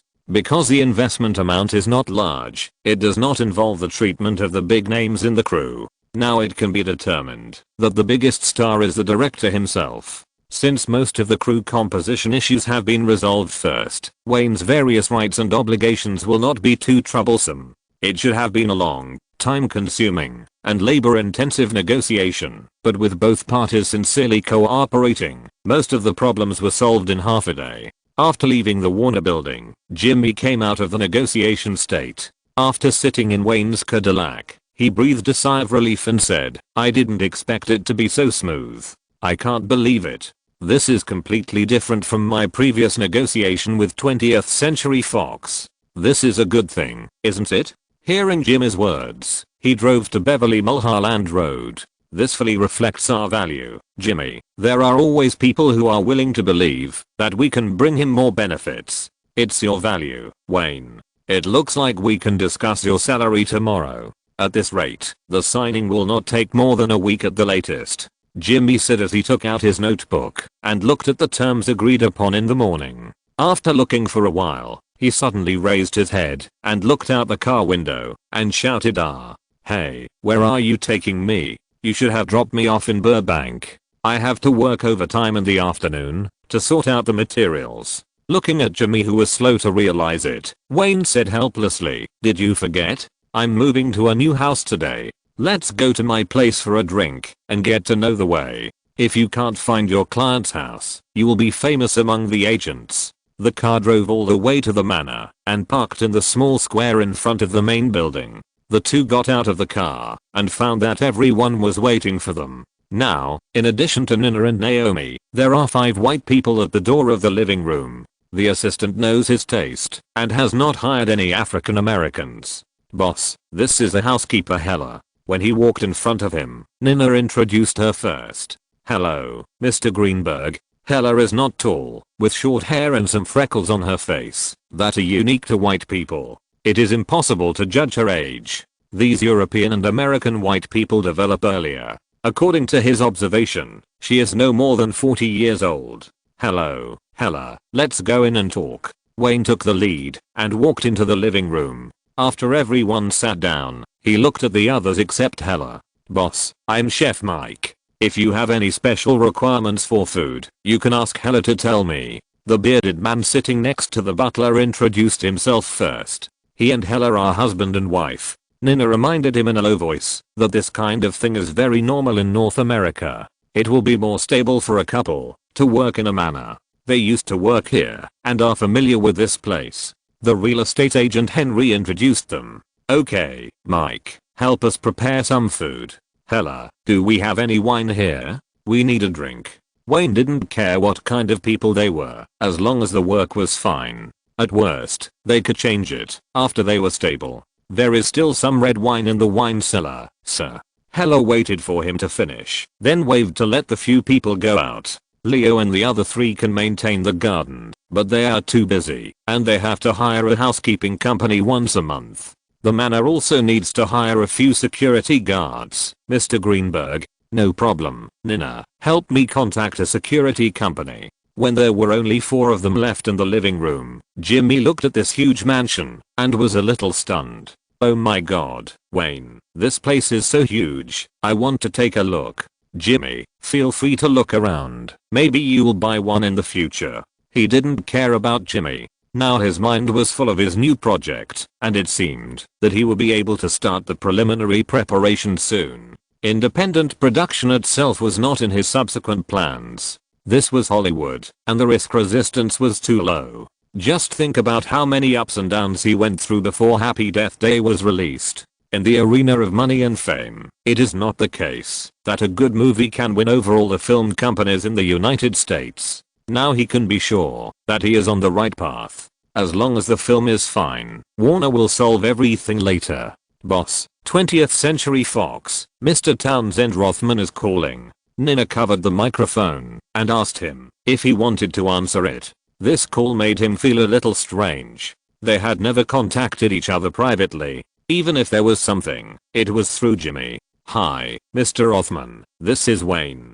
Director Greenberg, I heard that your agent Jimmy has started negotiations with Warner for the project? Yes, Mr. Rothman. Since Fox can't meet my requirements, we can only look for other investors. He had nothing to hide about these things. It was all business, and it was normal to change people if the negotiations failed. Fox needs time, Wayne. We have a very pleasant cooperation. You don't have to change your partners. Don't forget that it was Fox that released your first film. Listening to the voice coming from the microphone, it was obvious that Townsend Rothman was in a bad mood. Listen, Townsend. Yes, it was Fox that gave me an opportunity, but I also created a lot of profits for you. The conditions you gave me for this project are too harsh. What does Fox want to do? Make money with my project and kick me away after the filming? Fox released Happy Death Day for a lot of revenue, and I also created revenue for you. We don't owe each other anything, Townsend. Business is just business. The other party's attitude made him a little uncomfortable, as if he should cling to their thighs, and had no other choice. After speaking, he hung up the phone. Before answering the call, he had always had a good impression of Townsend Rothman. After all, it was he who gave him a chance. Now it seemed that the other party completely regarded him as a fool. Is it okay, Wayne? Jimmy looked at him worriedly. Seeing Nina and Naomi also cast concerned eyes, he rubbed his face with both hands and said, no problem, Jimmy. You continue to negotiate with Warner and try to sign the contract as soon as possible. Don't let Fox affect us. Chapter 47 Project Proposal Template. Jimmy obviously accelerated the pace of negotiations with Warner, and Warner also wanted to start the project as soon as possible. Neither side wanted to have any more accidents. After 2 detailed discussions within 5 days, Jimmy and Wayne sat in the conference room of the Warner building again. Unlike the previous 3 negotiations, this time the CEO of Warner Brothers was present in person to participate in the last negotiation before signing.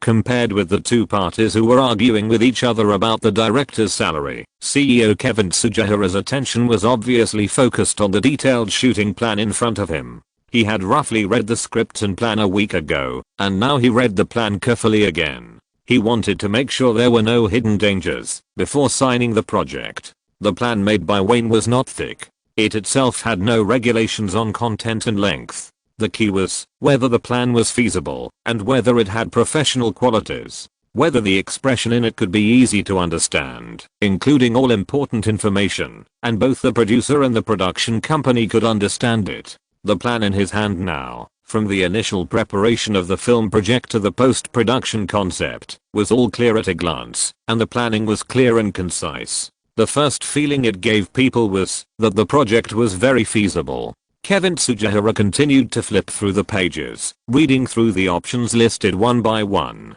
Overview of the film's business plan and specific objectives, a brief introduction to the script and production content, copyright certification documents for the script, recent trends and developments in thrillers, a survey of the film's target market and potential audience target groups, and recent box office and budget comparisons of similar films. He was amazed at what he saw. He had rarely seen a director of this age who could write a project plan like this. The ones who had the most experience were the fools who thought they could ask film companies for investment just by holding a script. This director was at least worthy of the title of a top student at USC, and his accumulation of professional industry knowledge was something that directors who changed their careers couldn't even dream of. With such knowledge accumulation and industry knowledge, it's no exaggeration to say that he was more than enough to become a producer. Everything was written clearly, and a closer look gave people a sense of reliability. He was definitely not the kind of self-indulgent director who called himself an artist, but only had a simple script framework, and couldn't even make a basic plan.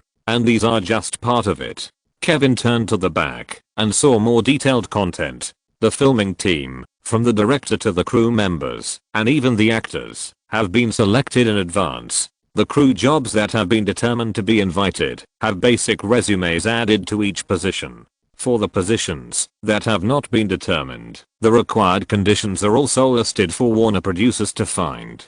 There are also expected production details, desired shooting locations and production standards, cash flow tables, possible basic crew expenses every week, management methods after and during shooting, tables with dates and times marked according to different stages of preparation, shooting, and production of the film, all copies of rights agreements that have been obtained, and the director and screenwriter union filings, project-related artworks, such as some rough shot drafts prepared in advance, and poster concepts drawn in advance. There is no flaw in the whole plan. No matter who gets it and reads it, they will think it is an excellent and feasible business plan, which gives people the feeling that it is worth investing. After reading it twice in a row, Kevin put down the documents in his hand and looked at the young director sitting opposite him. This can be called a Hollywood-style producer template project plan. He was now very sure that, even if this kid messed up as a director, he could turn around and become a successful commercial producer.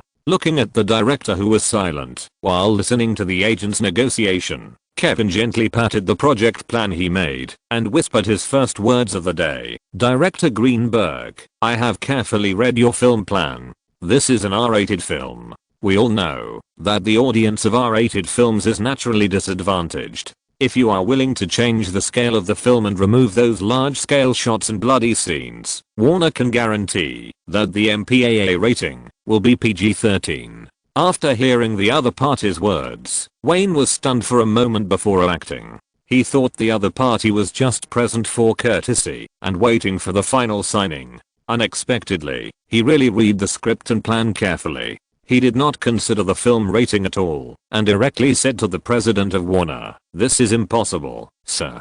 If I remove all the large-scale shots and bloody scenes, the conflicts accumulated by the sensitive racial metaphors in the film will not be released later, which will ruin the whole story." After listening to Wayne's words, Kevin leaned back in his chair, pointed at the information with his fingers, and frowned to recall the script. That's right. From the audience's perspective, if there is no emotional release later, the film will lose its biggest selling point. This story is absurd in itself.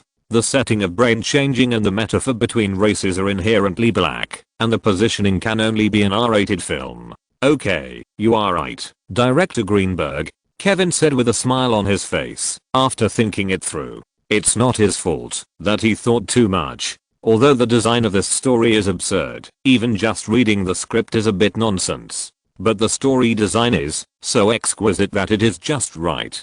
Just reading the script makes my back cold and creepy. If the film is rated PG-13 in the end, it will not affect the quality of the film. Compared with R-rated films, the audience will be much more, so much that the box office figures will be very different.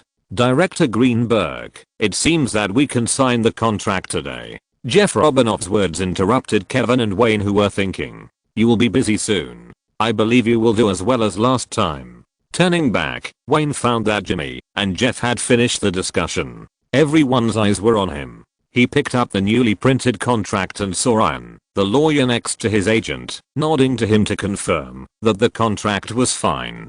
Only then did he feel relieved to pick up the contract. A slight smile appeared on his serious face and he said, "No problem, Jeff. Shall we sign it now?" "Of course. Kevin will sign the contract with you in person. I'll go get some champagne to celebrate. Although there is no media, we have to celebrate this pleasant cooperation ourselves."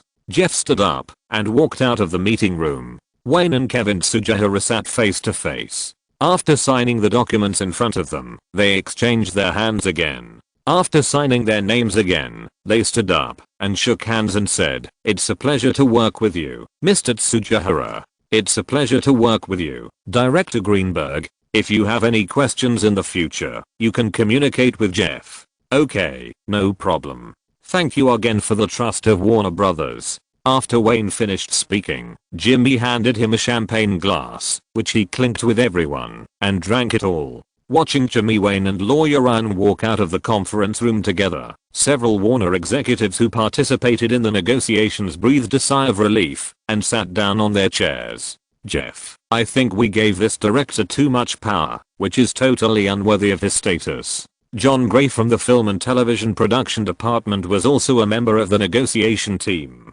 He did not express his opinion before the contract was signed, and only expressed his doubts after it was signed. Listen, John.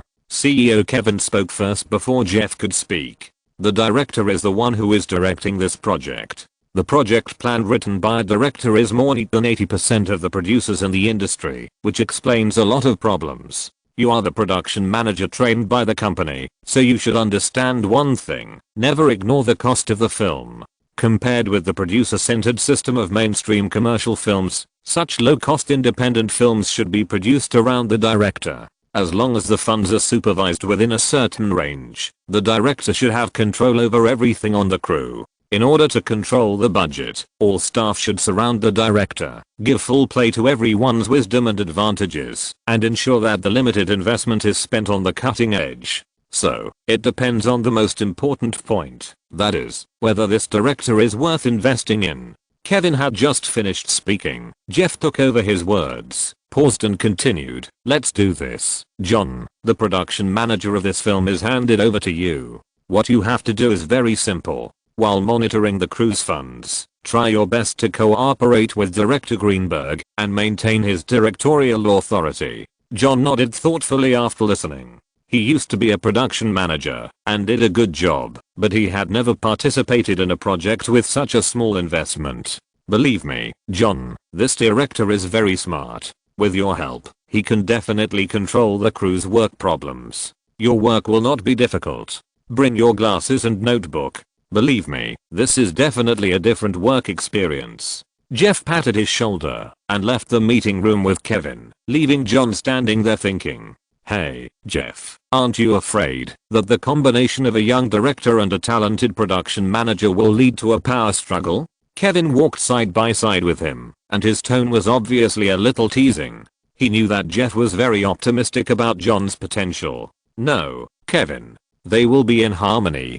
John is not a strong production manager. His personality is like the glue of the crew. There will never be a problem of two gunpowder barrels colliding. Obviously Jeff is very confident in his men. In a Western restaurant not far away, Harvey Weinstein hung up the phone with an ugly face and drank the red wine on the table. What happened, Harvey? You don't look very happy. The sturdy white man sitting opposite him asked in a relaxed tone. Small problem, Mel. Harvey put down the phone and adjusted his mood. A little director who doesn't know his place. This is the second time he has rejected my offer. I bet you've heard of him. Your film was lost to him. Fuck. Wayne Greenberg. That's right. Chapter 48 signing contract. At the end of July, after a quick negotiation and signing with Warner Brothers, the production and distribution company of Wayne's second project was finally determined, and the preliminary preparations could be carried out smoothly. Regarding the issue of director treatment, which was the most controversial, the desperate Jimmy initially called out a sky-high director contract of $2.5 million plus 15% of the global box office, but the producer Warner refused without a second thought. Then the two sides put aside their differences and put aside the issue of director's remuneration. The first two negotiations quickly determined other conditions, and the last negotiation began to bargain over the director's remuneration. Warner Brothers and Jimmy knew that it was impossible to offer Wayne such a high price, and both sides quickly tested each other's bottom line. If they wanted to reach a cooperation as soon as possible, both sides must make some compromises. After the last tacit negotiation, with Wayne's consent and the tacit approval of Warner management, they quickly reached an agreement on the treatment of the director with the most disagreement, and signed an incentive-based ladder profit-sharing contract. Because Jimmy focused on the box office share, he made a lot of concessions on the basic remuneration. The director, producer, and screenwriter's remuneration added up to only $1.2 million, which was half less than Wayne expected. According to Wayne's low astonishing budget, he could complete the production of this film with $1 million, and the rest was left for the crew. Now is not more than 30 years later, the US dollar is still a very strong world currency. Even in his previous life, the production cost of this film was only about $4 million. Of course, getting a share of the box office is not as easy as imagined. This is Hollywood. It can be said that the production companies and distribution companies are all vampires. The premise is that the film must create a large profit before he can get the share he deserves. This is a tiered profit sharing agreement. Wayne can get the basic director's salary of $1.2 million in 3 installments in the form of basic remuneration and North American box office share, and then participate in the share according to the total revenue of the North American box office. The film cost $5 million to produce. If the North American box office of Get Out exceeds 10 times the production cost, that is, $50 million, he can get 5% of the total North American box office. If the North American box office exceeds $100 million, he can enjoy a 10% share of the North American box office. If it exceeds $150 million, the proportion increases to 15%. $200 million is 20%. The maximum is 20%, which is also the highest share ratio in the contract. It does not include overseas box office. The film box office share is only the tier marked in the contract, and there will not be 8% or 11%. The more popular the new film is, the higher the income the director gets from it. In this way, Wayne is firmly tied to the film. In fact, except for himself, no one believes that he can get more than the second tier of over $100 million. Such a tiered box office share for core creative personnel will soon become a Hollywood routine. On the one hand, the producers want to encourage the creative personnel to devote themselves more wholeheartedly in the early stage of filming and avoid the investment risks brought by excessive remuneration in the early stage. If you want more income, it is easy to do. Try your best to make the film better and more in line with the audience's taste. After returning to his home in Beverly Hills, Wayne's first thing was to call his senior Luke Simmons and ask him to come to his home to discuss the new project. Then he called the lighting engineer Steve Wilson and asked him to come to discuss it. Together with the cameraman Robert Carlos, a CAA client introduced by Jimmy, he quickly determined his core team. Except for the cameraman Robert, all of these people had worked with him before, understood his production style, and were capable enough. Robert was a well-known photographer in the industry. After Jimmy's introduction, he would not challenge Wayne's authority. At 10 o'clock the next morning, everyone gathered at the renamed Greenberg Manor and sat in the living room to discuss the preparatory issues. The only 2 people in the living room who were not familiar with each other were the production manager John Gray and the cameraman Robert. "John, when will the early investment for the film be in place?" Wayne looked around, and after a brief self-introduction, everyone sitting on the sofa went straight into work. "We need to start preparations as soon as possible. We will need the funds soon." John looked at the people in the room. Except for assistant Nina and agent Jimmy, the rest should be the core production team of the film. Hearing the question, he immediately got into the state. "The funds of Warner Brothers have been deposited into Merrill Lynch Insurance Company and into the account of Get Out. You can use it for expenditure at any time." Although the investment was not much, Warner still took out the insurance company's completion insurance. This is a customary rule, which has both advantages and disadvantages. The advantage is that no matter what accidents happen, the insurance company will pay for it. Even if there are problems in the filming of the film, the insurance company will continue to complete the film. The disadvantage is that the use of money also needs to be reviewed by the insurance company. After they pass, the production manager will have to review it again. It is very troublesome and not as free as independent production. But this is the rule of mainstream commercial films. Unless Wayne wants to be a small investment independent producer for a lifetime, he must slowly adapt to shooting and producing films under the constraints of various rules. "Okay, Luke, you are still the assistant director this time.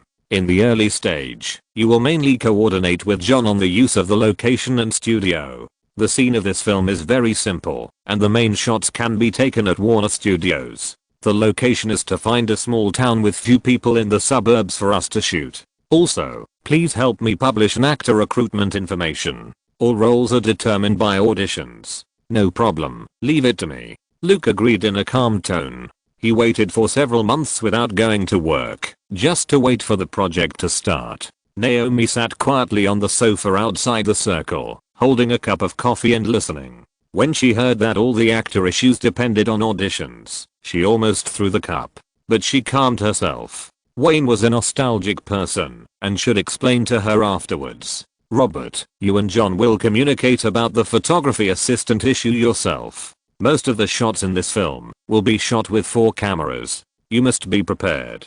Wayne continued. He must pay attention to every job in the early stage. No problem, Director Greenberg. After speaking, he nodded to John, the production manager, and gestured. Steve, the same goes for you. I'll give you a storyboard, so you can learn about the film in advance, especially during the day. I want the kind of white that is sunny but also cool. That's not difficult.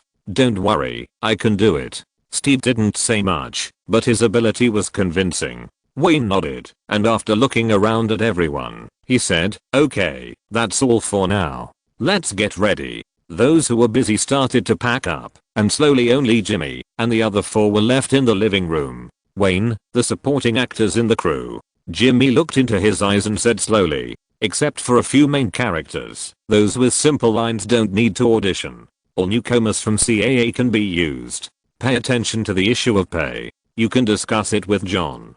Thank you. And Jimmy, please send an audition invitation to an African American hip hop singer named Will Smith for the male lead. He should have just won a Grammy, so he's easy to find.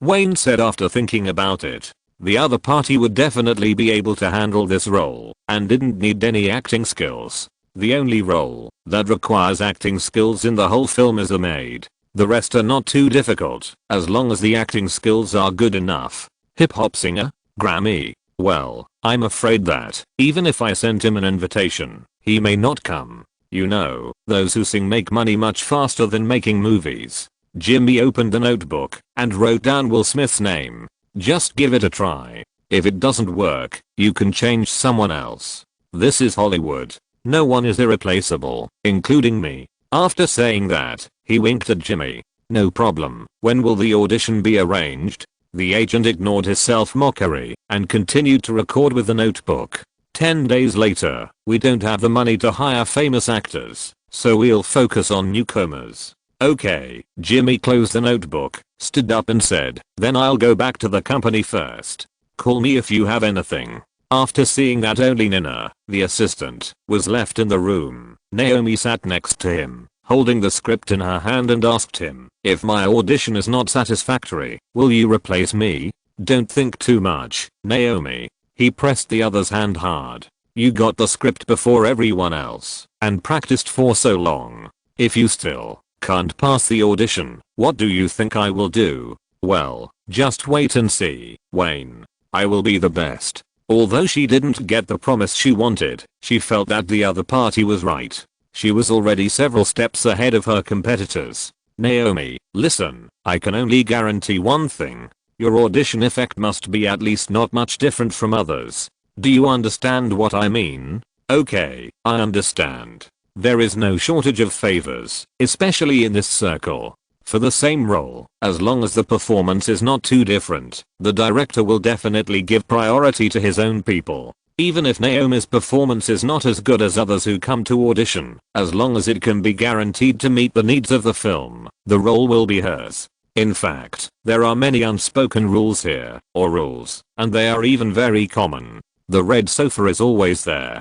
But if you just go to bed with the director or producer with your pretty face, it is absolutely impossible to get the role you want easily. It can only be said that, if the level is not much different, your chance will be slightly higher than others. For this little bit, you have to pay a lot. To put it bluntly, no matter how beautiful a woman is, it is not worth it for directors and producers to risk hundreds of millions of dollars. It can only be said that your ability must be qualified first, before you can have a slight advantage over your competitors. If the person who deals with a beautiful girl is a capable producer or casting director, even if they fail to fulfill their promises in the end and turn away after pulling up their pants, most girls can't do anything about it. Representative figure, Harvey Weinstein. This guy plays the low-budget independent production route and plays the award-winning route. The degree of chaos in the independent film circle is comparable to the rock and fashion circles. If you're listening to this novel on a channel other than Fanfic World, it means they downloaded and uploaded it without effort. We cordially invite you to visit our channel, Mundo Fanfic Novelos. There you'll find the original version of this story and you can explore many other novels of various genres. We're waiting for you to immerse yourself in a world of incredible novels. Chapter 49. Actors and stars are two different kinds of people. Wayne also wanted to be a director who would lie at home, waiting for the production manager and the assistant director to do the preparatory work and not worry about anything, but that was basically impossible. He had to understand and participate in everything in the preparatory work, and he had experience in this. Any negligence in the preparation of the film could have a huge impact on the filming, which could delay the progress of the filming at the least, or even cause the crew to stop working. Just as he was on the phone, constantly discussing various preparations with the assistant director and the production manager, the housekeeper Hella came to his side. Seeing Wayne put down the phone, she asked softly in his puzzled eyes, "Sir, lunch is ready." "Oh, I was so busy that I didn't notice it. Is it already noon? Okay, let's go to the restaurant." He glanced at the time and realized that it was past lunchtime. When he walked to the restaurant, Naomi and Nina were already sitting at the table waiting for him. "You don't have to wait for me. I always forget the time when I'm busy." Naomi rolled her eyes, picked up the knife and fork, and started cutting the steak. She complained to Nina beside her, "I knew it was like this. You will understand it later. He was a workaholic in the last film. It will be even worse when the filming starts. Nina, you will be busy just taking care of his life in the future." Wayne sat down at the table and listened to Naomi's complaints about the assistant. What she said was all true. At the beginning of the project, the director was under heavy pressure, which forced him to concentrate all his energy and naturally ignore things other than work. My agent Jenny suggested that I finish this film and take 2 small budget art films. She thinks that this will not fix my screen image and can also hone my acting skills. Wayne, what do you think? Seeing that he didn't say anything, Naomi sat down and started eating. She wanted to take advantage of lunchtime to listen to his opinions. No one knows better than Naomi that this man has an incomparable understanding of this circle. Independent art film. Wayne swallowed the beef in his mouth and tilted his head to look at her. "Yes, my acting teacher also suggested that if I want my acting skills to be recognized and to get awards as soon as possible, it's best to star in independent art films. The acting teacher even hopes that I will give up this film." Naomi put down her knife and fork and looked at him seriously. She might be confused sometimes, but Wayne would never be, so his opinion was extremely important to her. "Remember what I said to you before. Tell them, FXXK off. Listen, I can repeat their advice to you. Start with independent art films, gradually hone your acting skills, and gradually become an acting party, right? Then after you have some fame, enter the mainstream film industry and transform, play the main role in commercial productions, and don't give up art films. Finally, you will reap both box office awards and become a Hollywood first-line female star." Naomi nodded like a chicken pecking at rice. Yes, the teacher and the agent all said so. Fire them. Get them out. After finishing the beef on the plate, he picked up the water cup, drank it in one gulp, and continued, "If someone else said this to me, I would tell her that this is an extremely correct Hollywood road. But you shouldn't take this road. You have better and more suitable choices. I know it." Naomi Watts remembered what he said when he was at the door of Castle Rock post-production studio. "I hope you can tell me the difference so that I won't be entangled in these things anymore. Let's go. Let's talk in the living room and wait for Luke's call." Putting down the tissue in his hand, Wayne stood up and took her back to the phone. Seeing her sitting opposite, her little face was serious and full of formality. He continued the previous topic. "Listen, Naomi, what your teacher said is a road full of deception. Based on the information he learned in his previous life, combined with the current Hollywood environment, he can completely draw a conclusion that some things are completely unreliable. Naomi, take a good look at yourself. How many girls do you think are like you in Hollywood right now, with good acting talent and stunning looks, or beautiful looks? Naomi thought about it. 10,000 in Hollywood? There must be thousands. She has been in Los Angeles for 2 years, and has some common sense about these things. At least tens of thousands. Wayne gave a very conservative number. How many movies are shot in Los Angeles every year? How many characters with lines are there in each movie? More than half of those low-budget art films cannot enter the theater market. Occasionally, they can be successfully screened in theaters, but the scale is very small and will not attract attention. He lit a Marlboro and exhaled a light puff of smoke. Those few art films that have won awards are the result of distribution companies spending money to hype them up. What you said about winning awards for acting in art films is actually a misunderstanding. Pay attention. Every year's award season is a feast for those public relations companies. If you want to win an award, you need to invest a lot of money in the early stage and lobby through public relations. This is another game, a money game that is much more complicated than looking at the box office performance of commercial films. Naomi nodded slowly after listening. She knew that Wayne would not lie to her. She pointed at Wayne and herself and said, I understand what you mean. We don't have the capital to join this game yet. That's right. Think about it, Naomi. How many independent art films are produced every year, and how many of them can attract attention? How low is the chance of this? How could you happen to encounter it? Even if you happen to star in such a film, without capital investment, what can you use to do public relations with thousands of Academy judges? Most of the independent art films that receive attention are the product of big names rushing for awards, and have nothing to do with us. I remember you said that even of ours needs acting skills.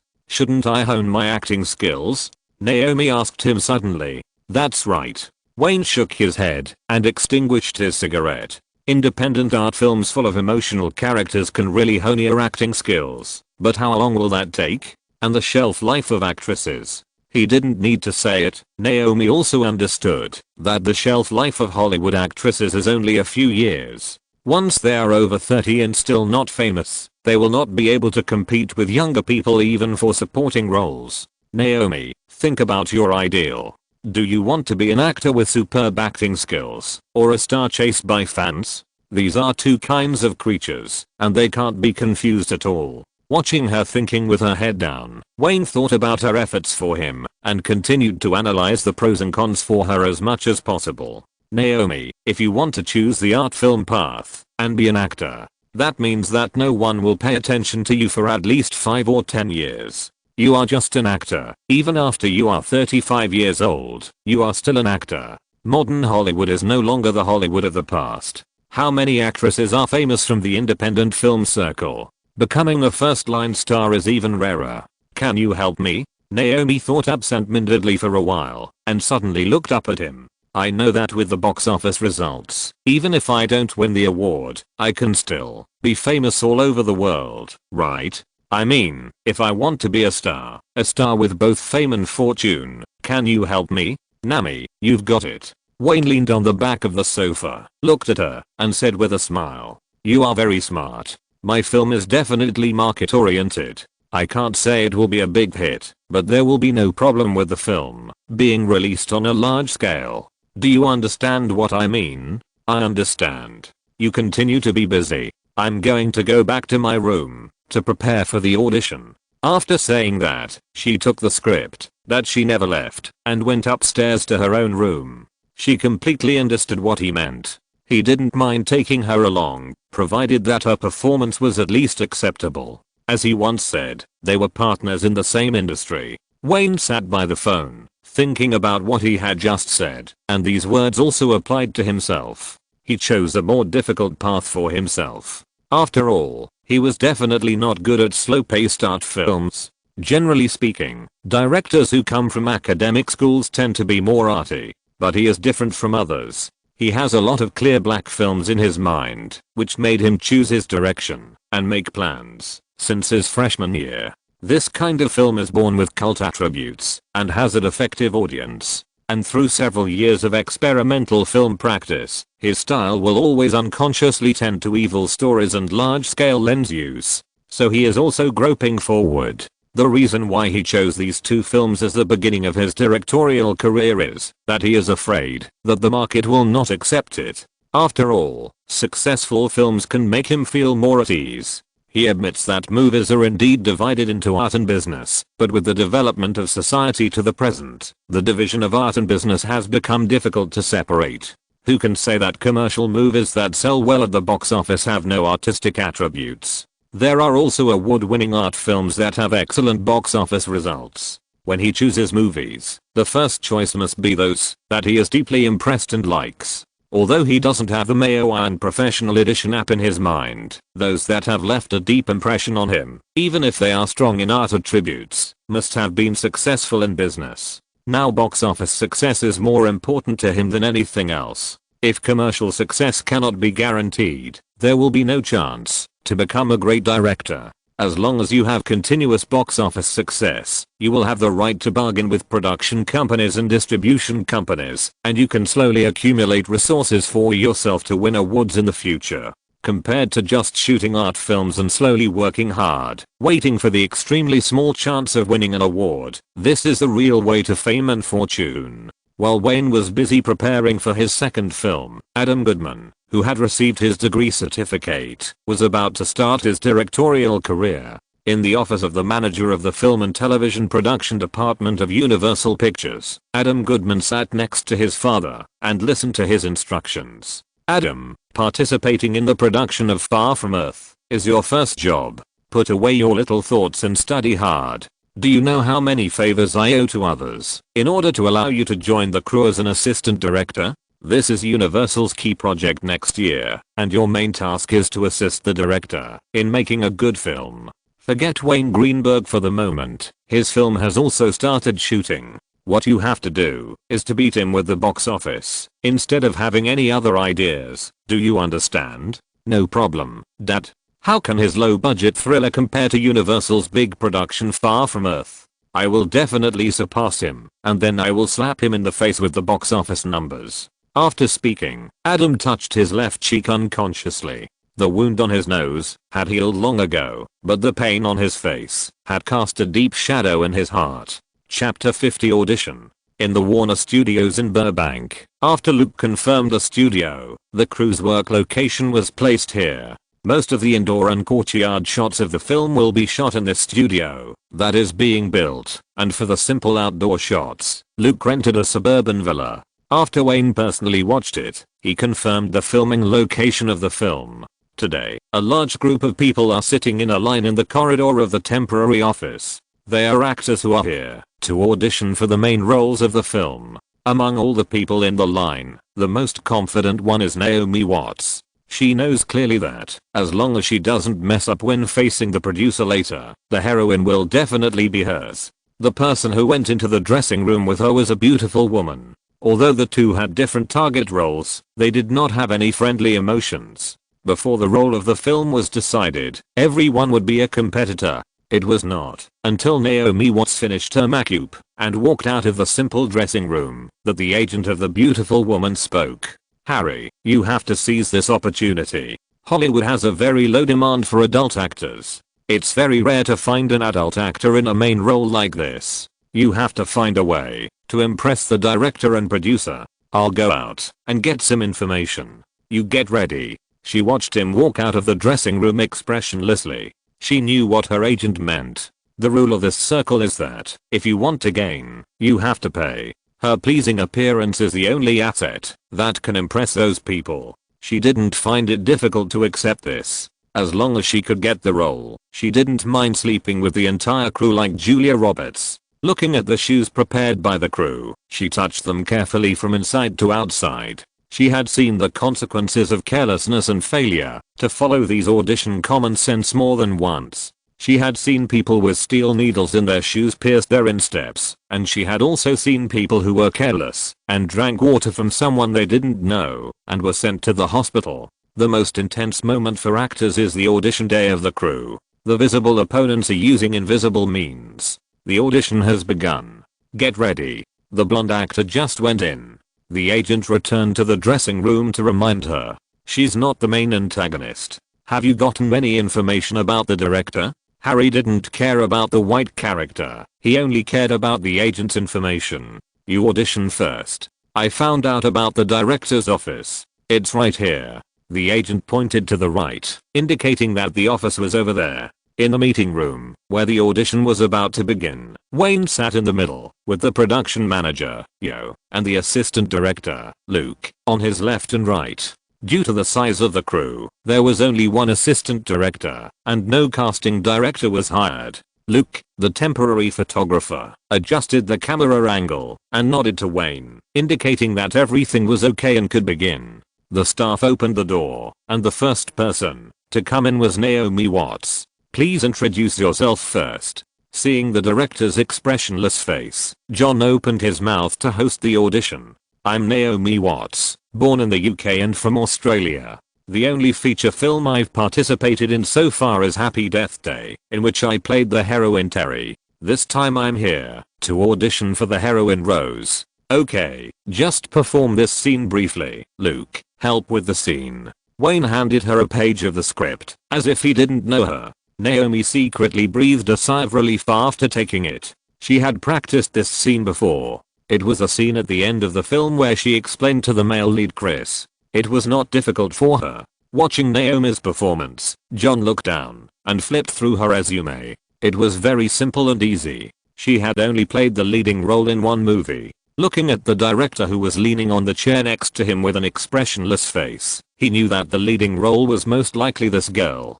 The audition was just a formality. She must have practiced in advance. John didn't care about these things. He knew his position and would not cause trouble for the other party over these trivial matters. Okay, stop. Ms. Watts, the audition result will be notified to the agent as soon as possible. That's it for today. Wayne stopped her performance. It was enough to know that she was fine. There was no need for her to continue. Okay, thank you, director. Naomi bowed lightly, winked at him playfully when she bowed her head, and then opened the door and walked out. What do you think? Wayne asked softly, looking at John with his head tilted. Not bad, beautiful appearance, and basically qualified acting skills, which is completely enough for this film. John had no special opinion. He knew that the fact that this girl was the first to come in already said a lot. I think we can temporarily decide on her, and we'll talk about it later, if there is a more suitable one. Luke looked at the video he had just taken, and expressed his opinion. Well, next one. As the door of the conference room opened, the girl walked in confidently. As soon as she came in, Wayne and Luke both frowned. It's not that her appearance is bad, but she is too beautiful, which is too different from the character setting in the film. I'm Halle Berry, a model, and I have participated in a movie and a TV series. After Harry introduced himself, he looked at the three people opposite. The young director in the middle was obviously the main decision maker of this audition.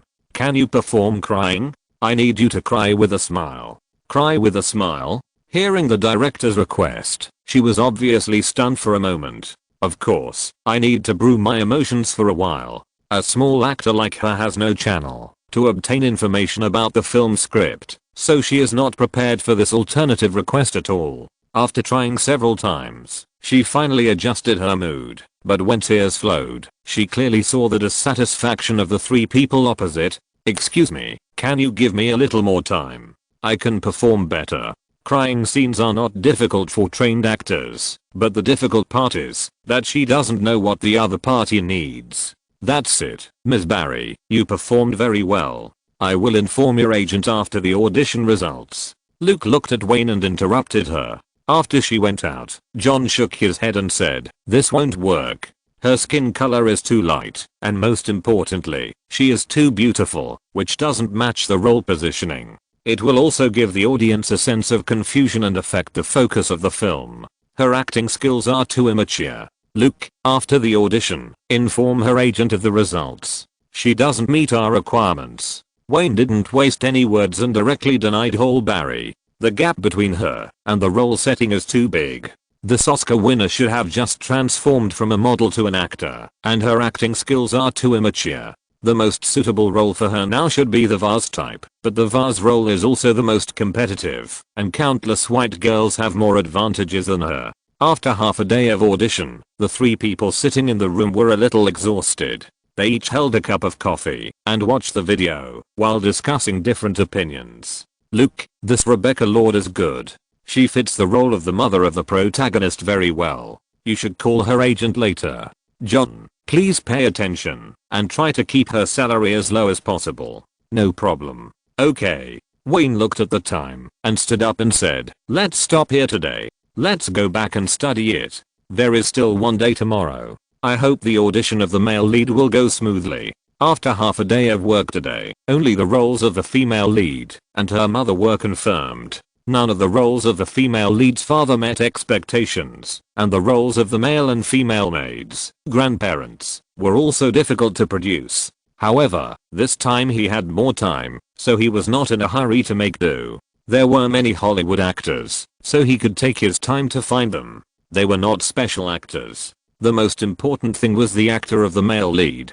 The sooner he confirmed the better. He didn't know if he could meet the right candidate tomorrow. Wayne rubbed his stiff neck and returned to his director's office. He sat behind his desk and lit a cigarette. He had just sat down for a while and wanted to pack up and go home, but Jimmy walked in with a grim look on his face. What's wrong?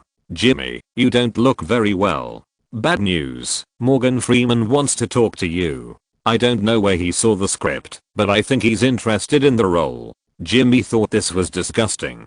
The other party greeted him directly through CAA in an imperative manner. Our small pond can't accommodate a big fish like him. Let him go to Warner Brothers himself. I don't have time to care about him. Wayne didn't consider such a famous actor at the beginning. His qualifications were too shallow. Not only could he not suppress the other party, but the issue of salary would also be a headache. Even if the other party liked the story and was willing to reduce the price to act, the crew's work would definitely revolve around him. The status of the two parties was too different. You'd better meet him. Even if you reject him, you have to explain the reason in person.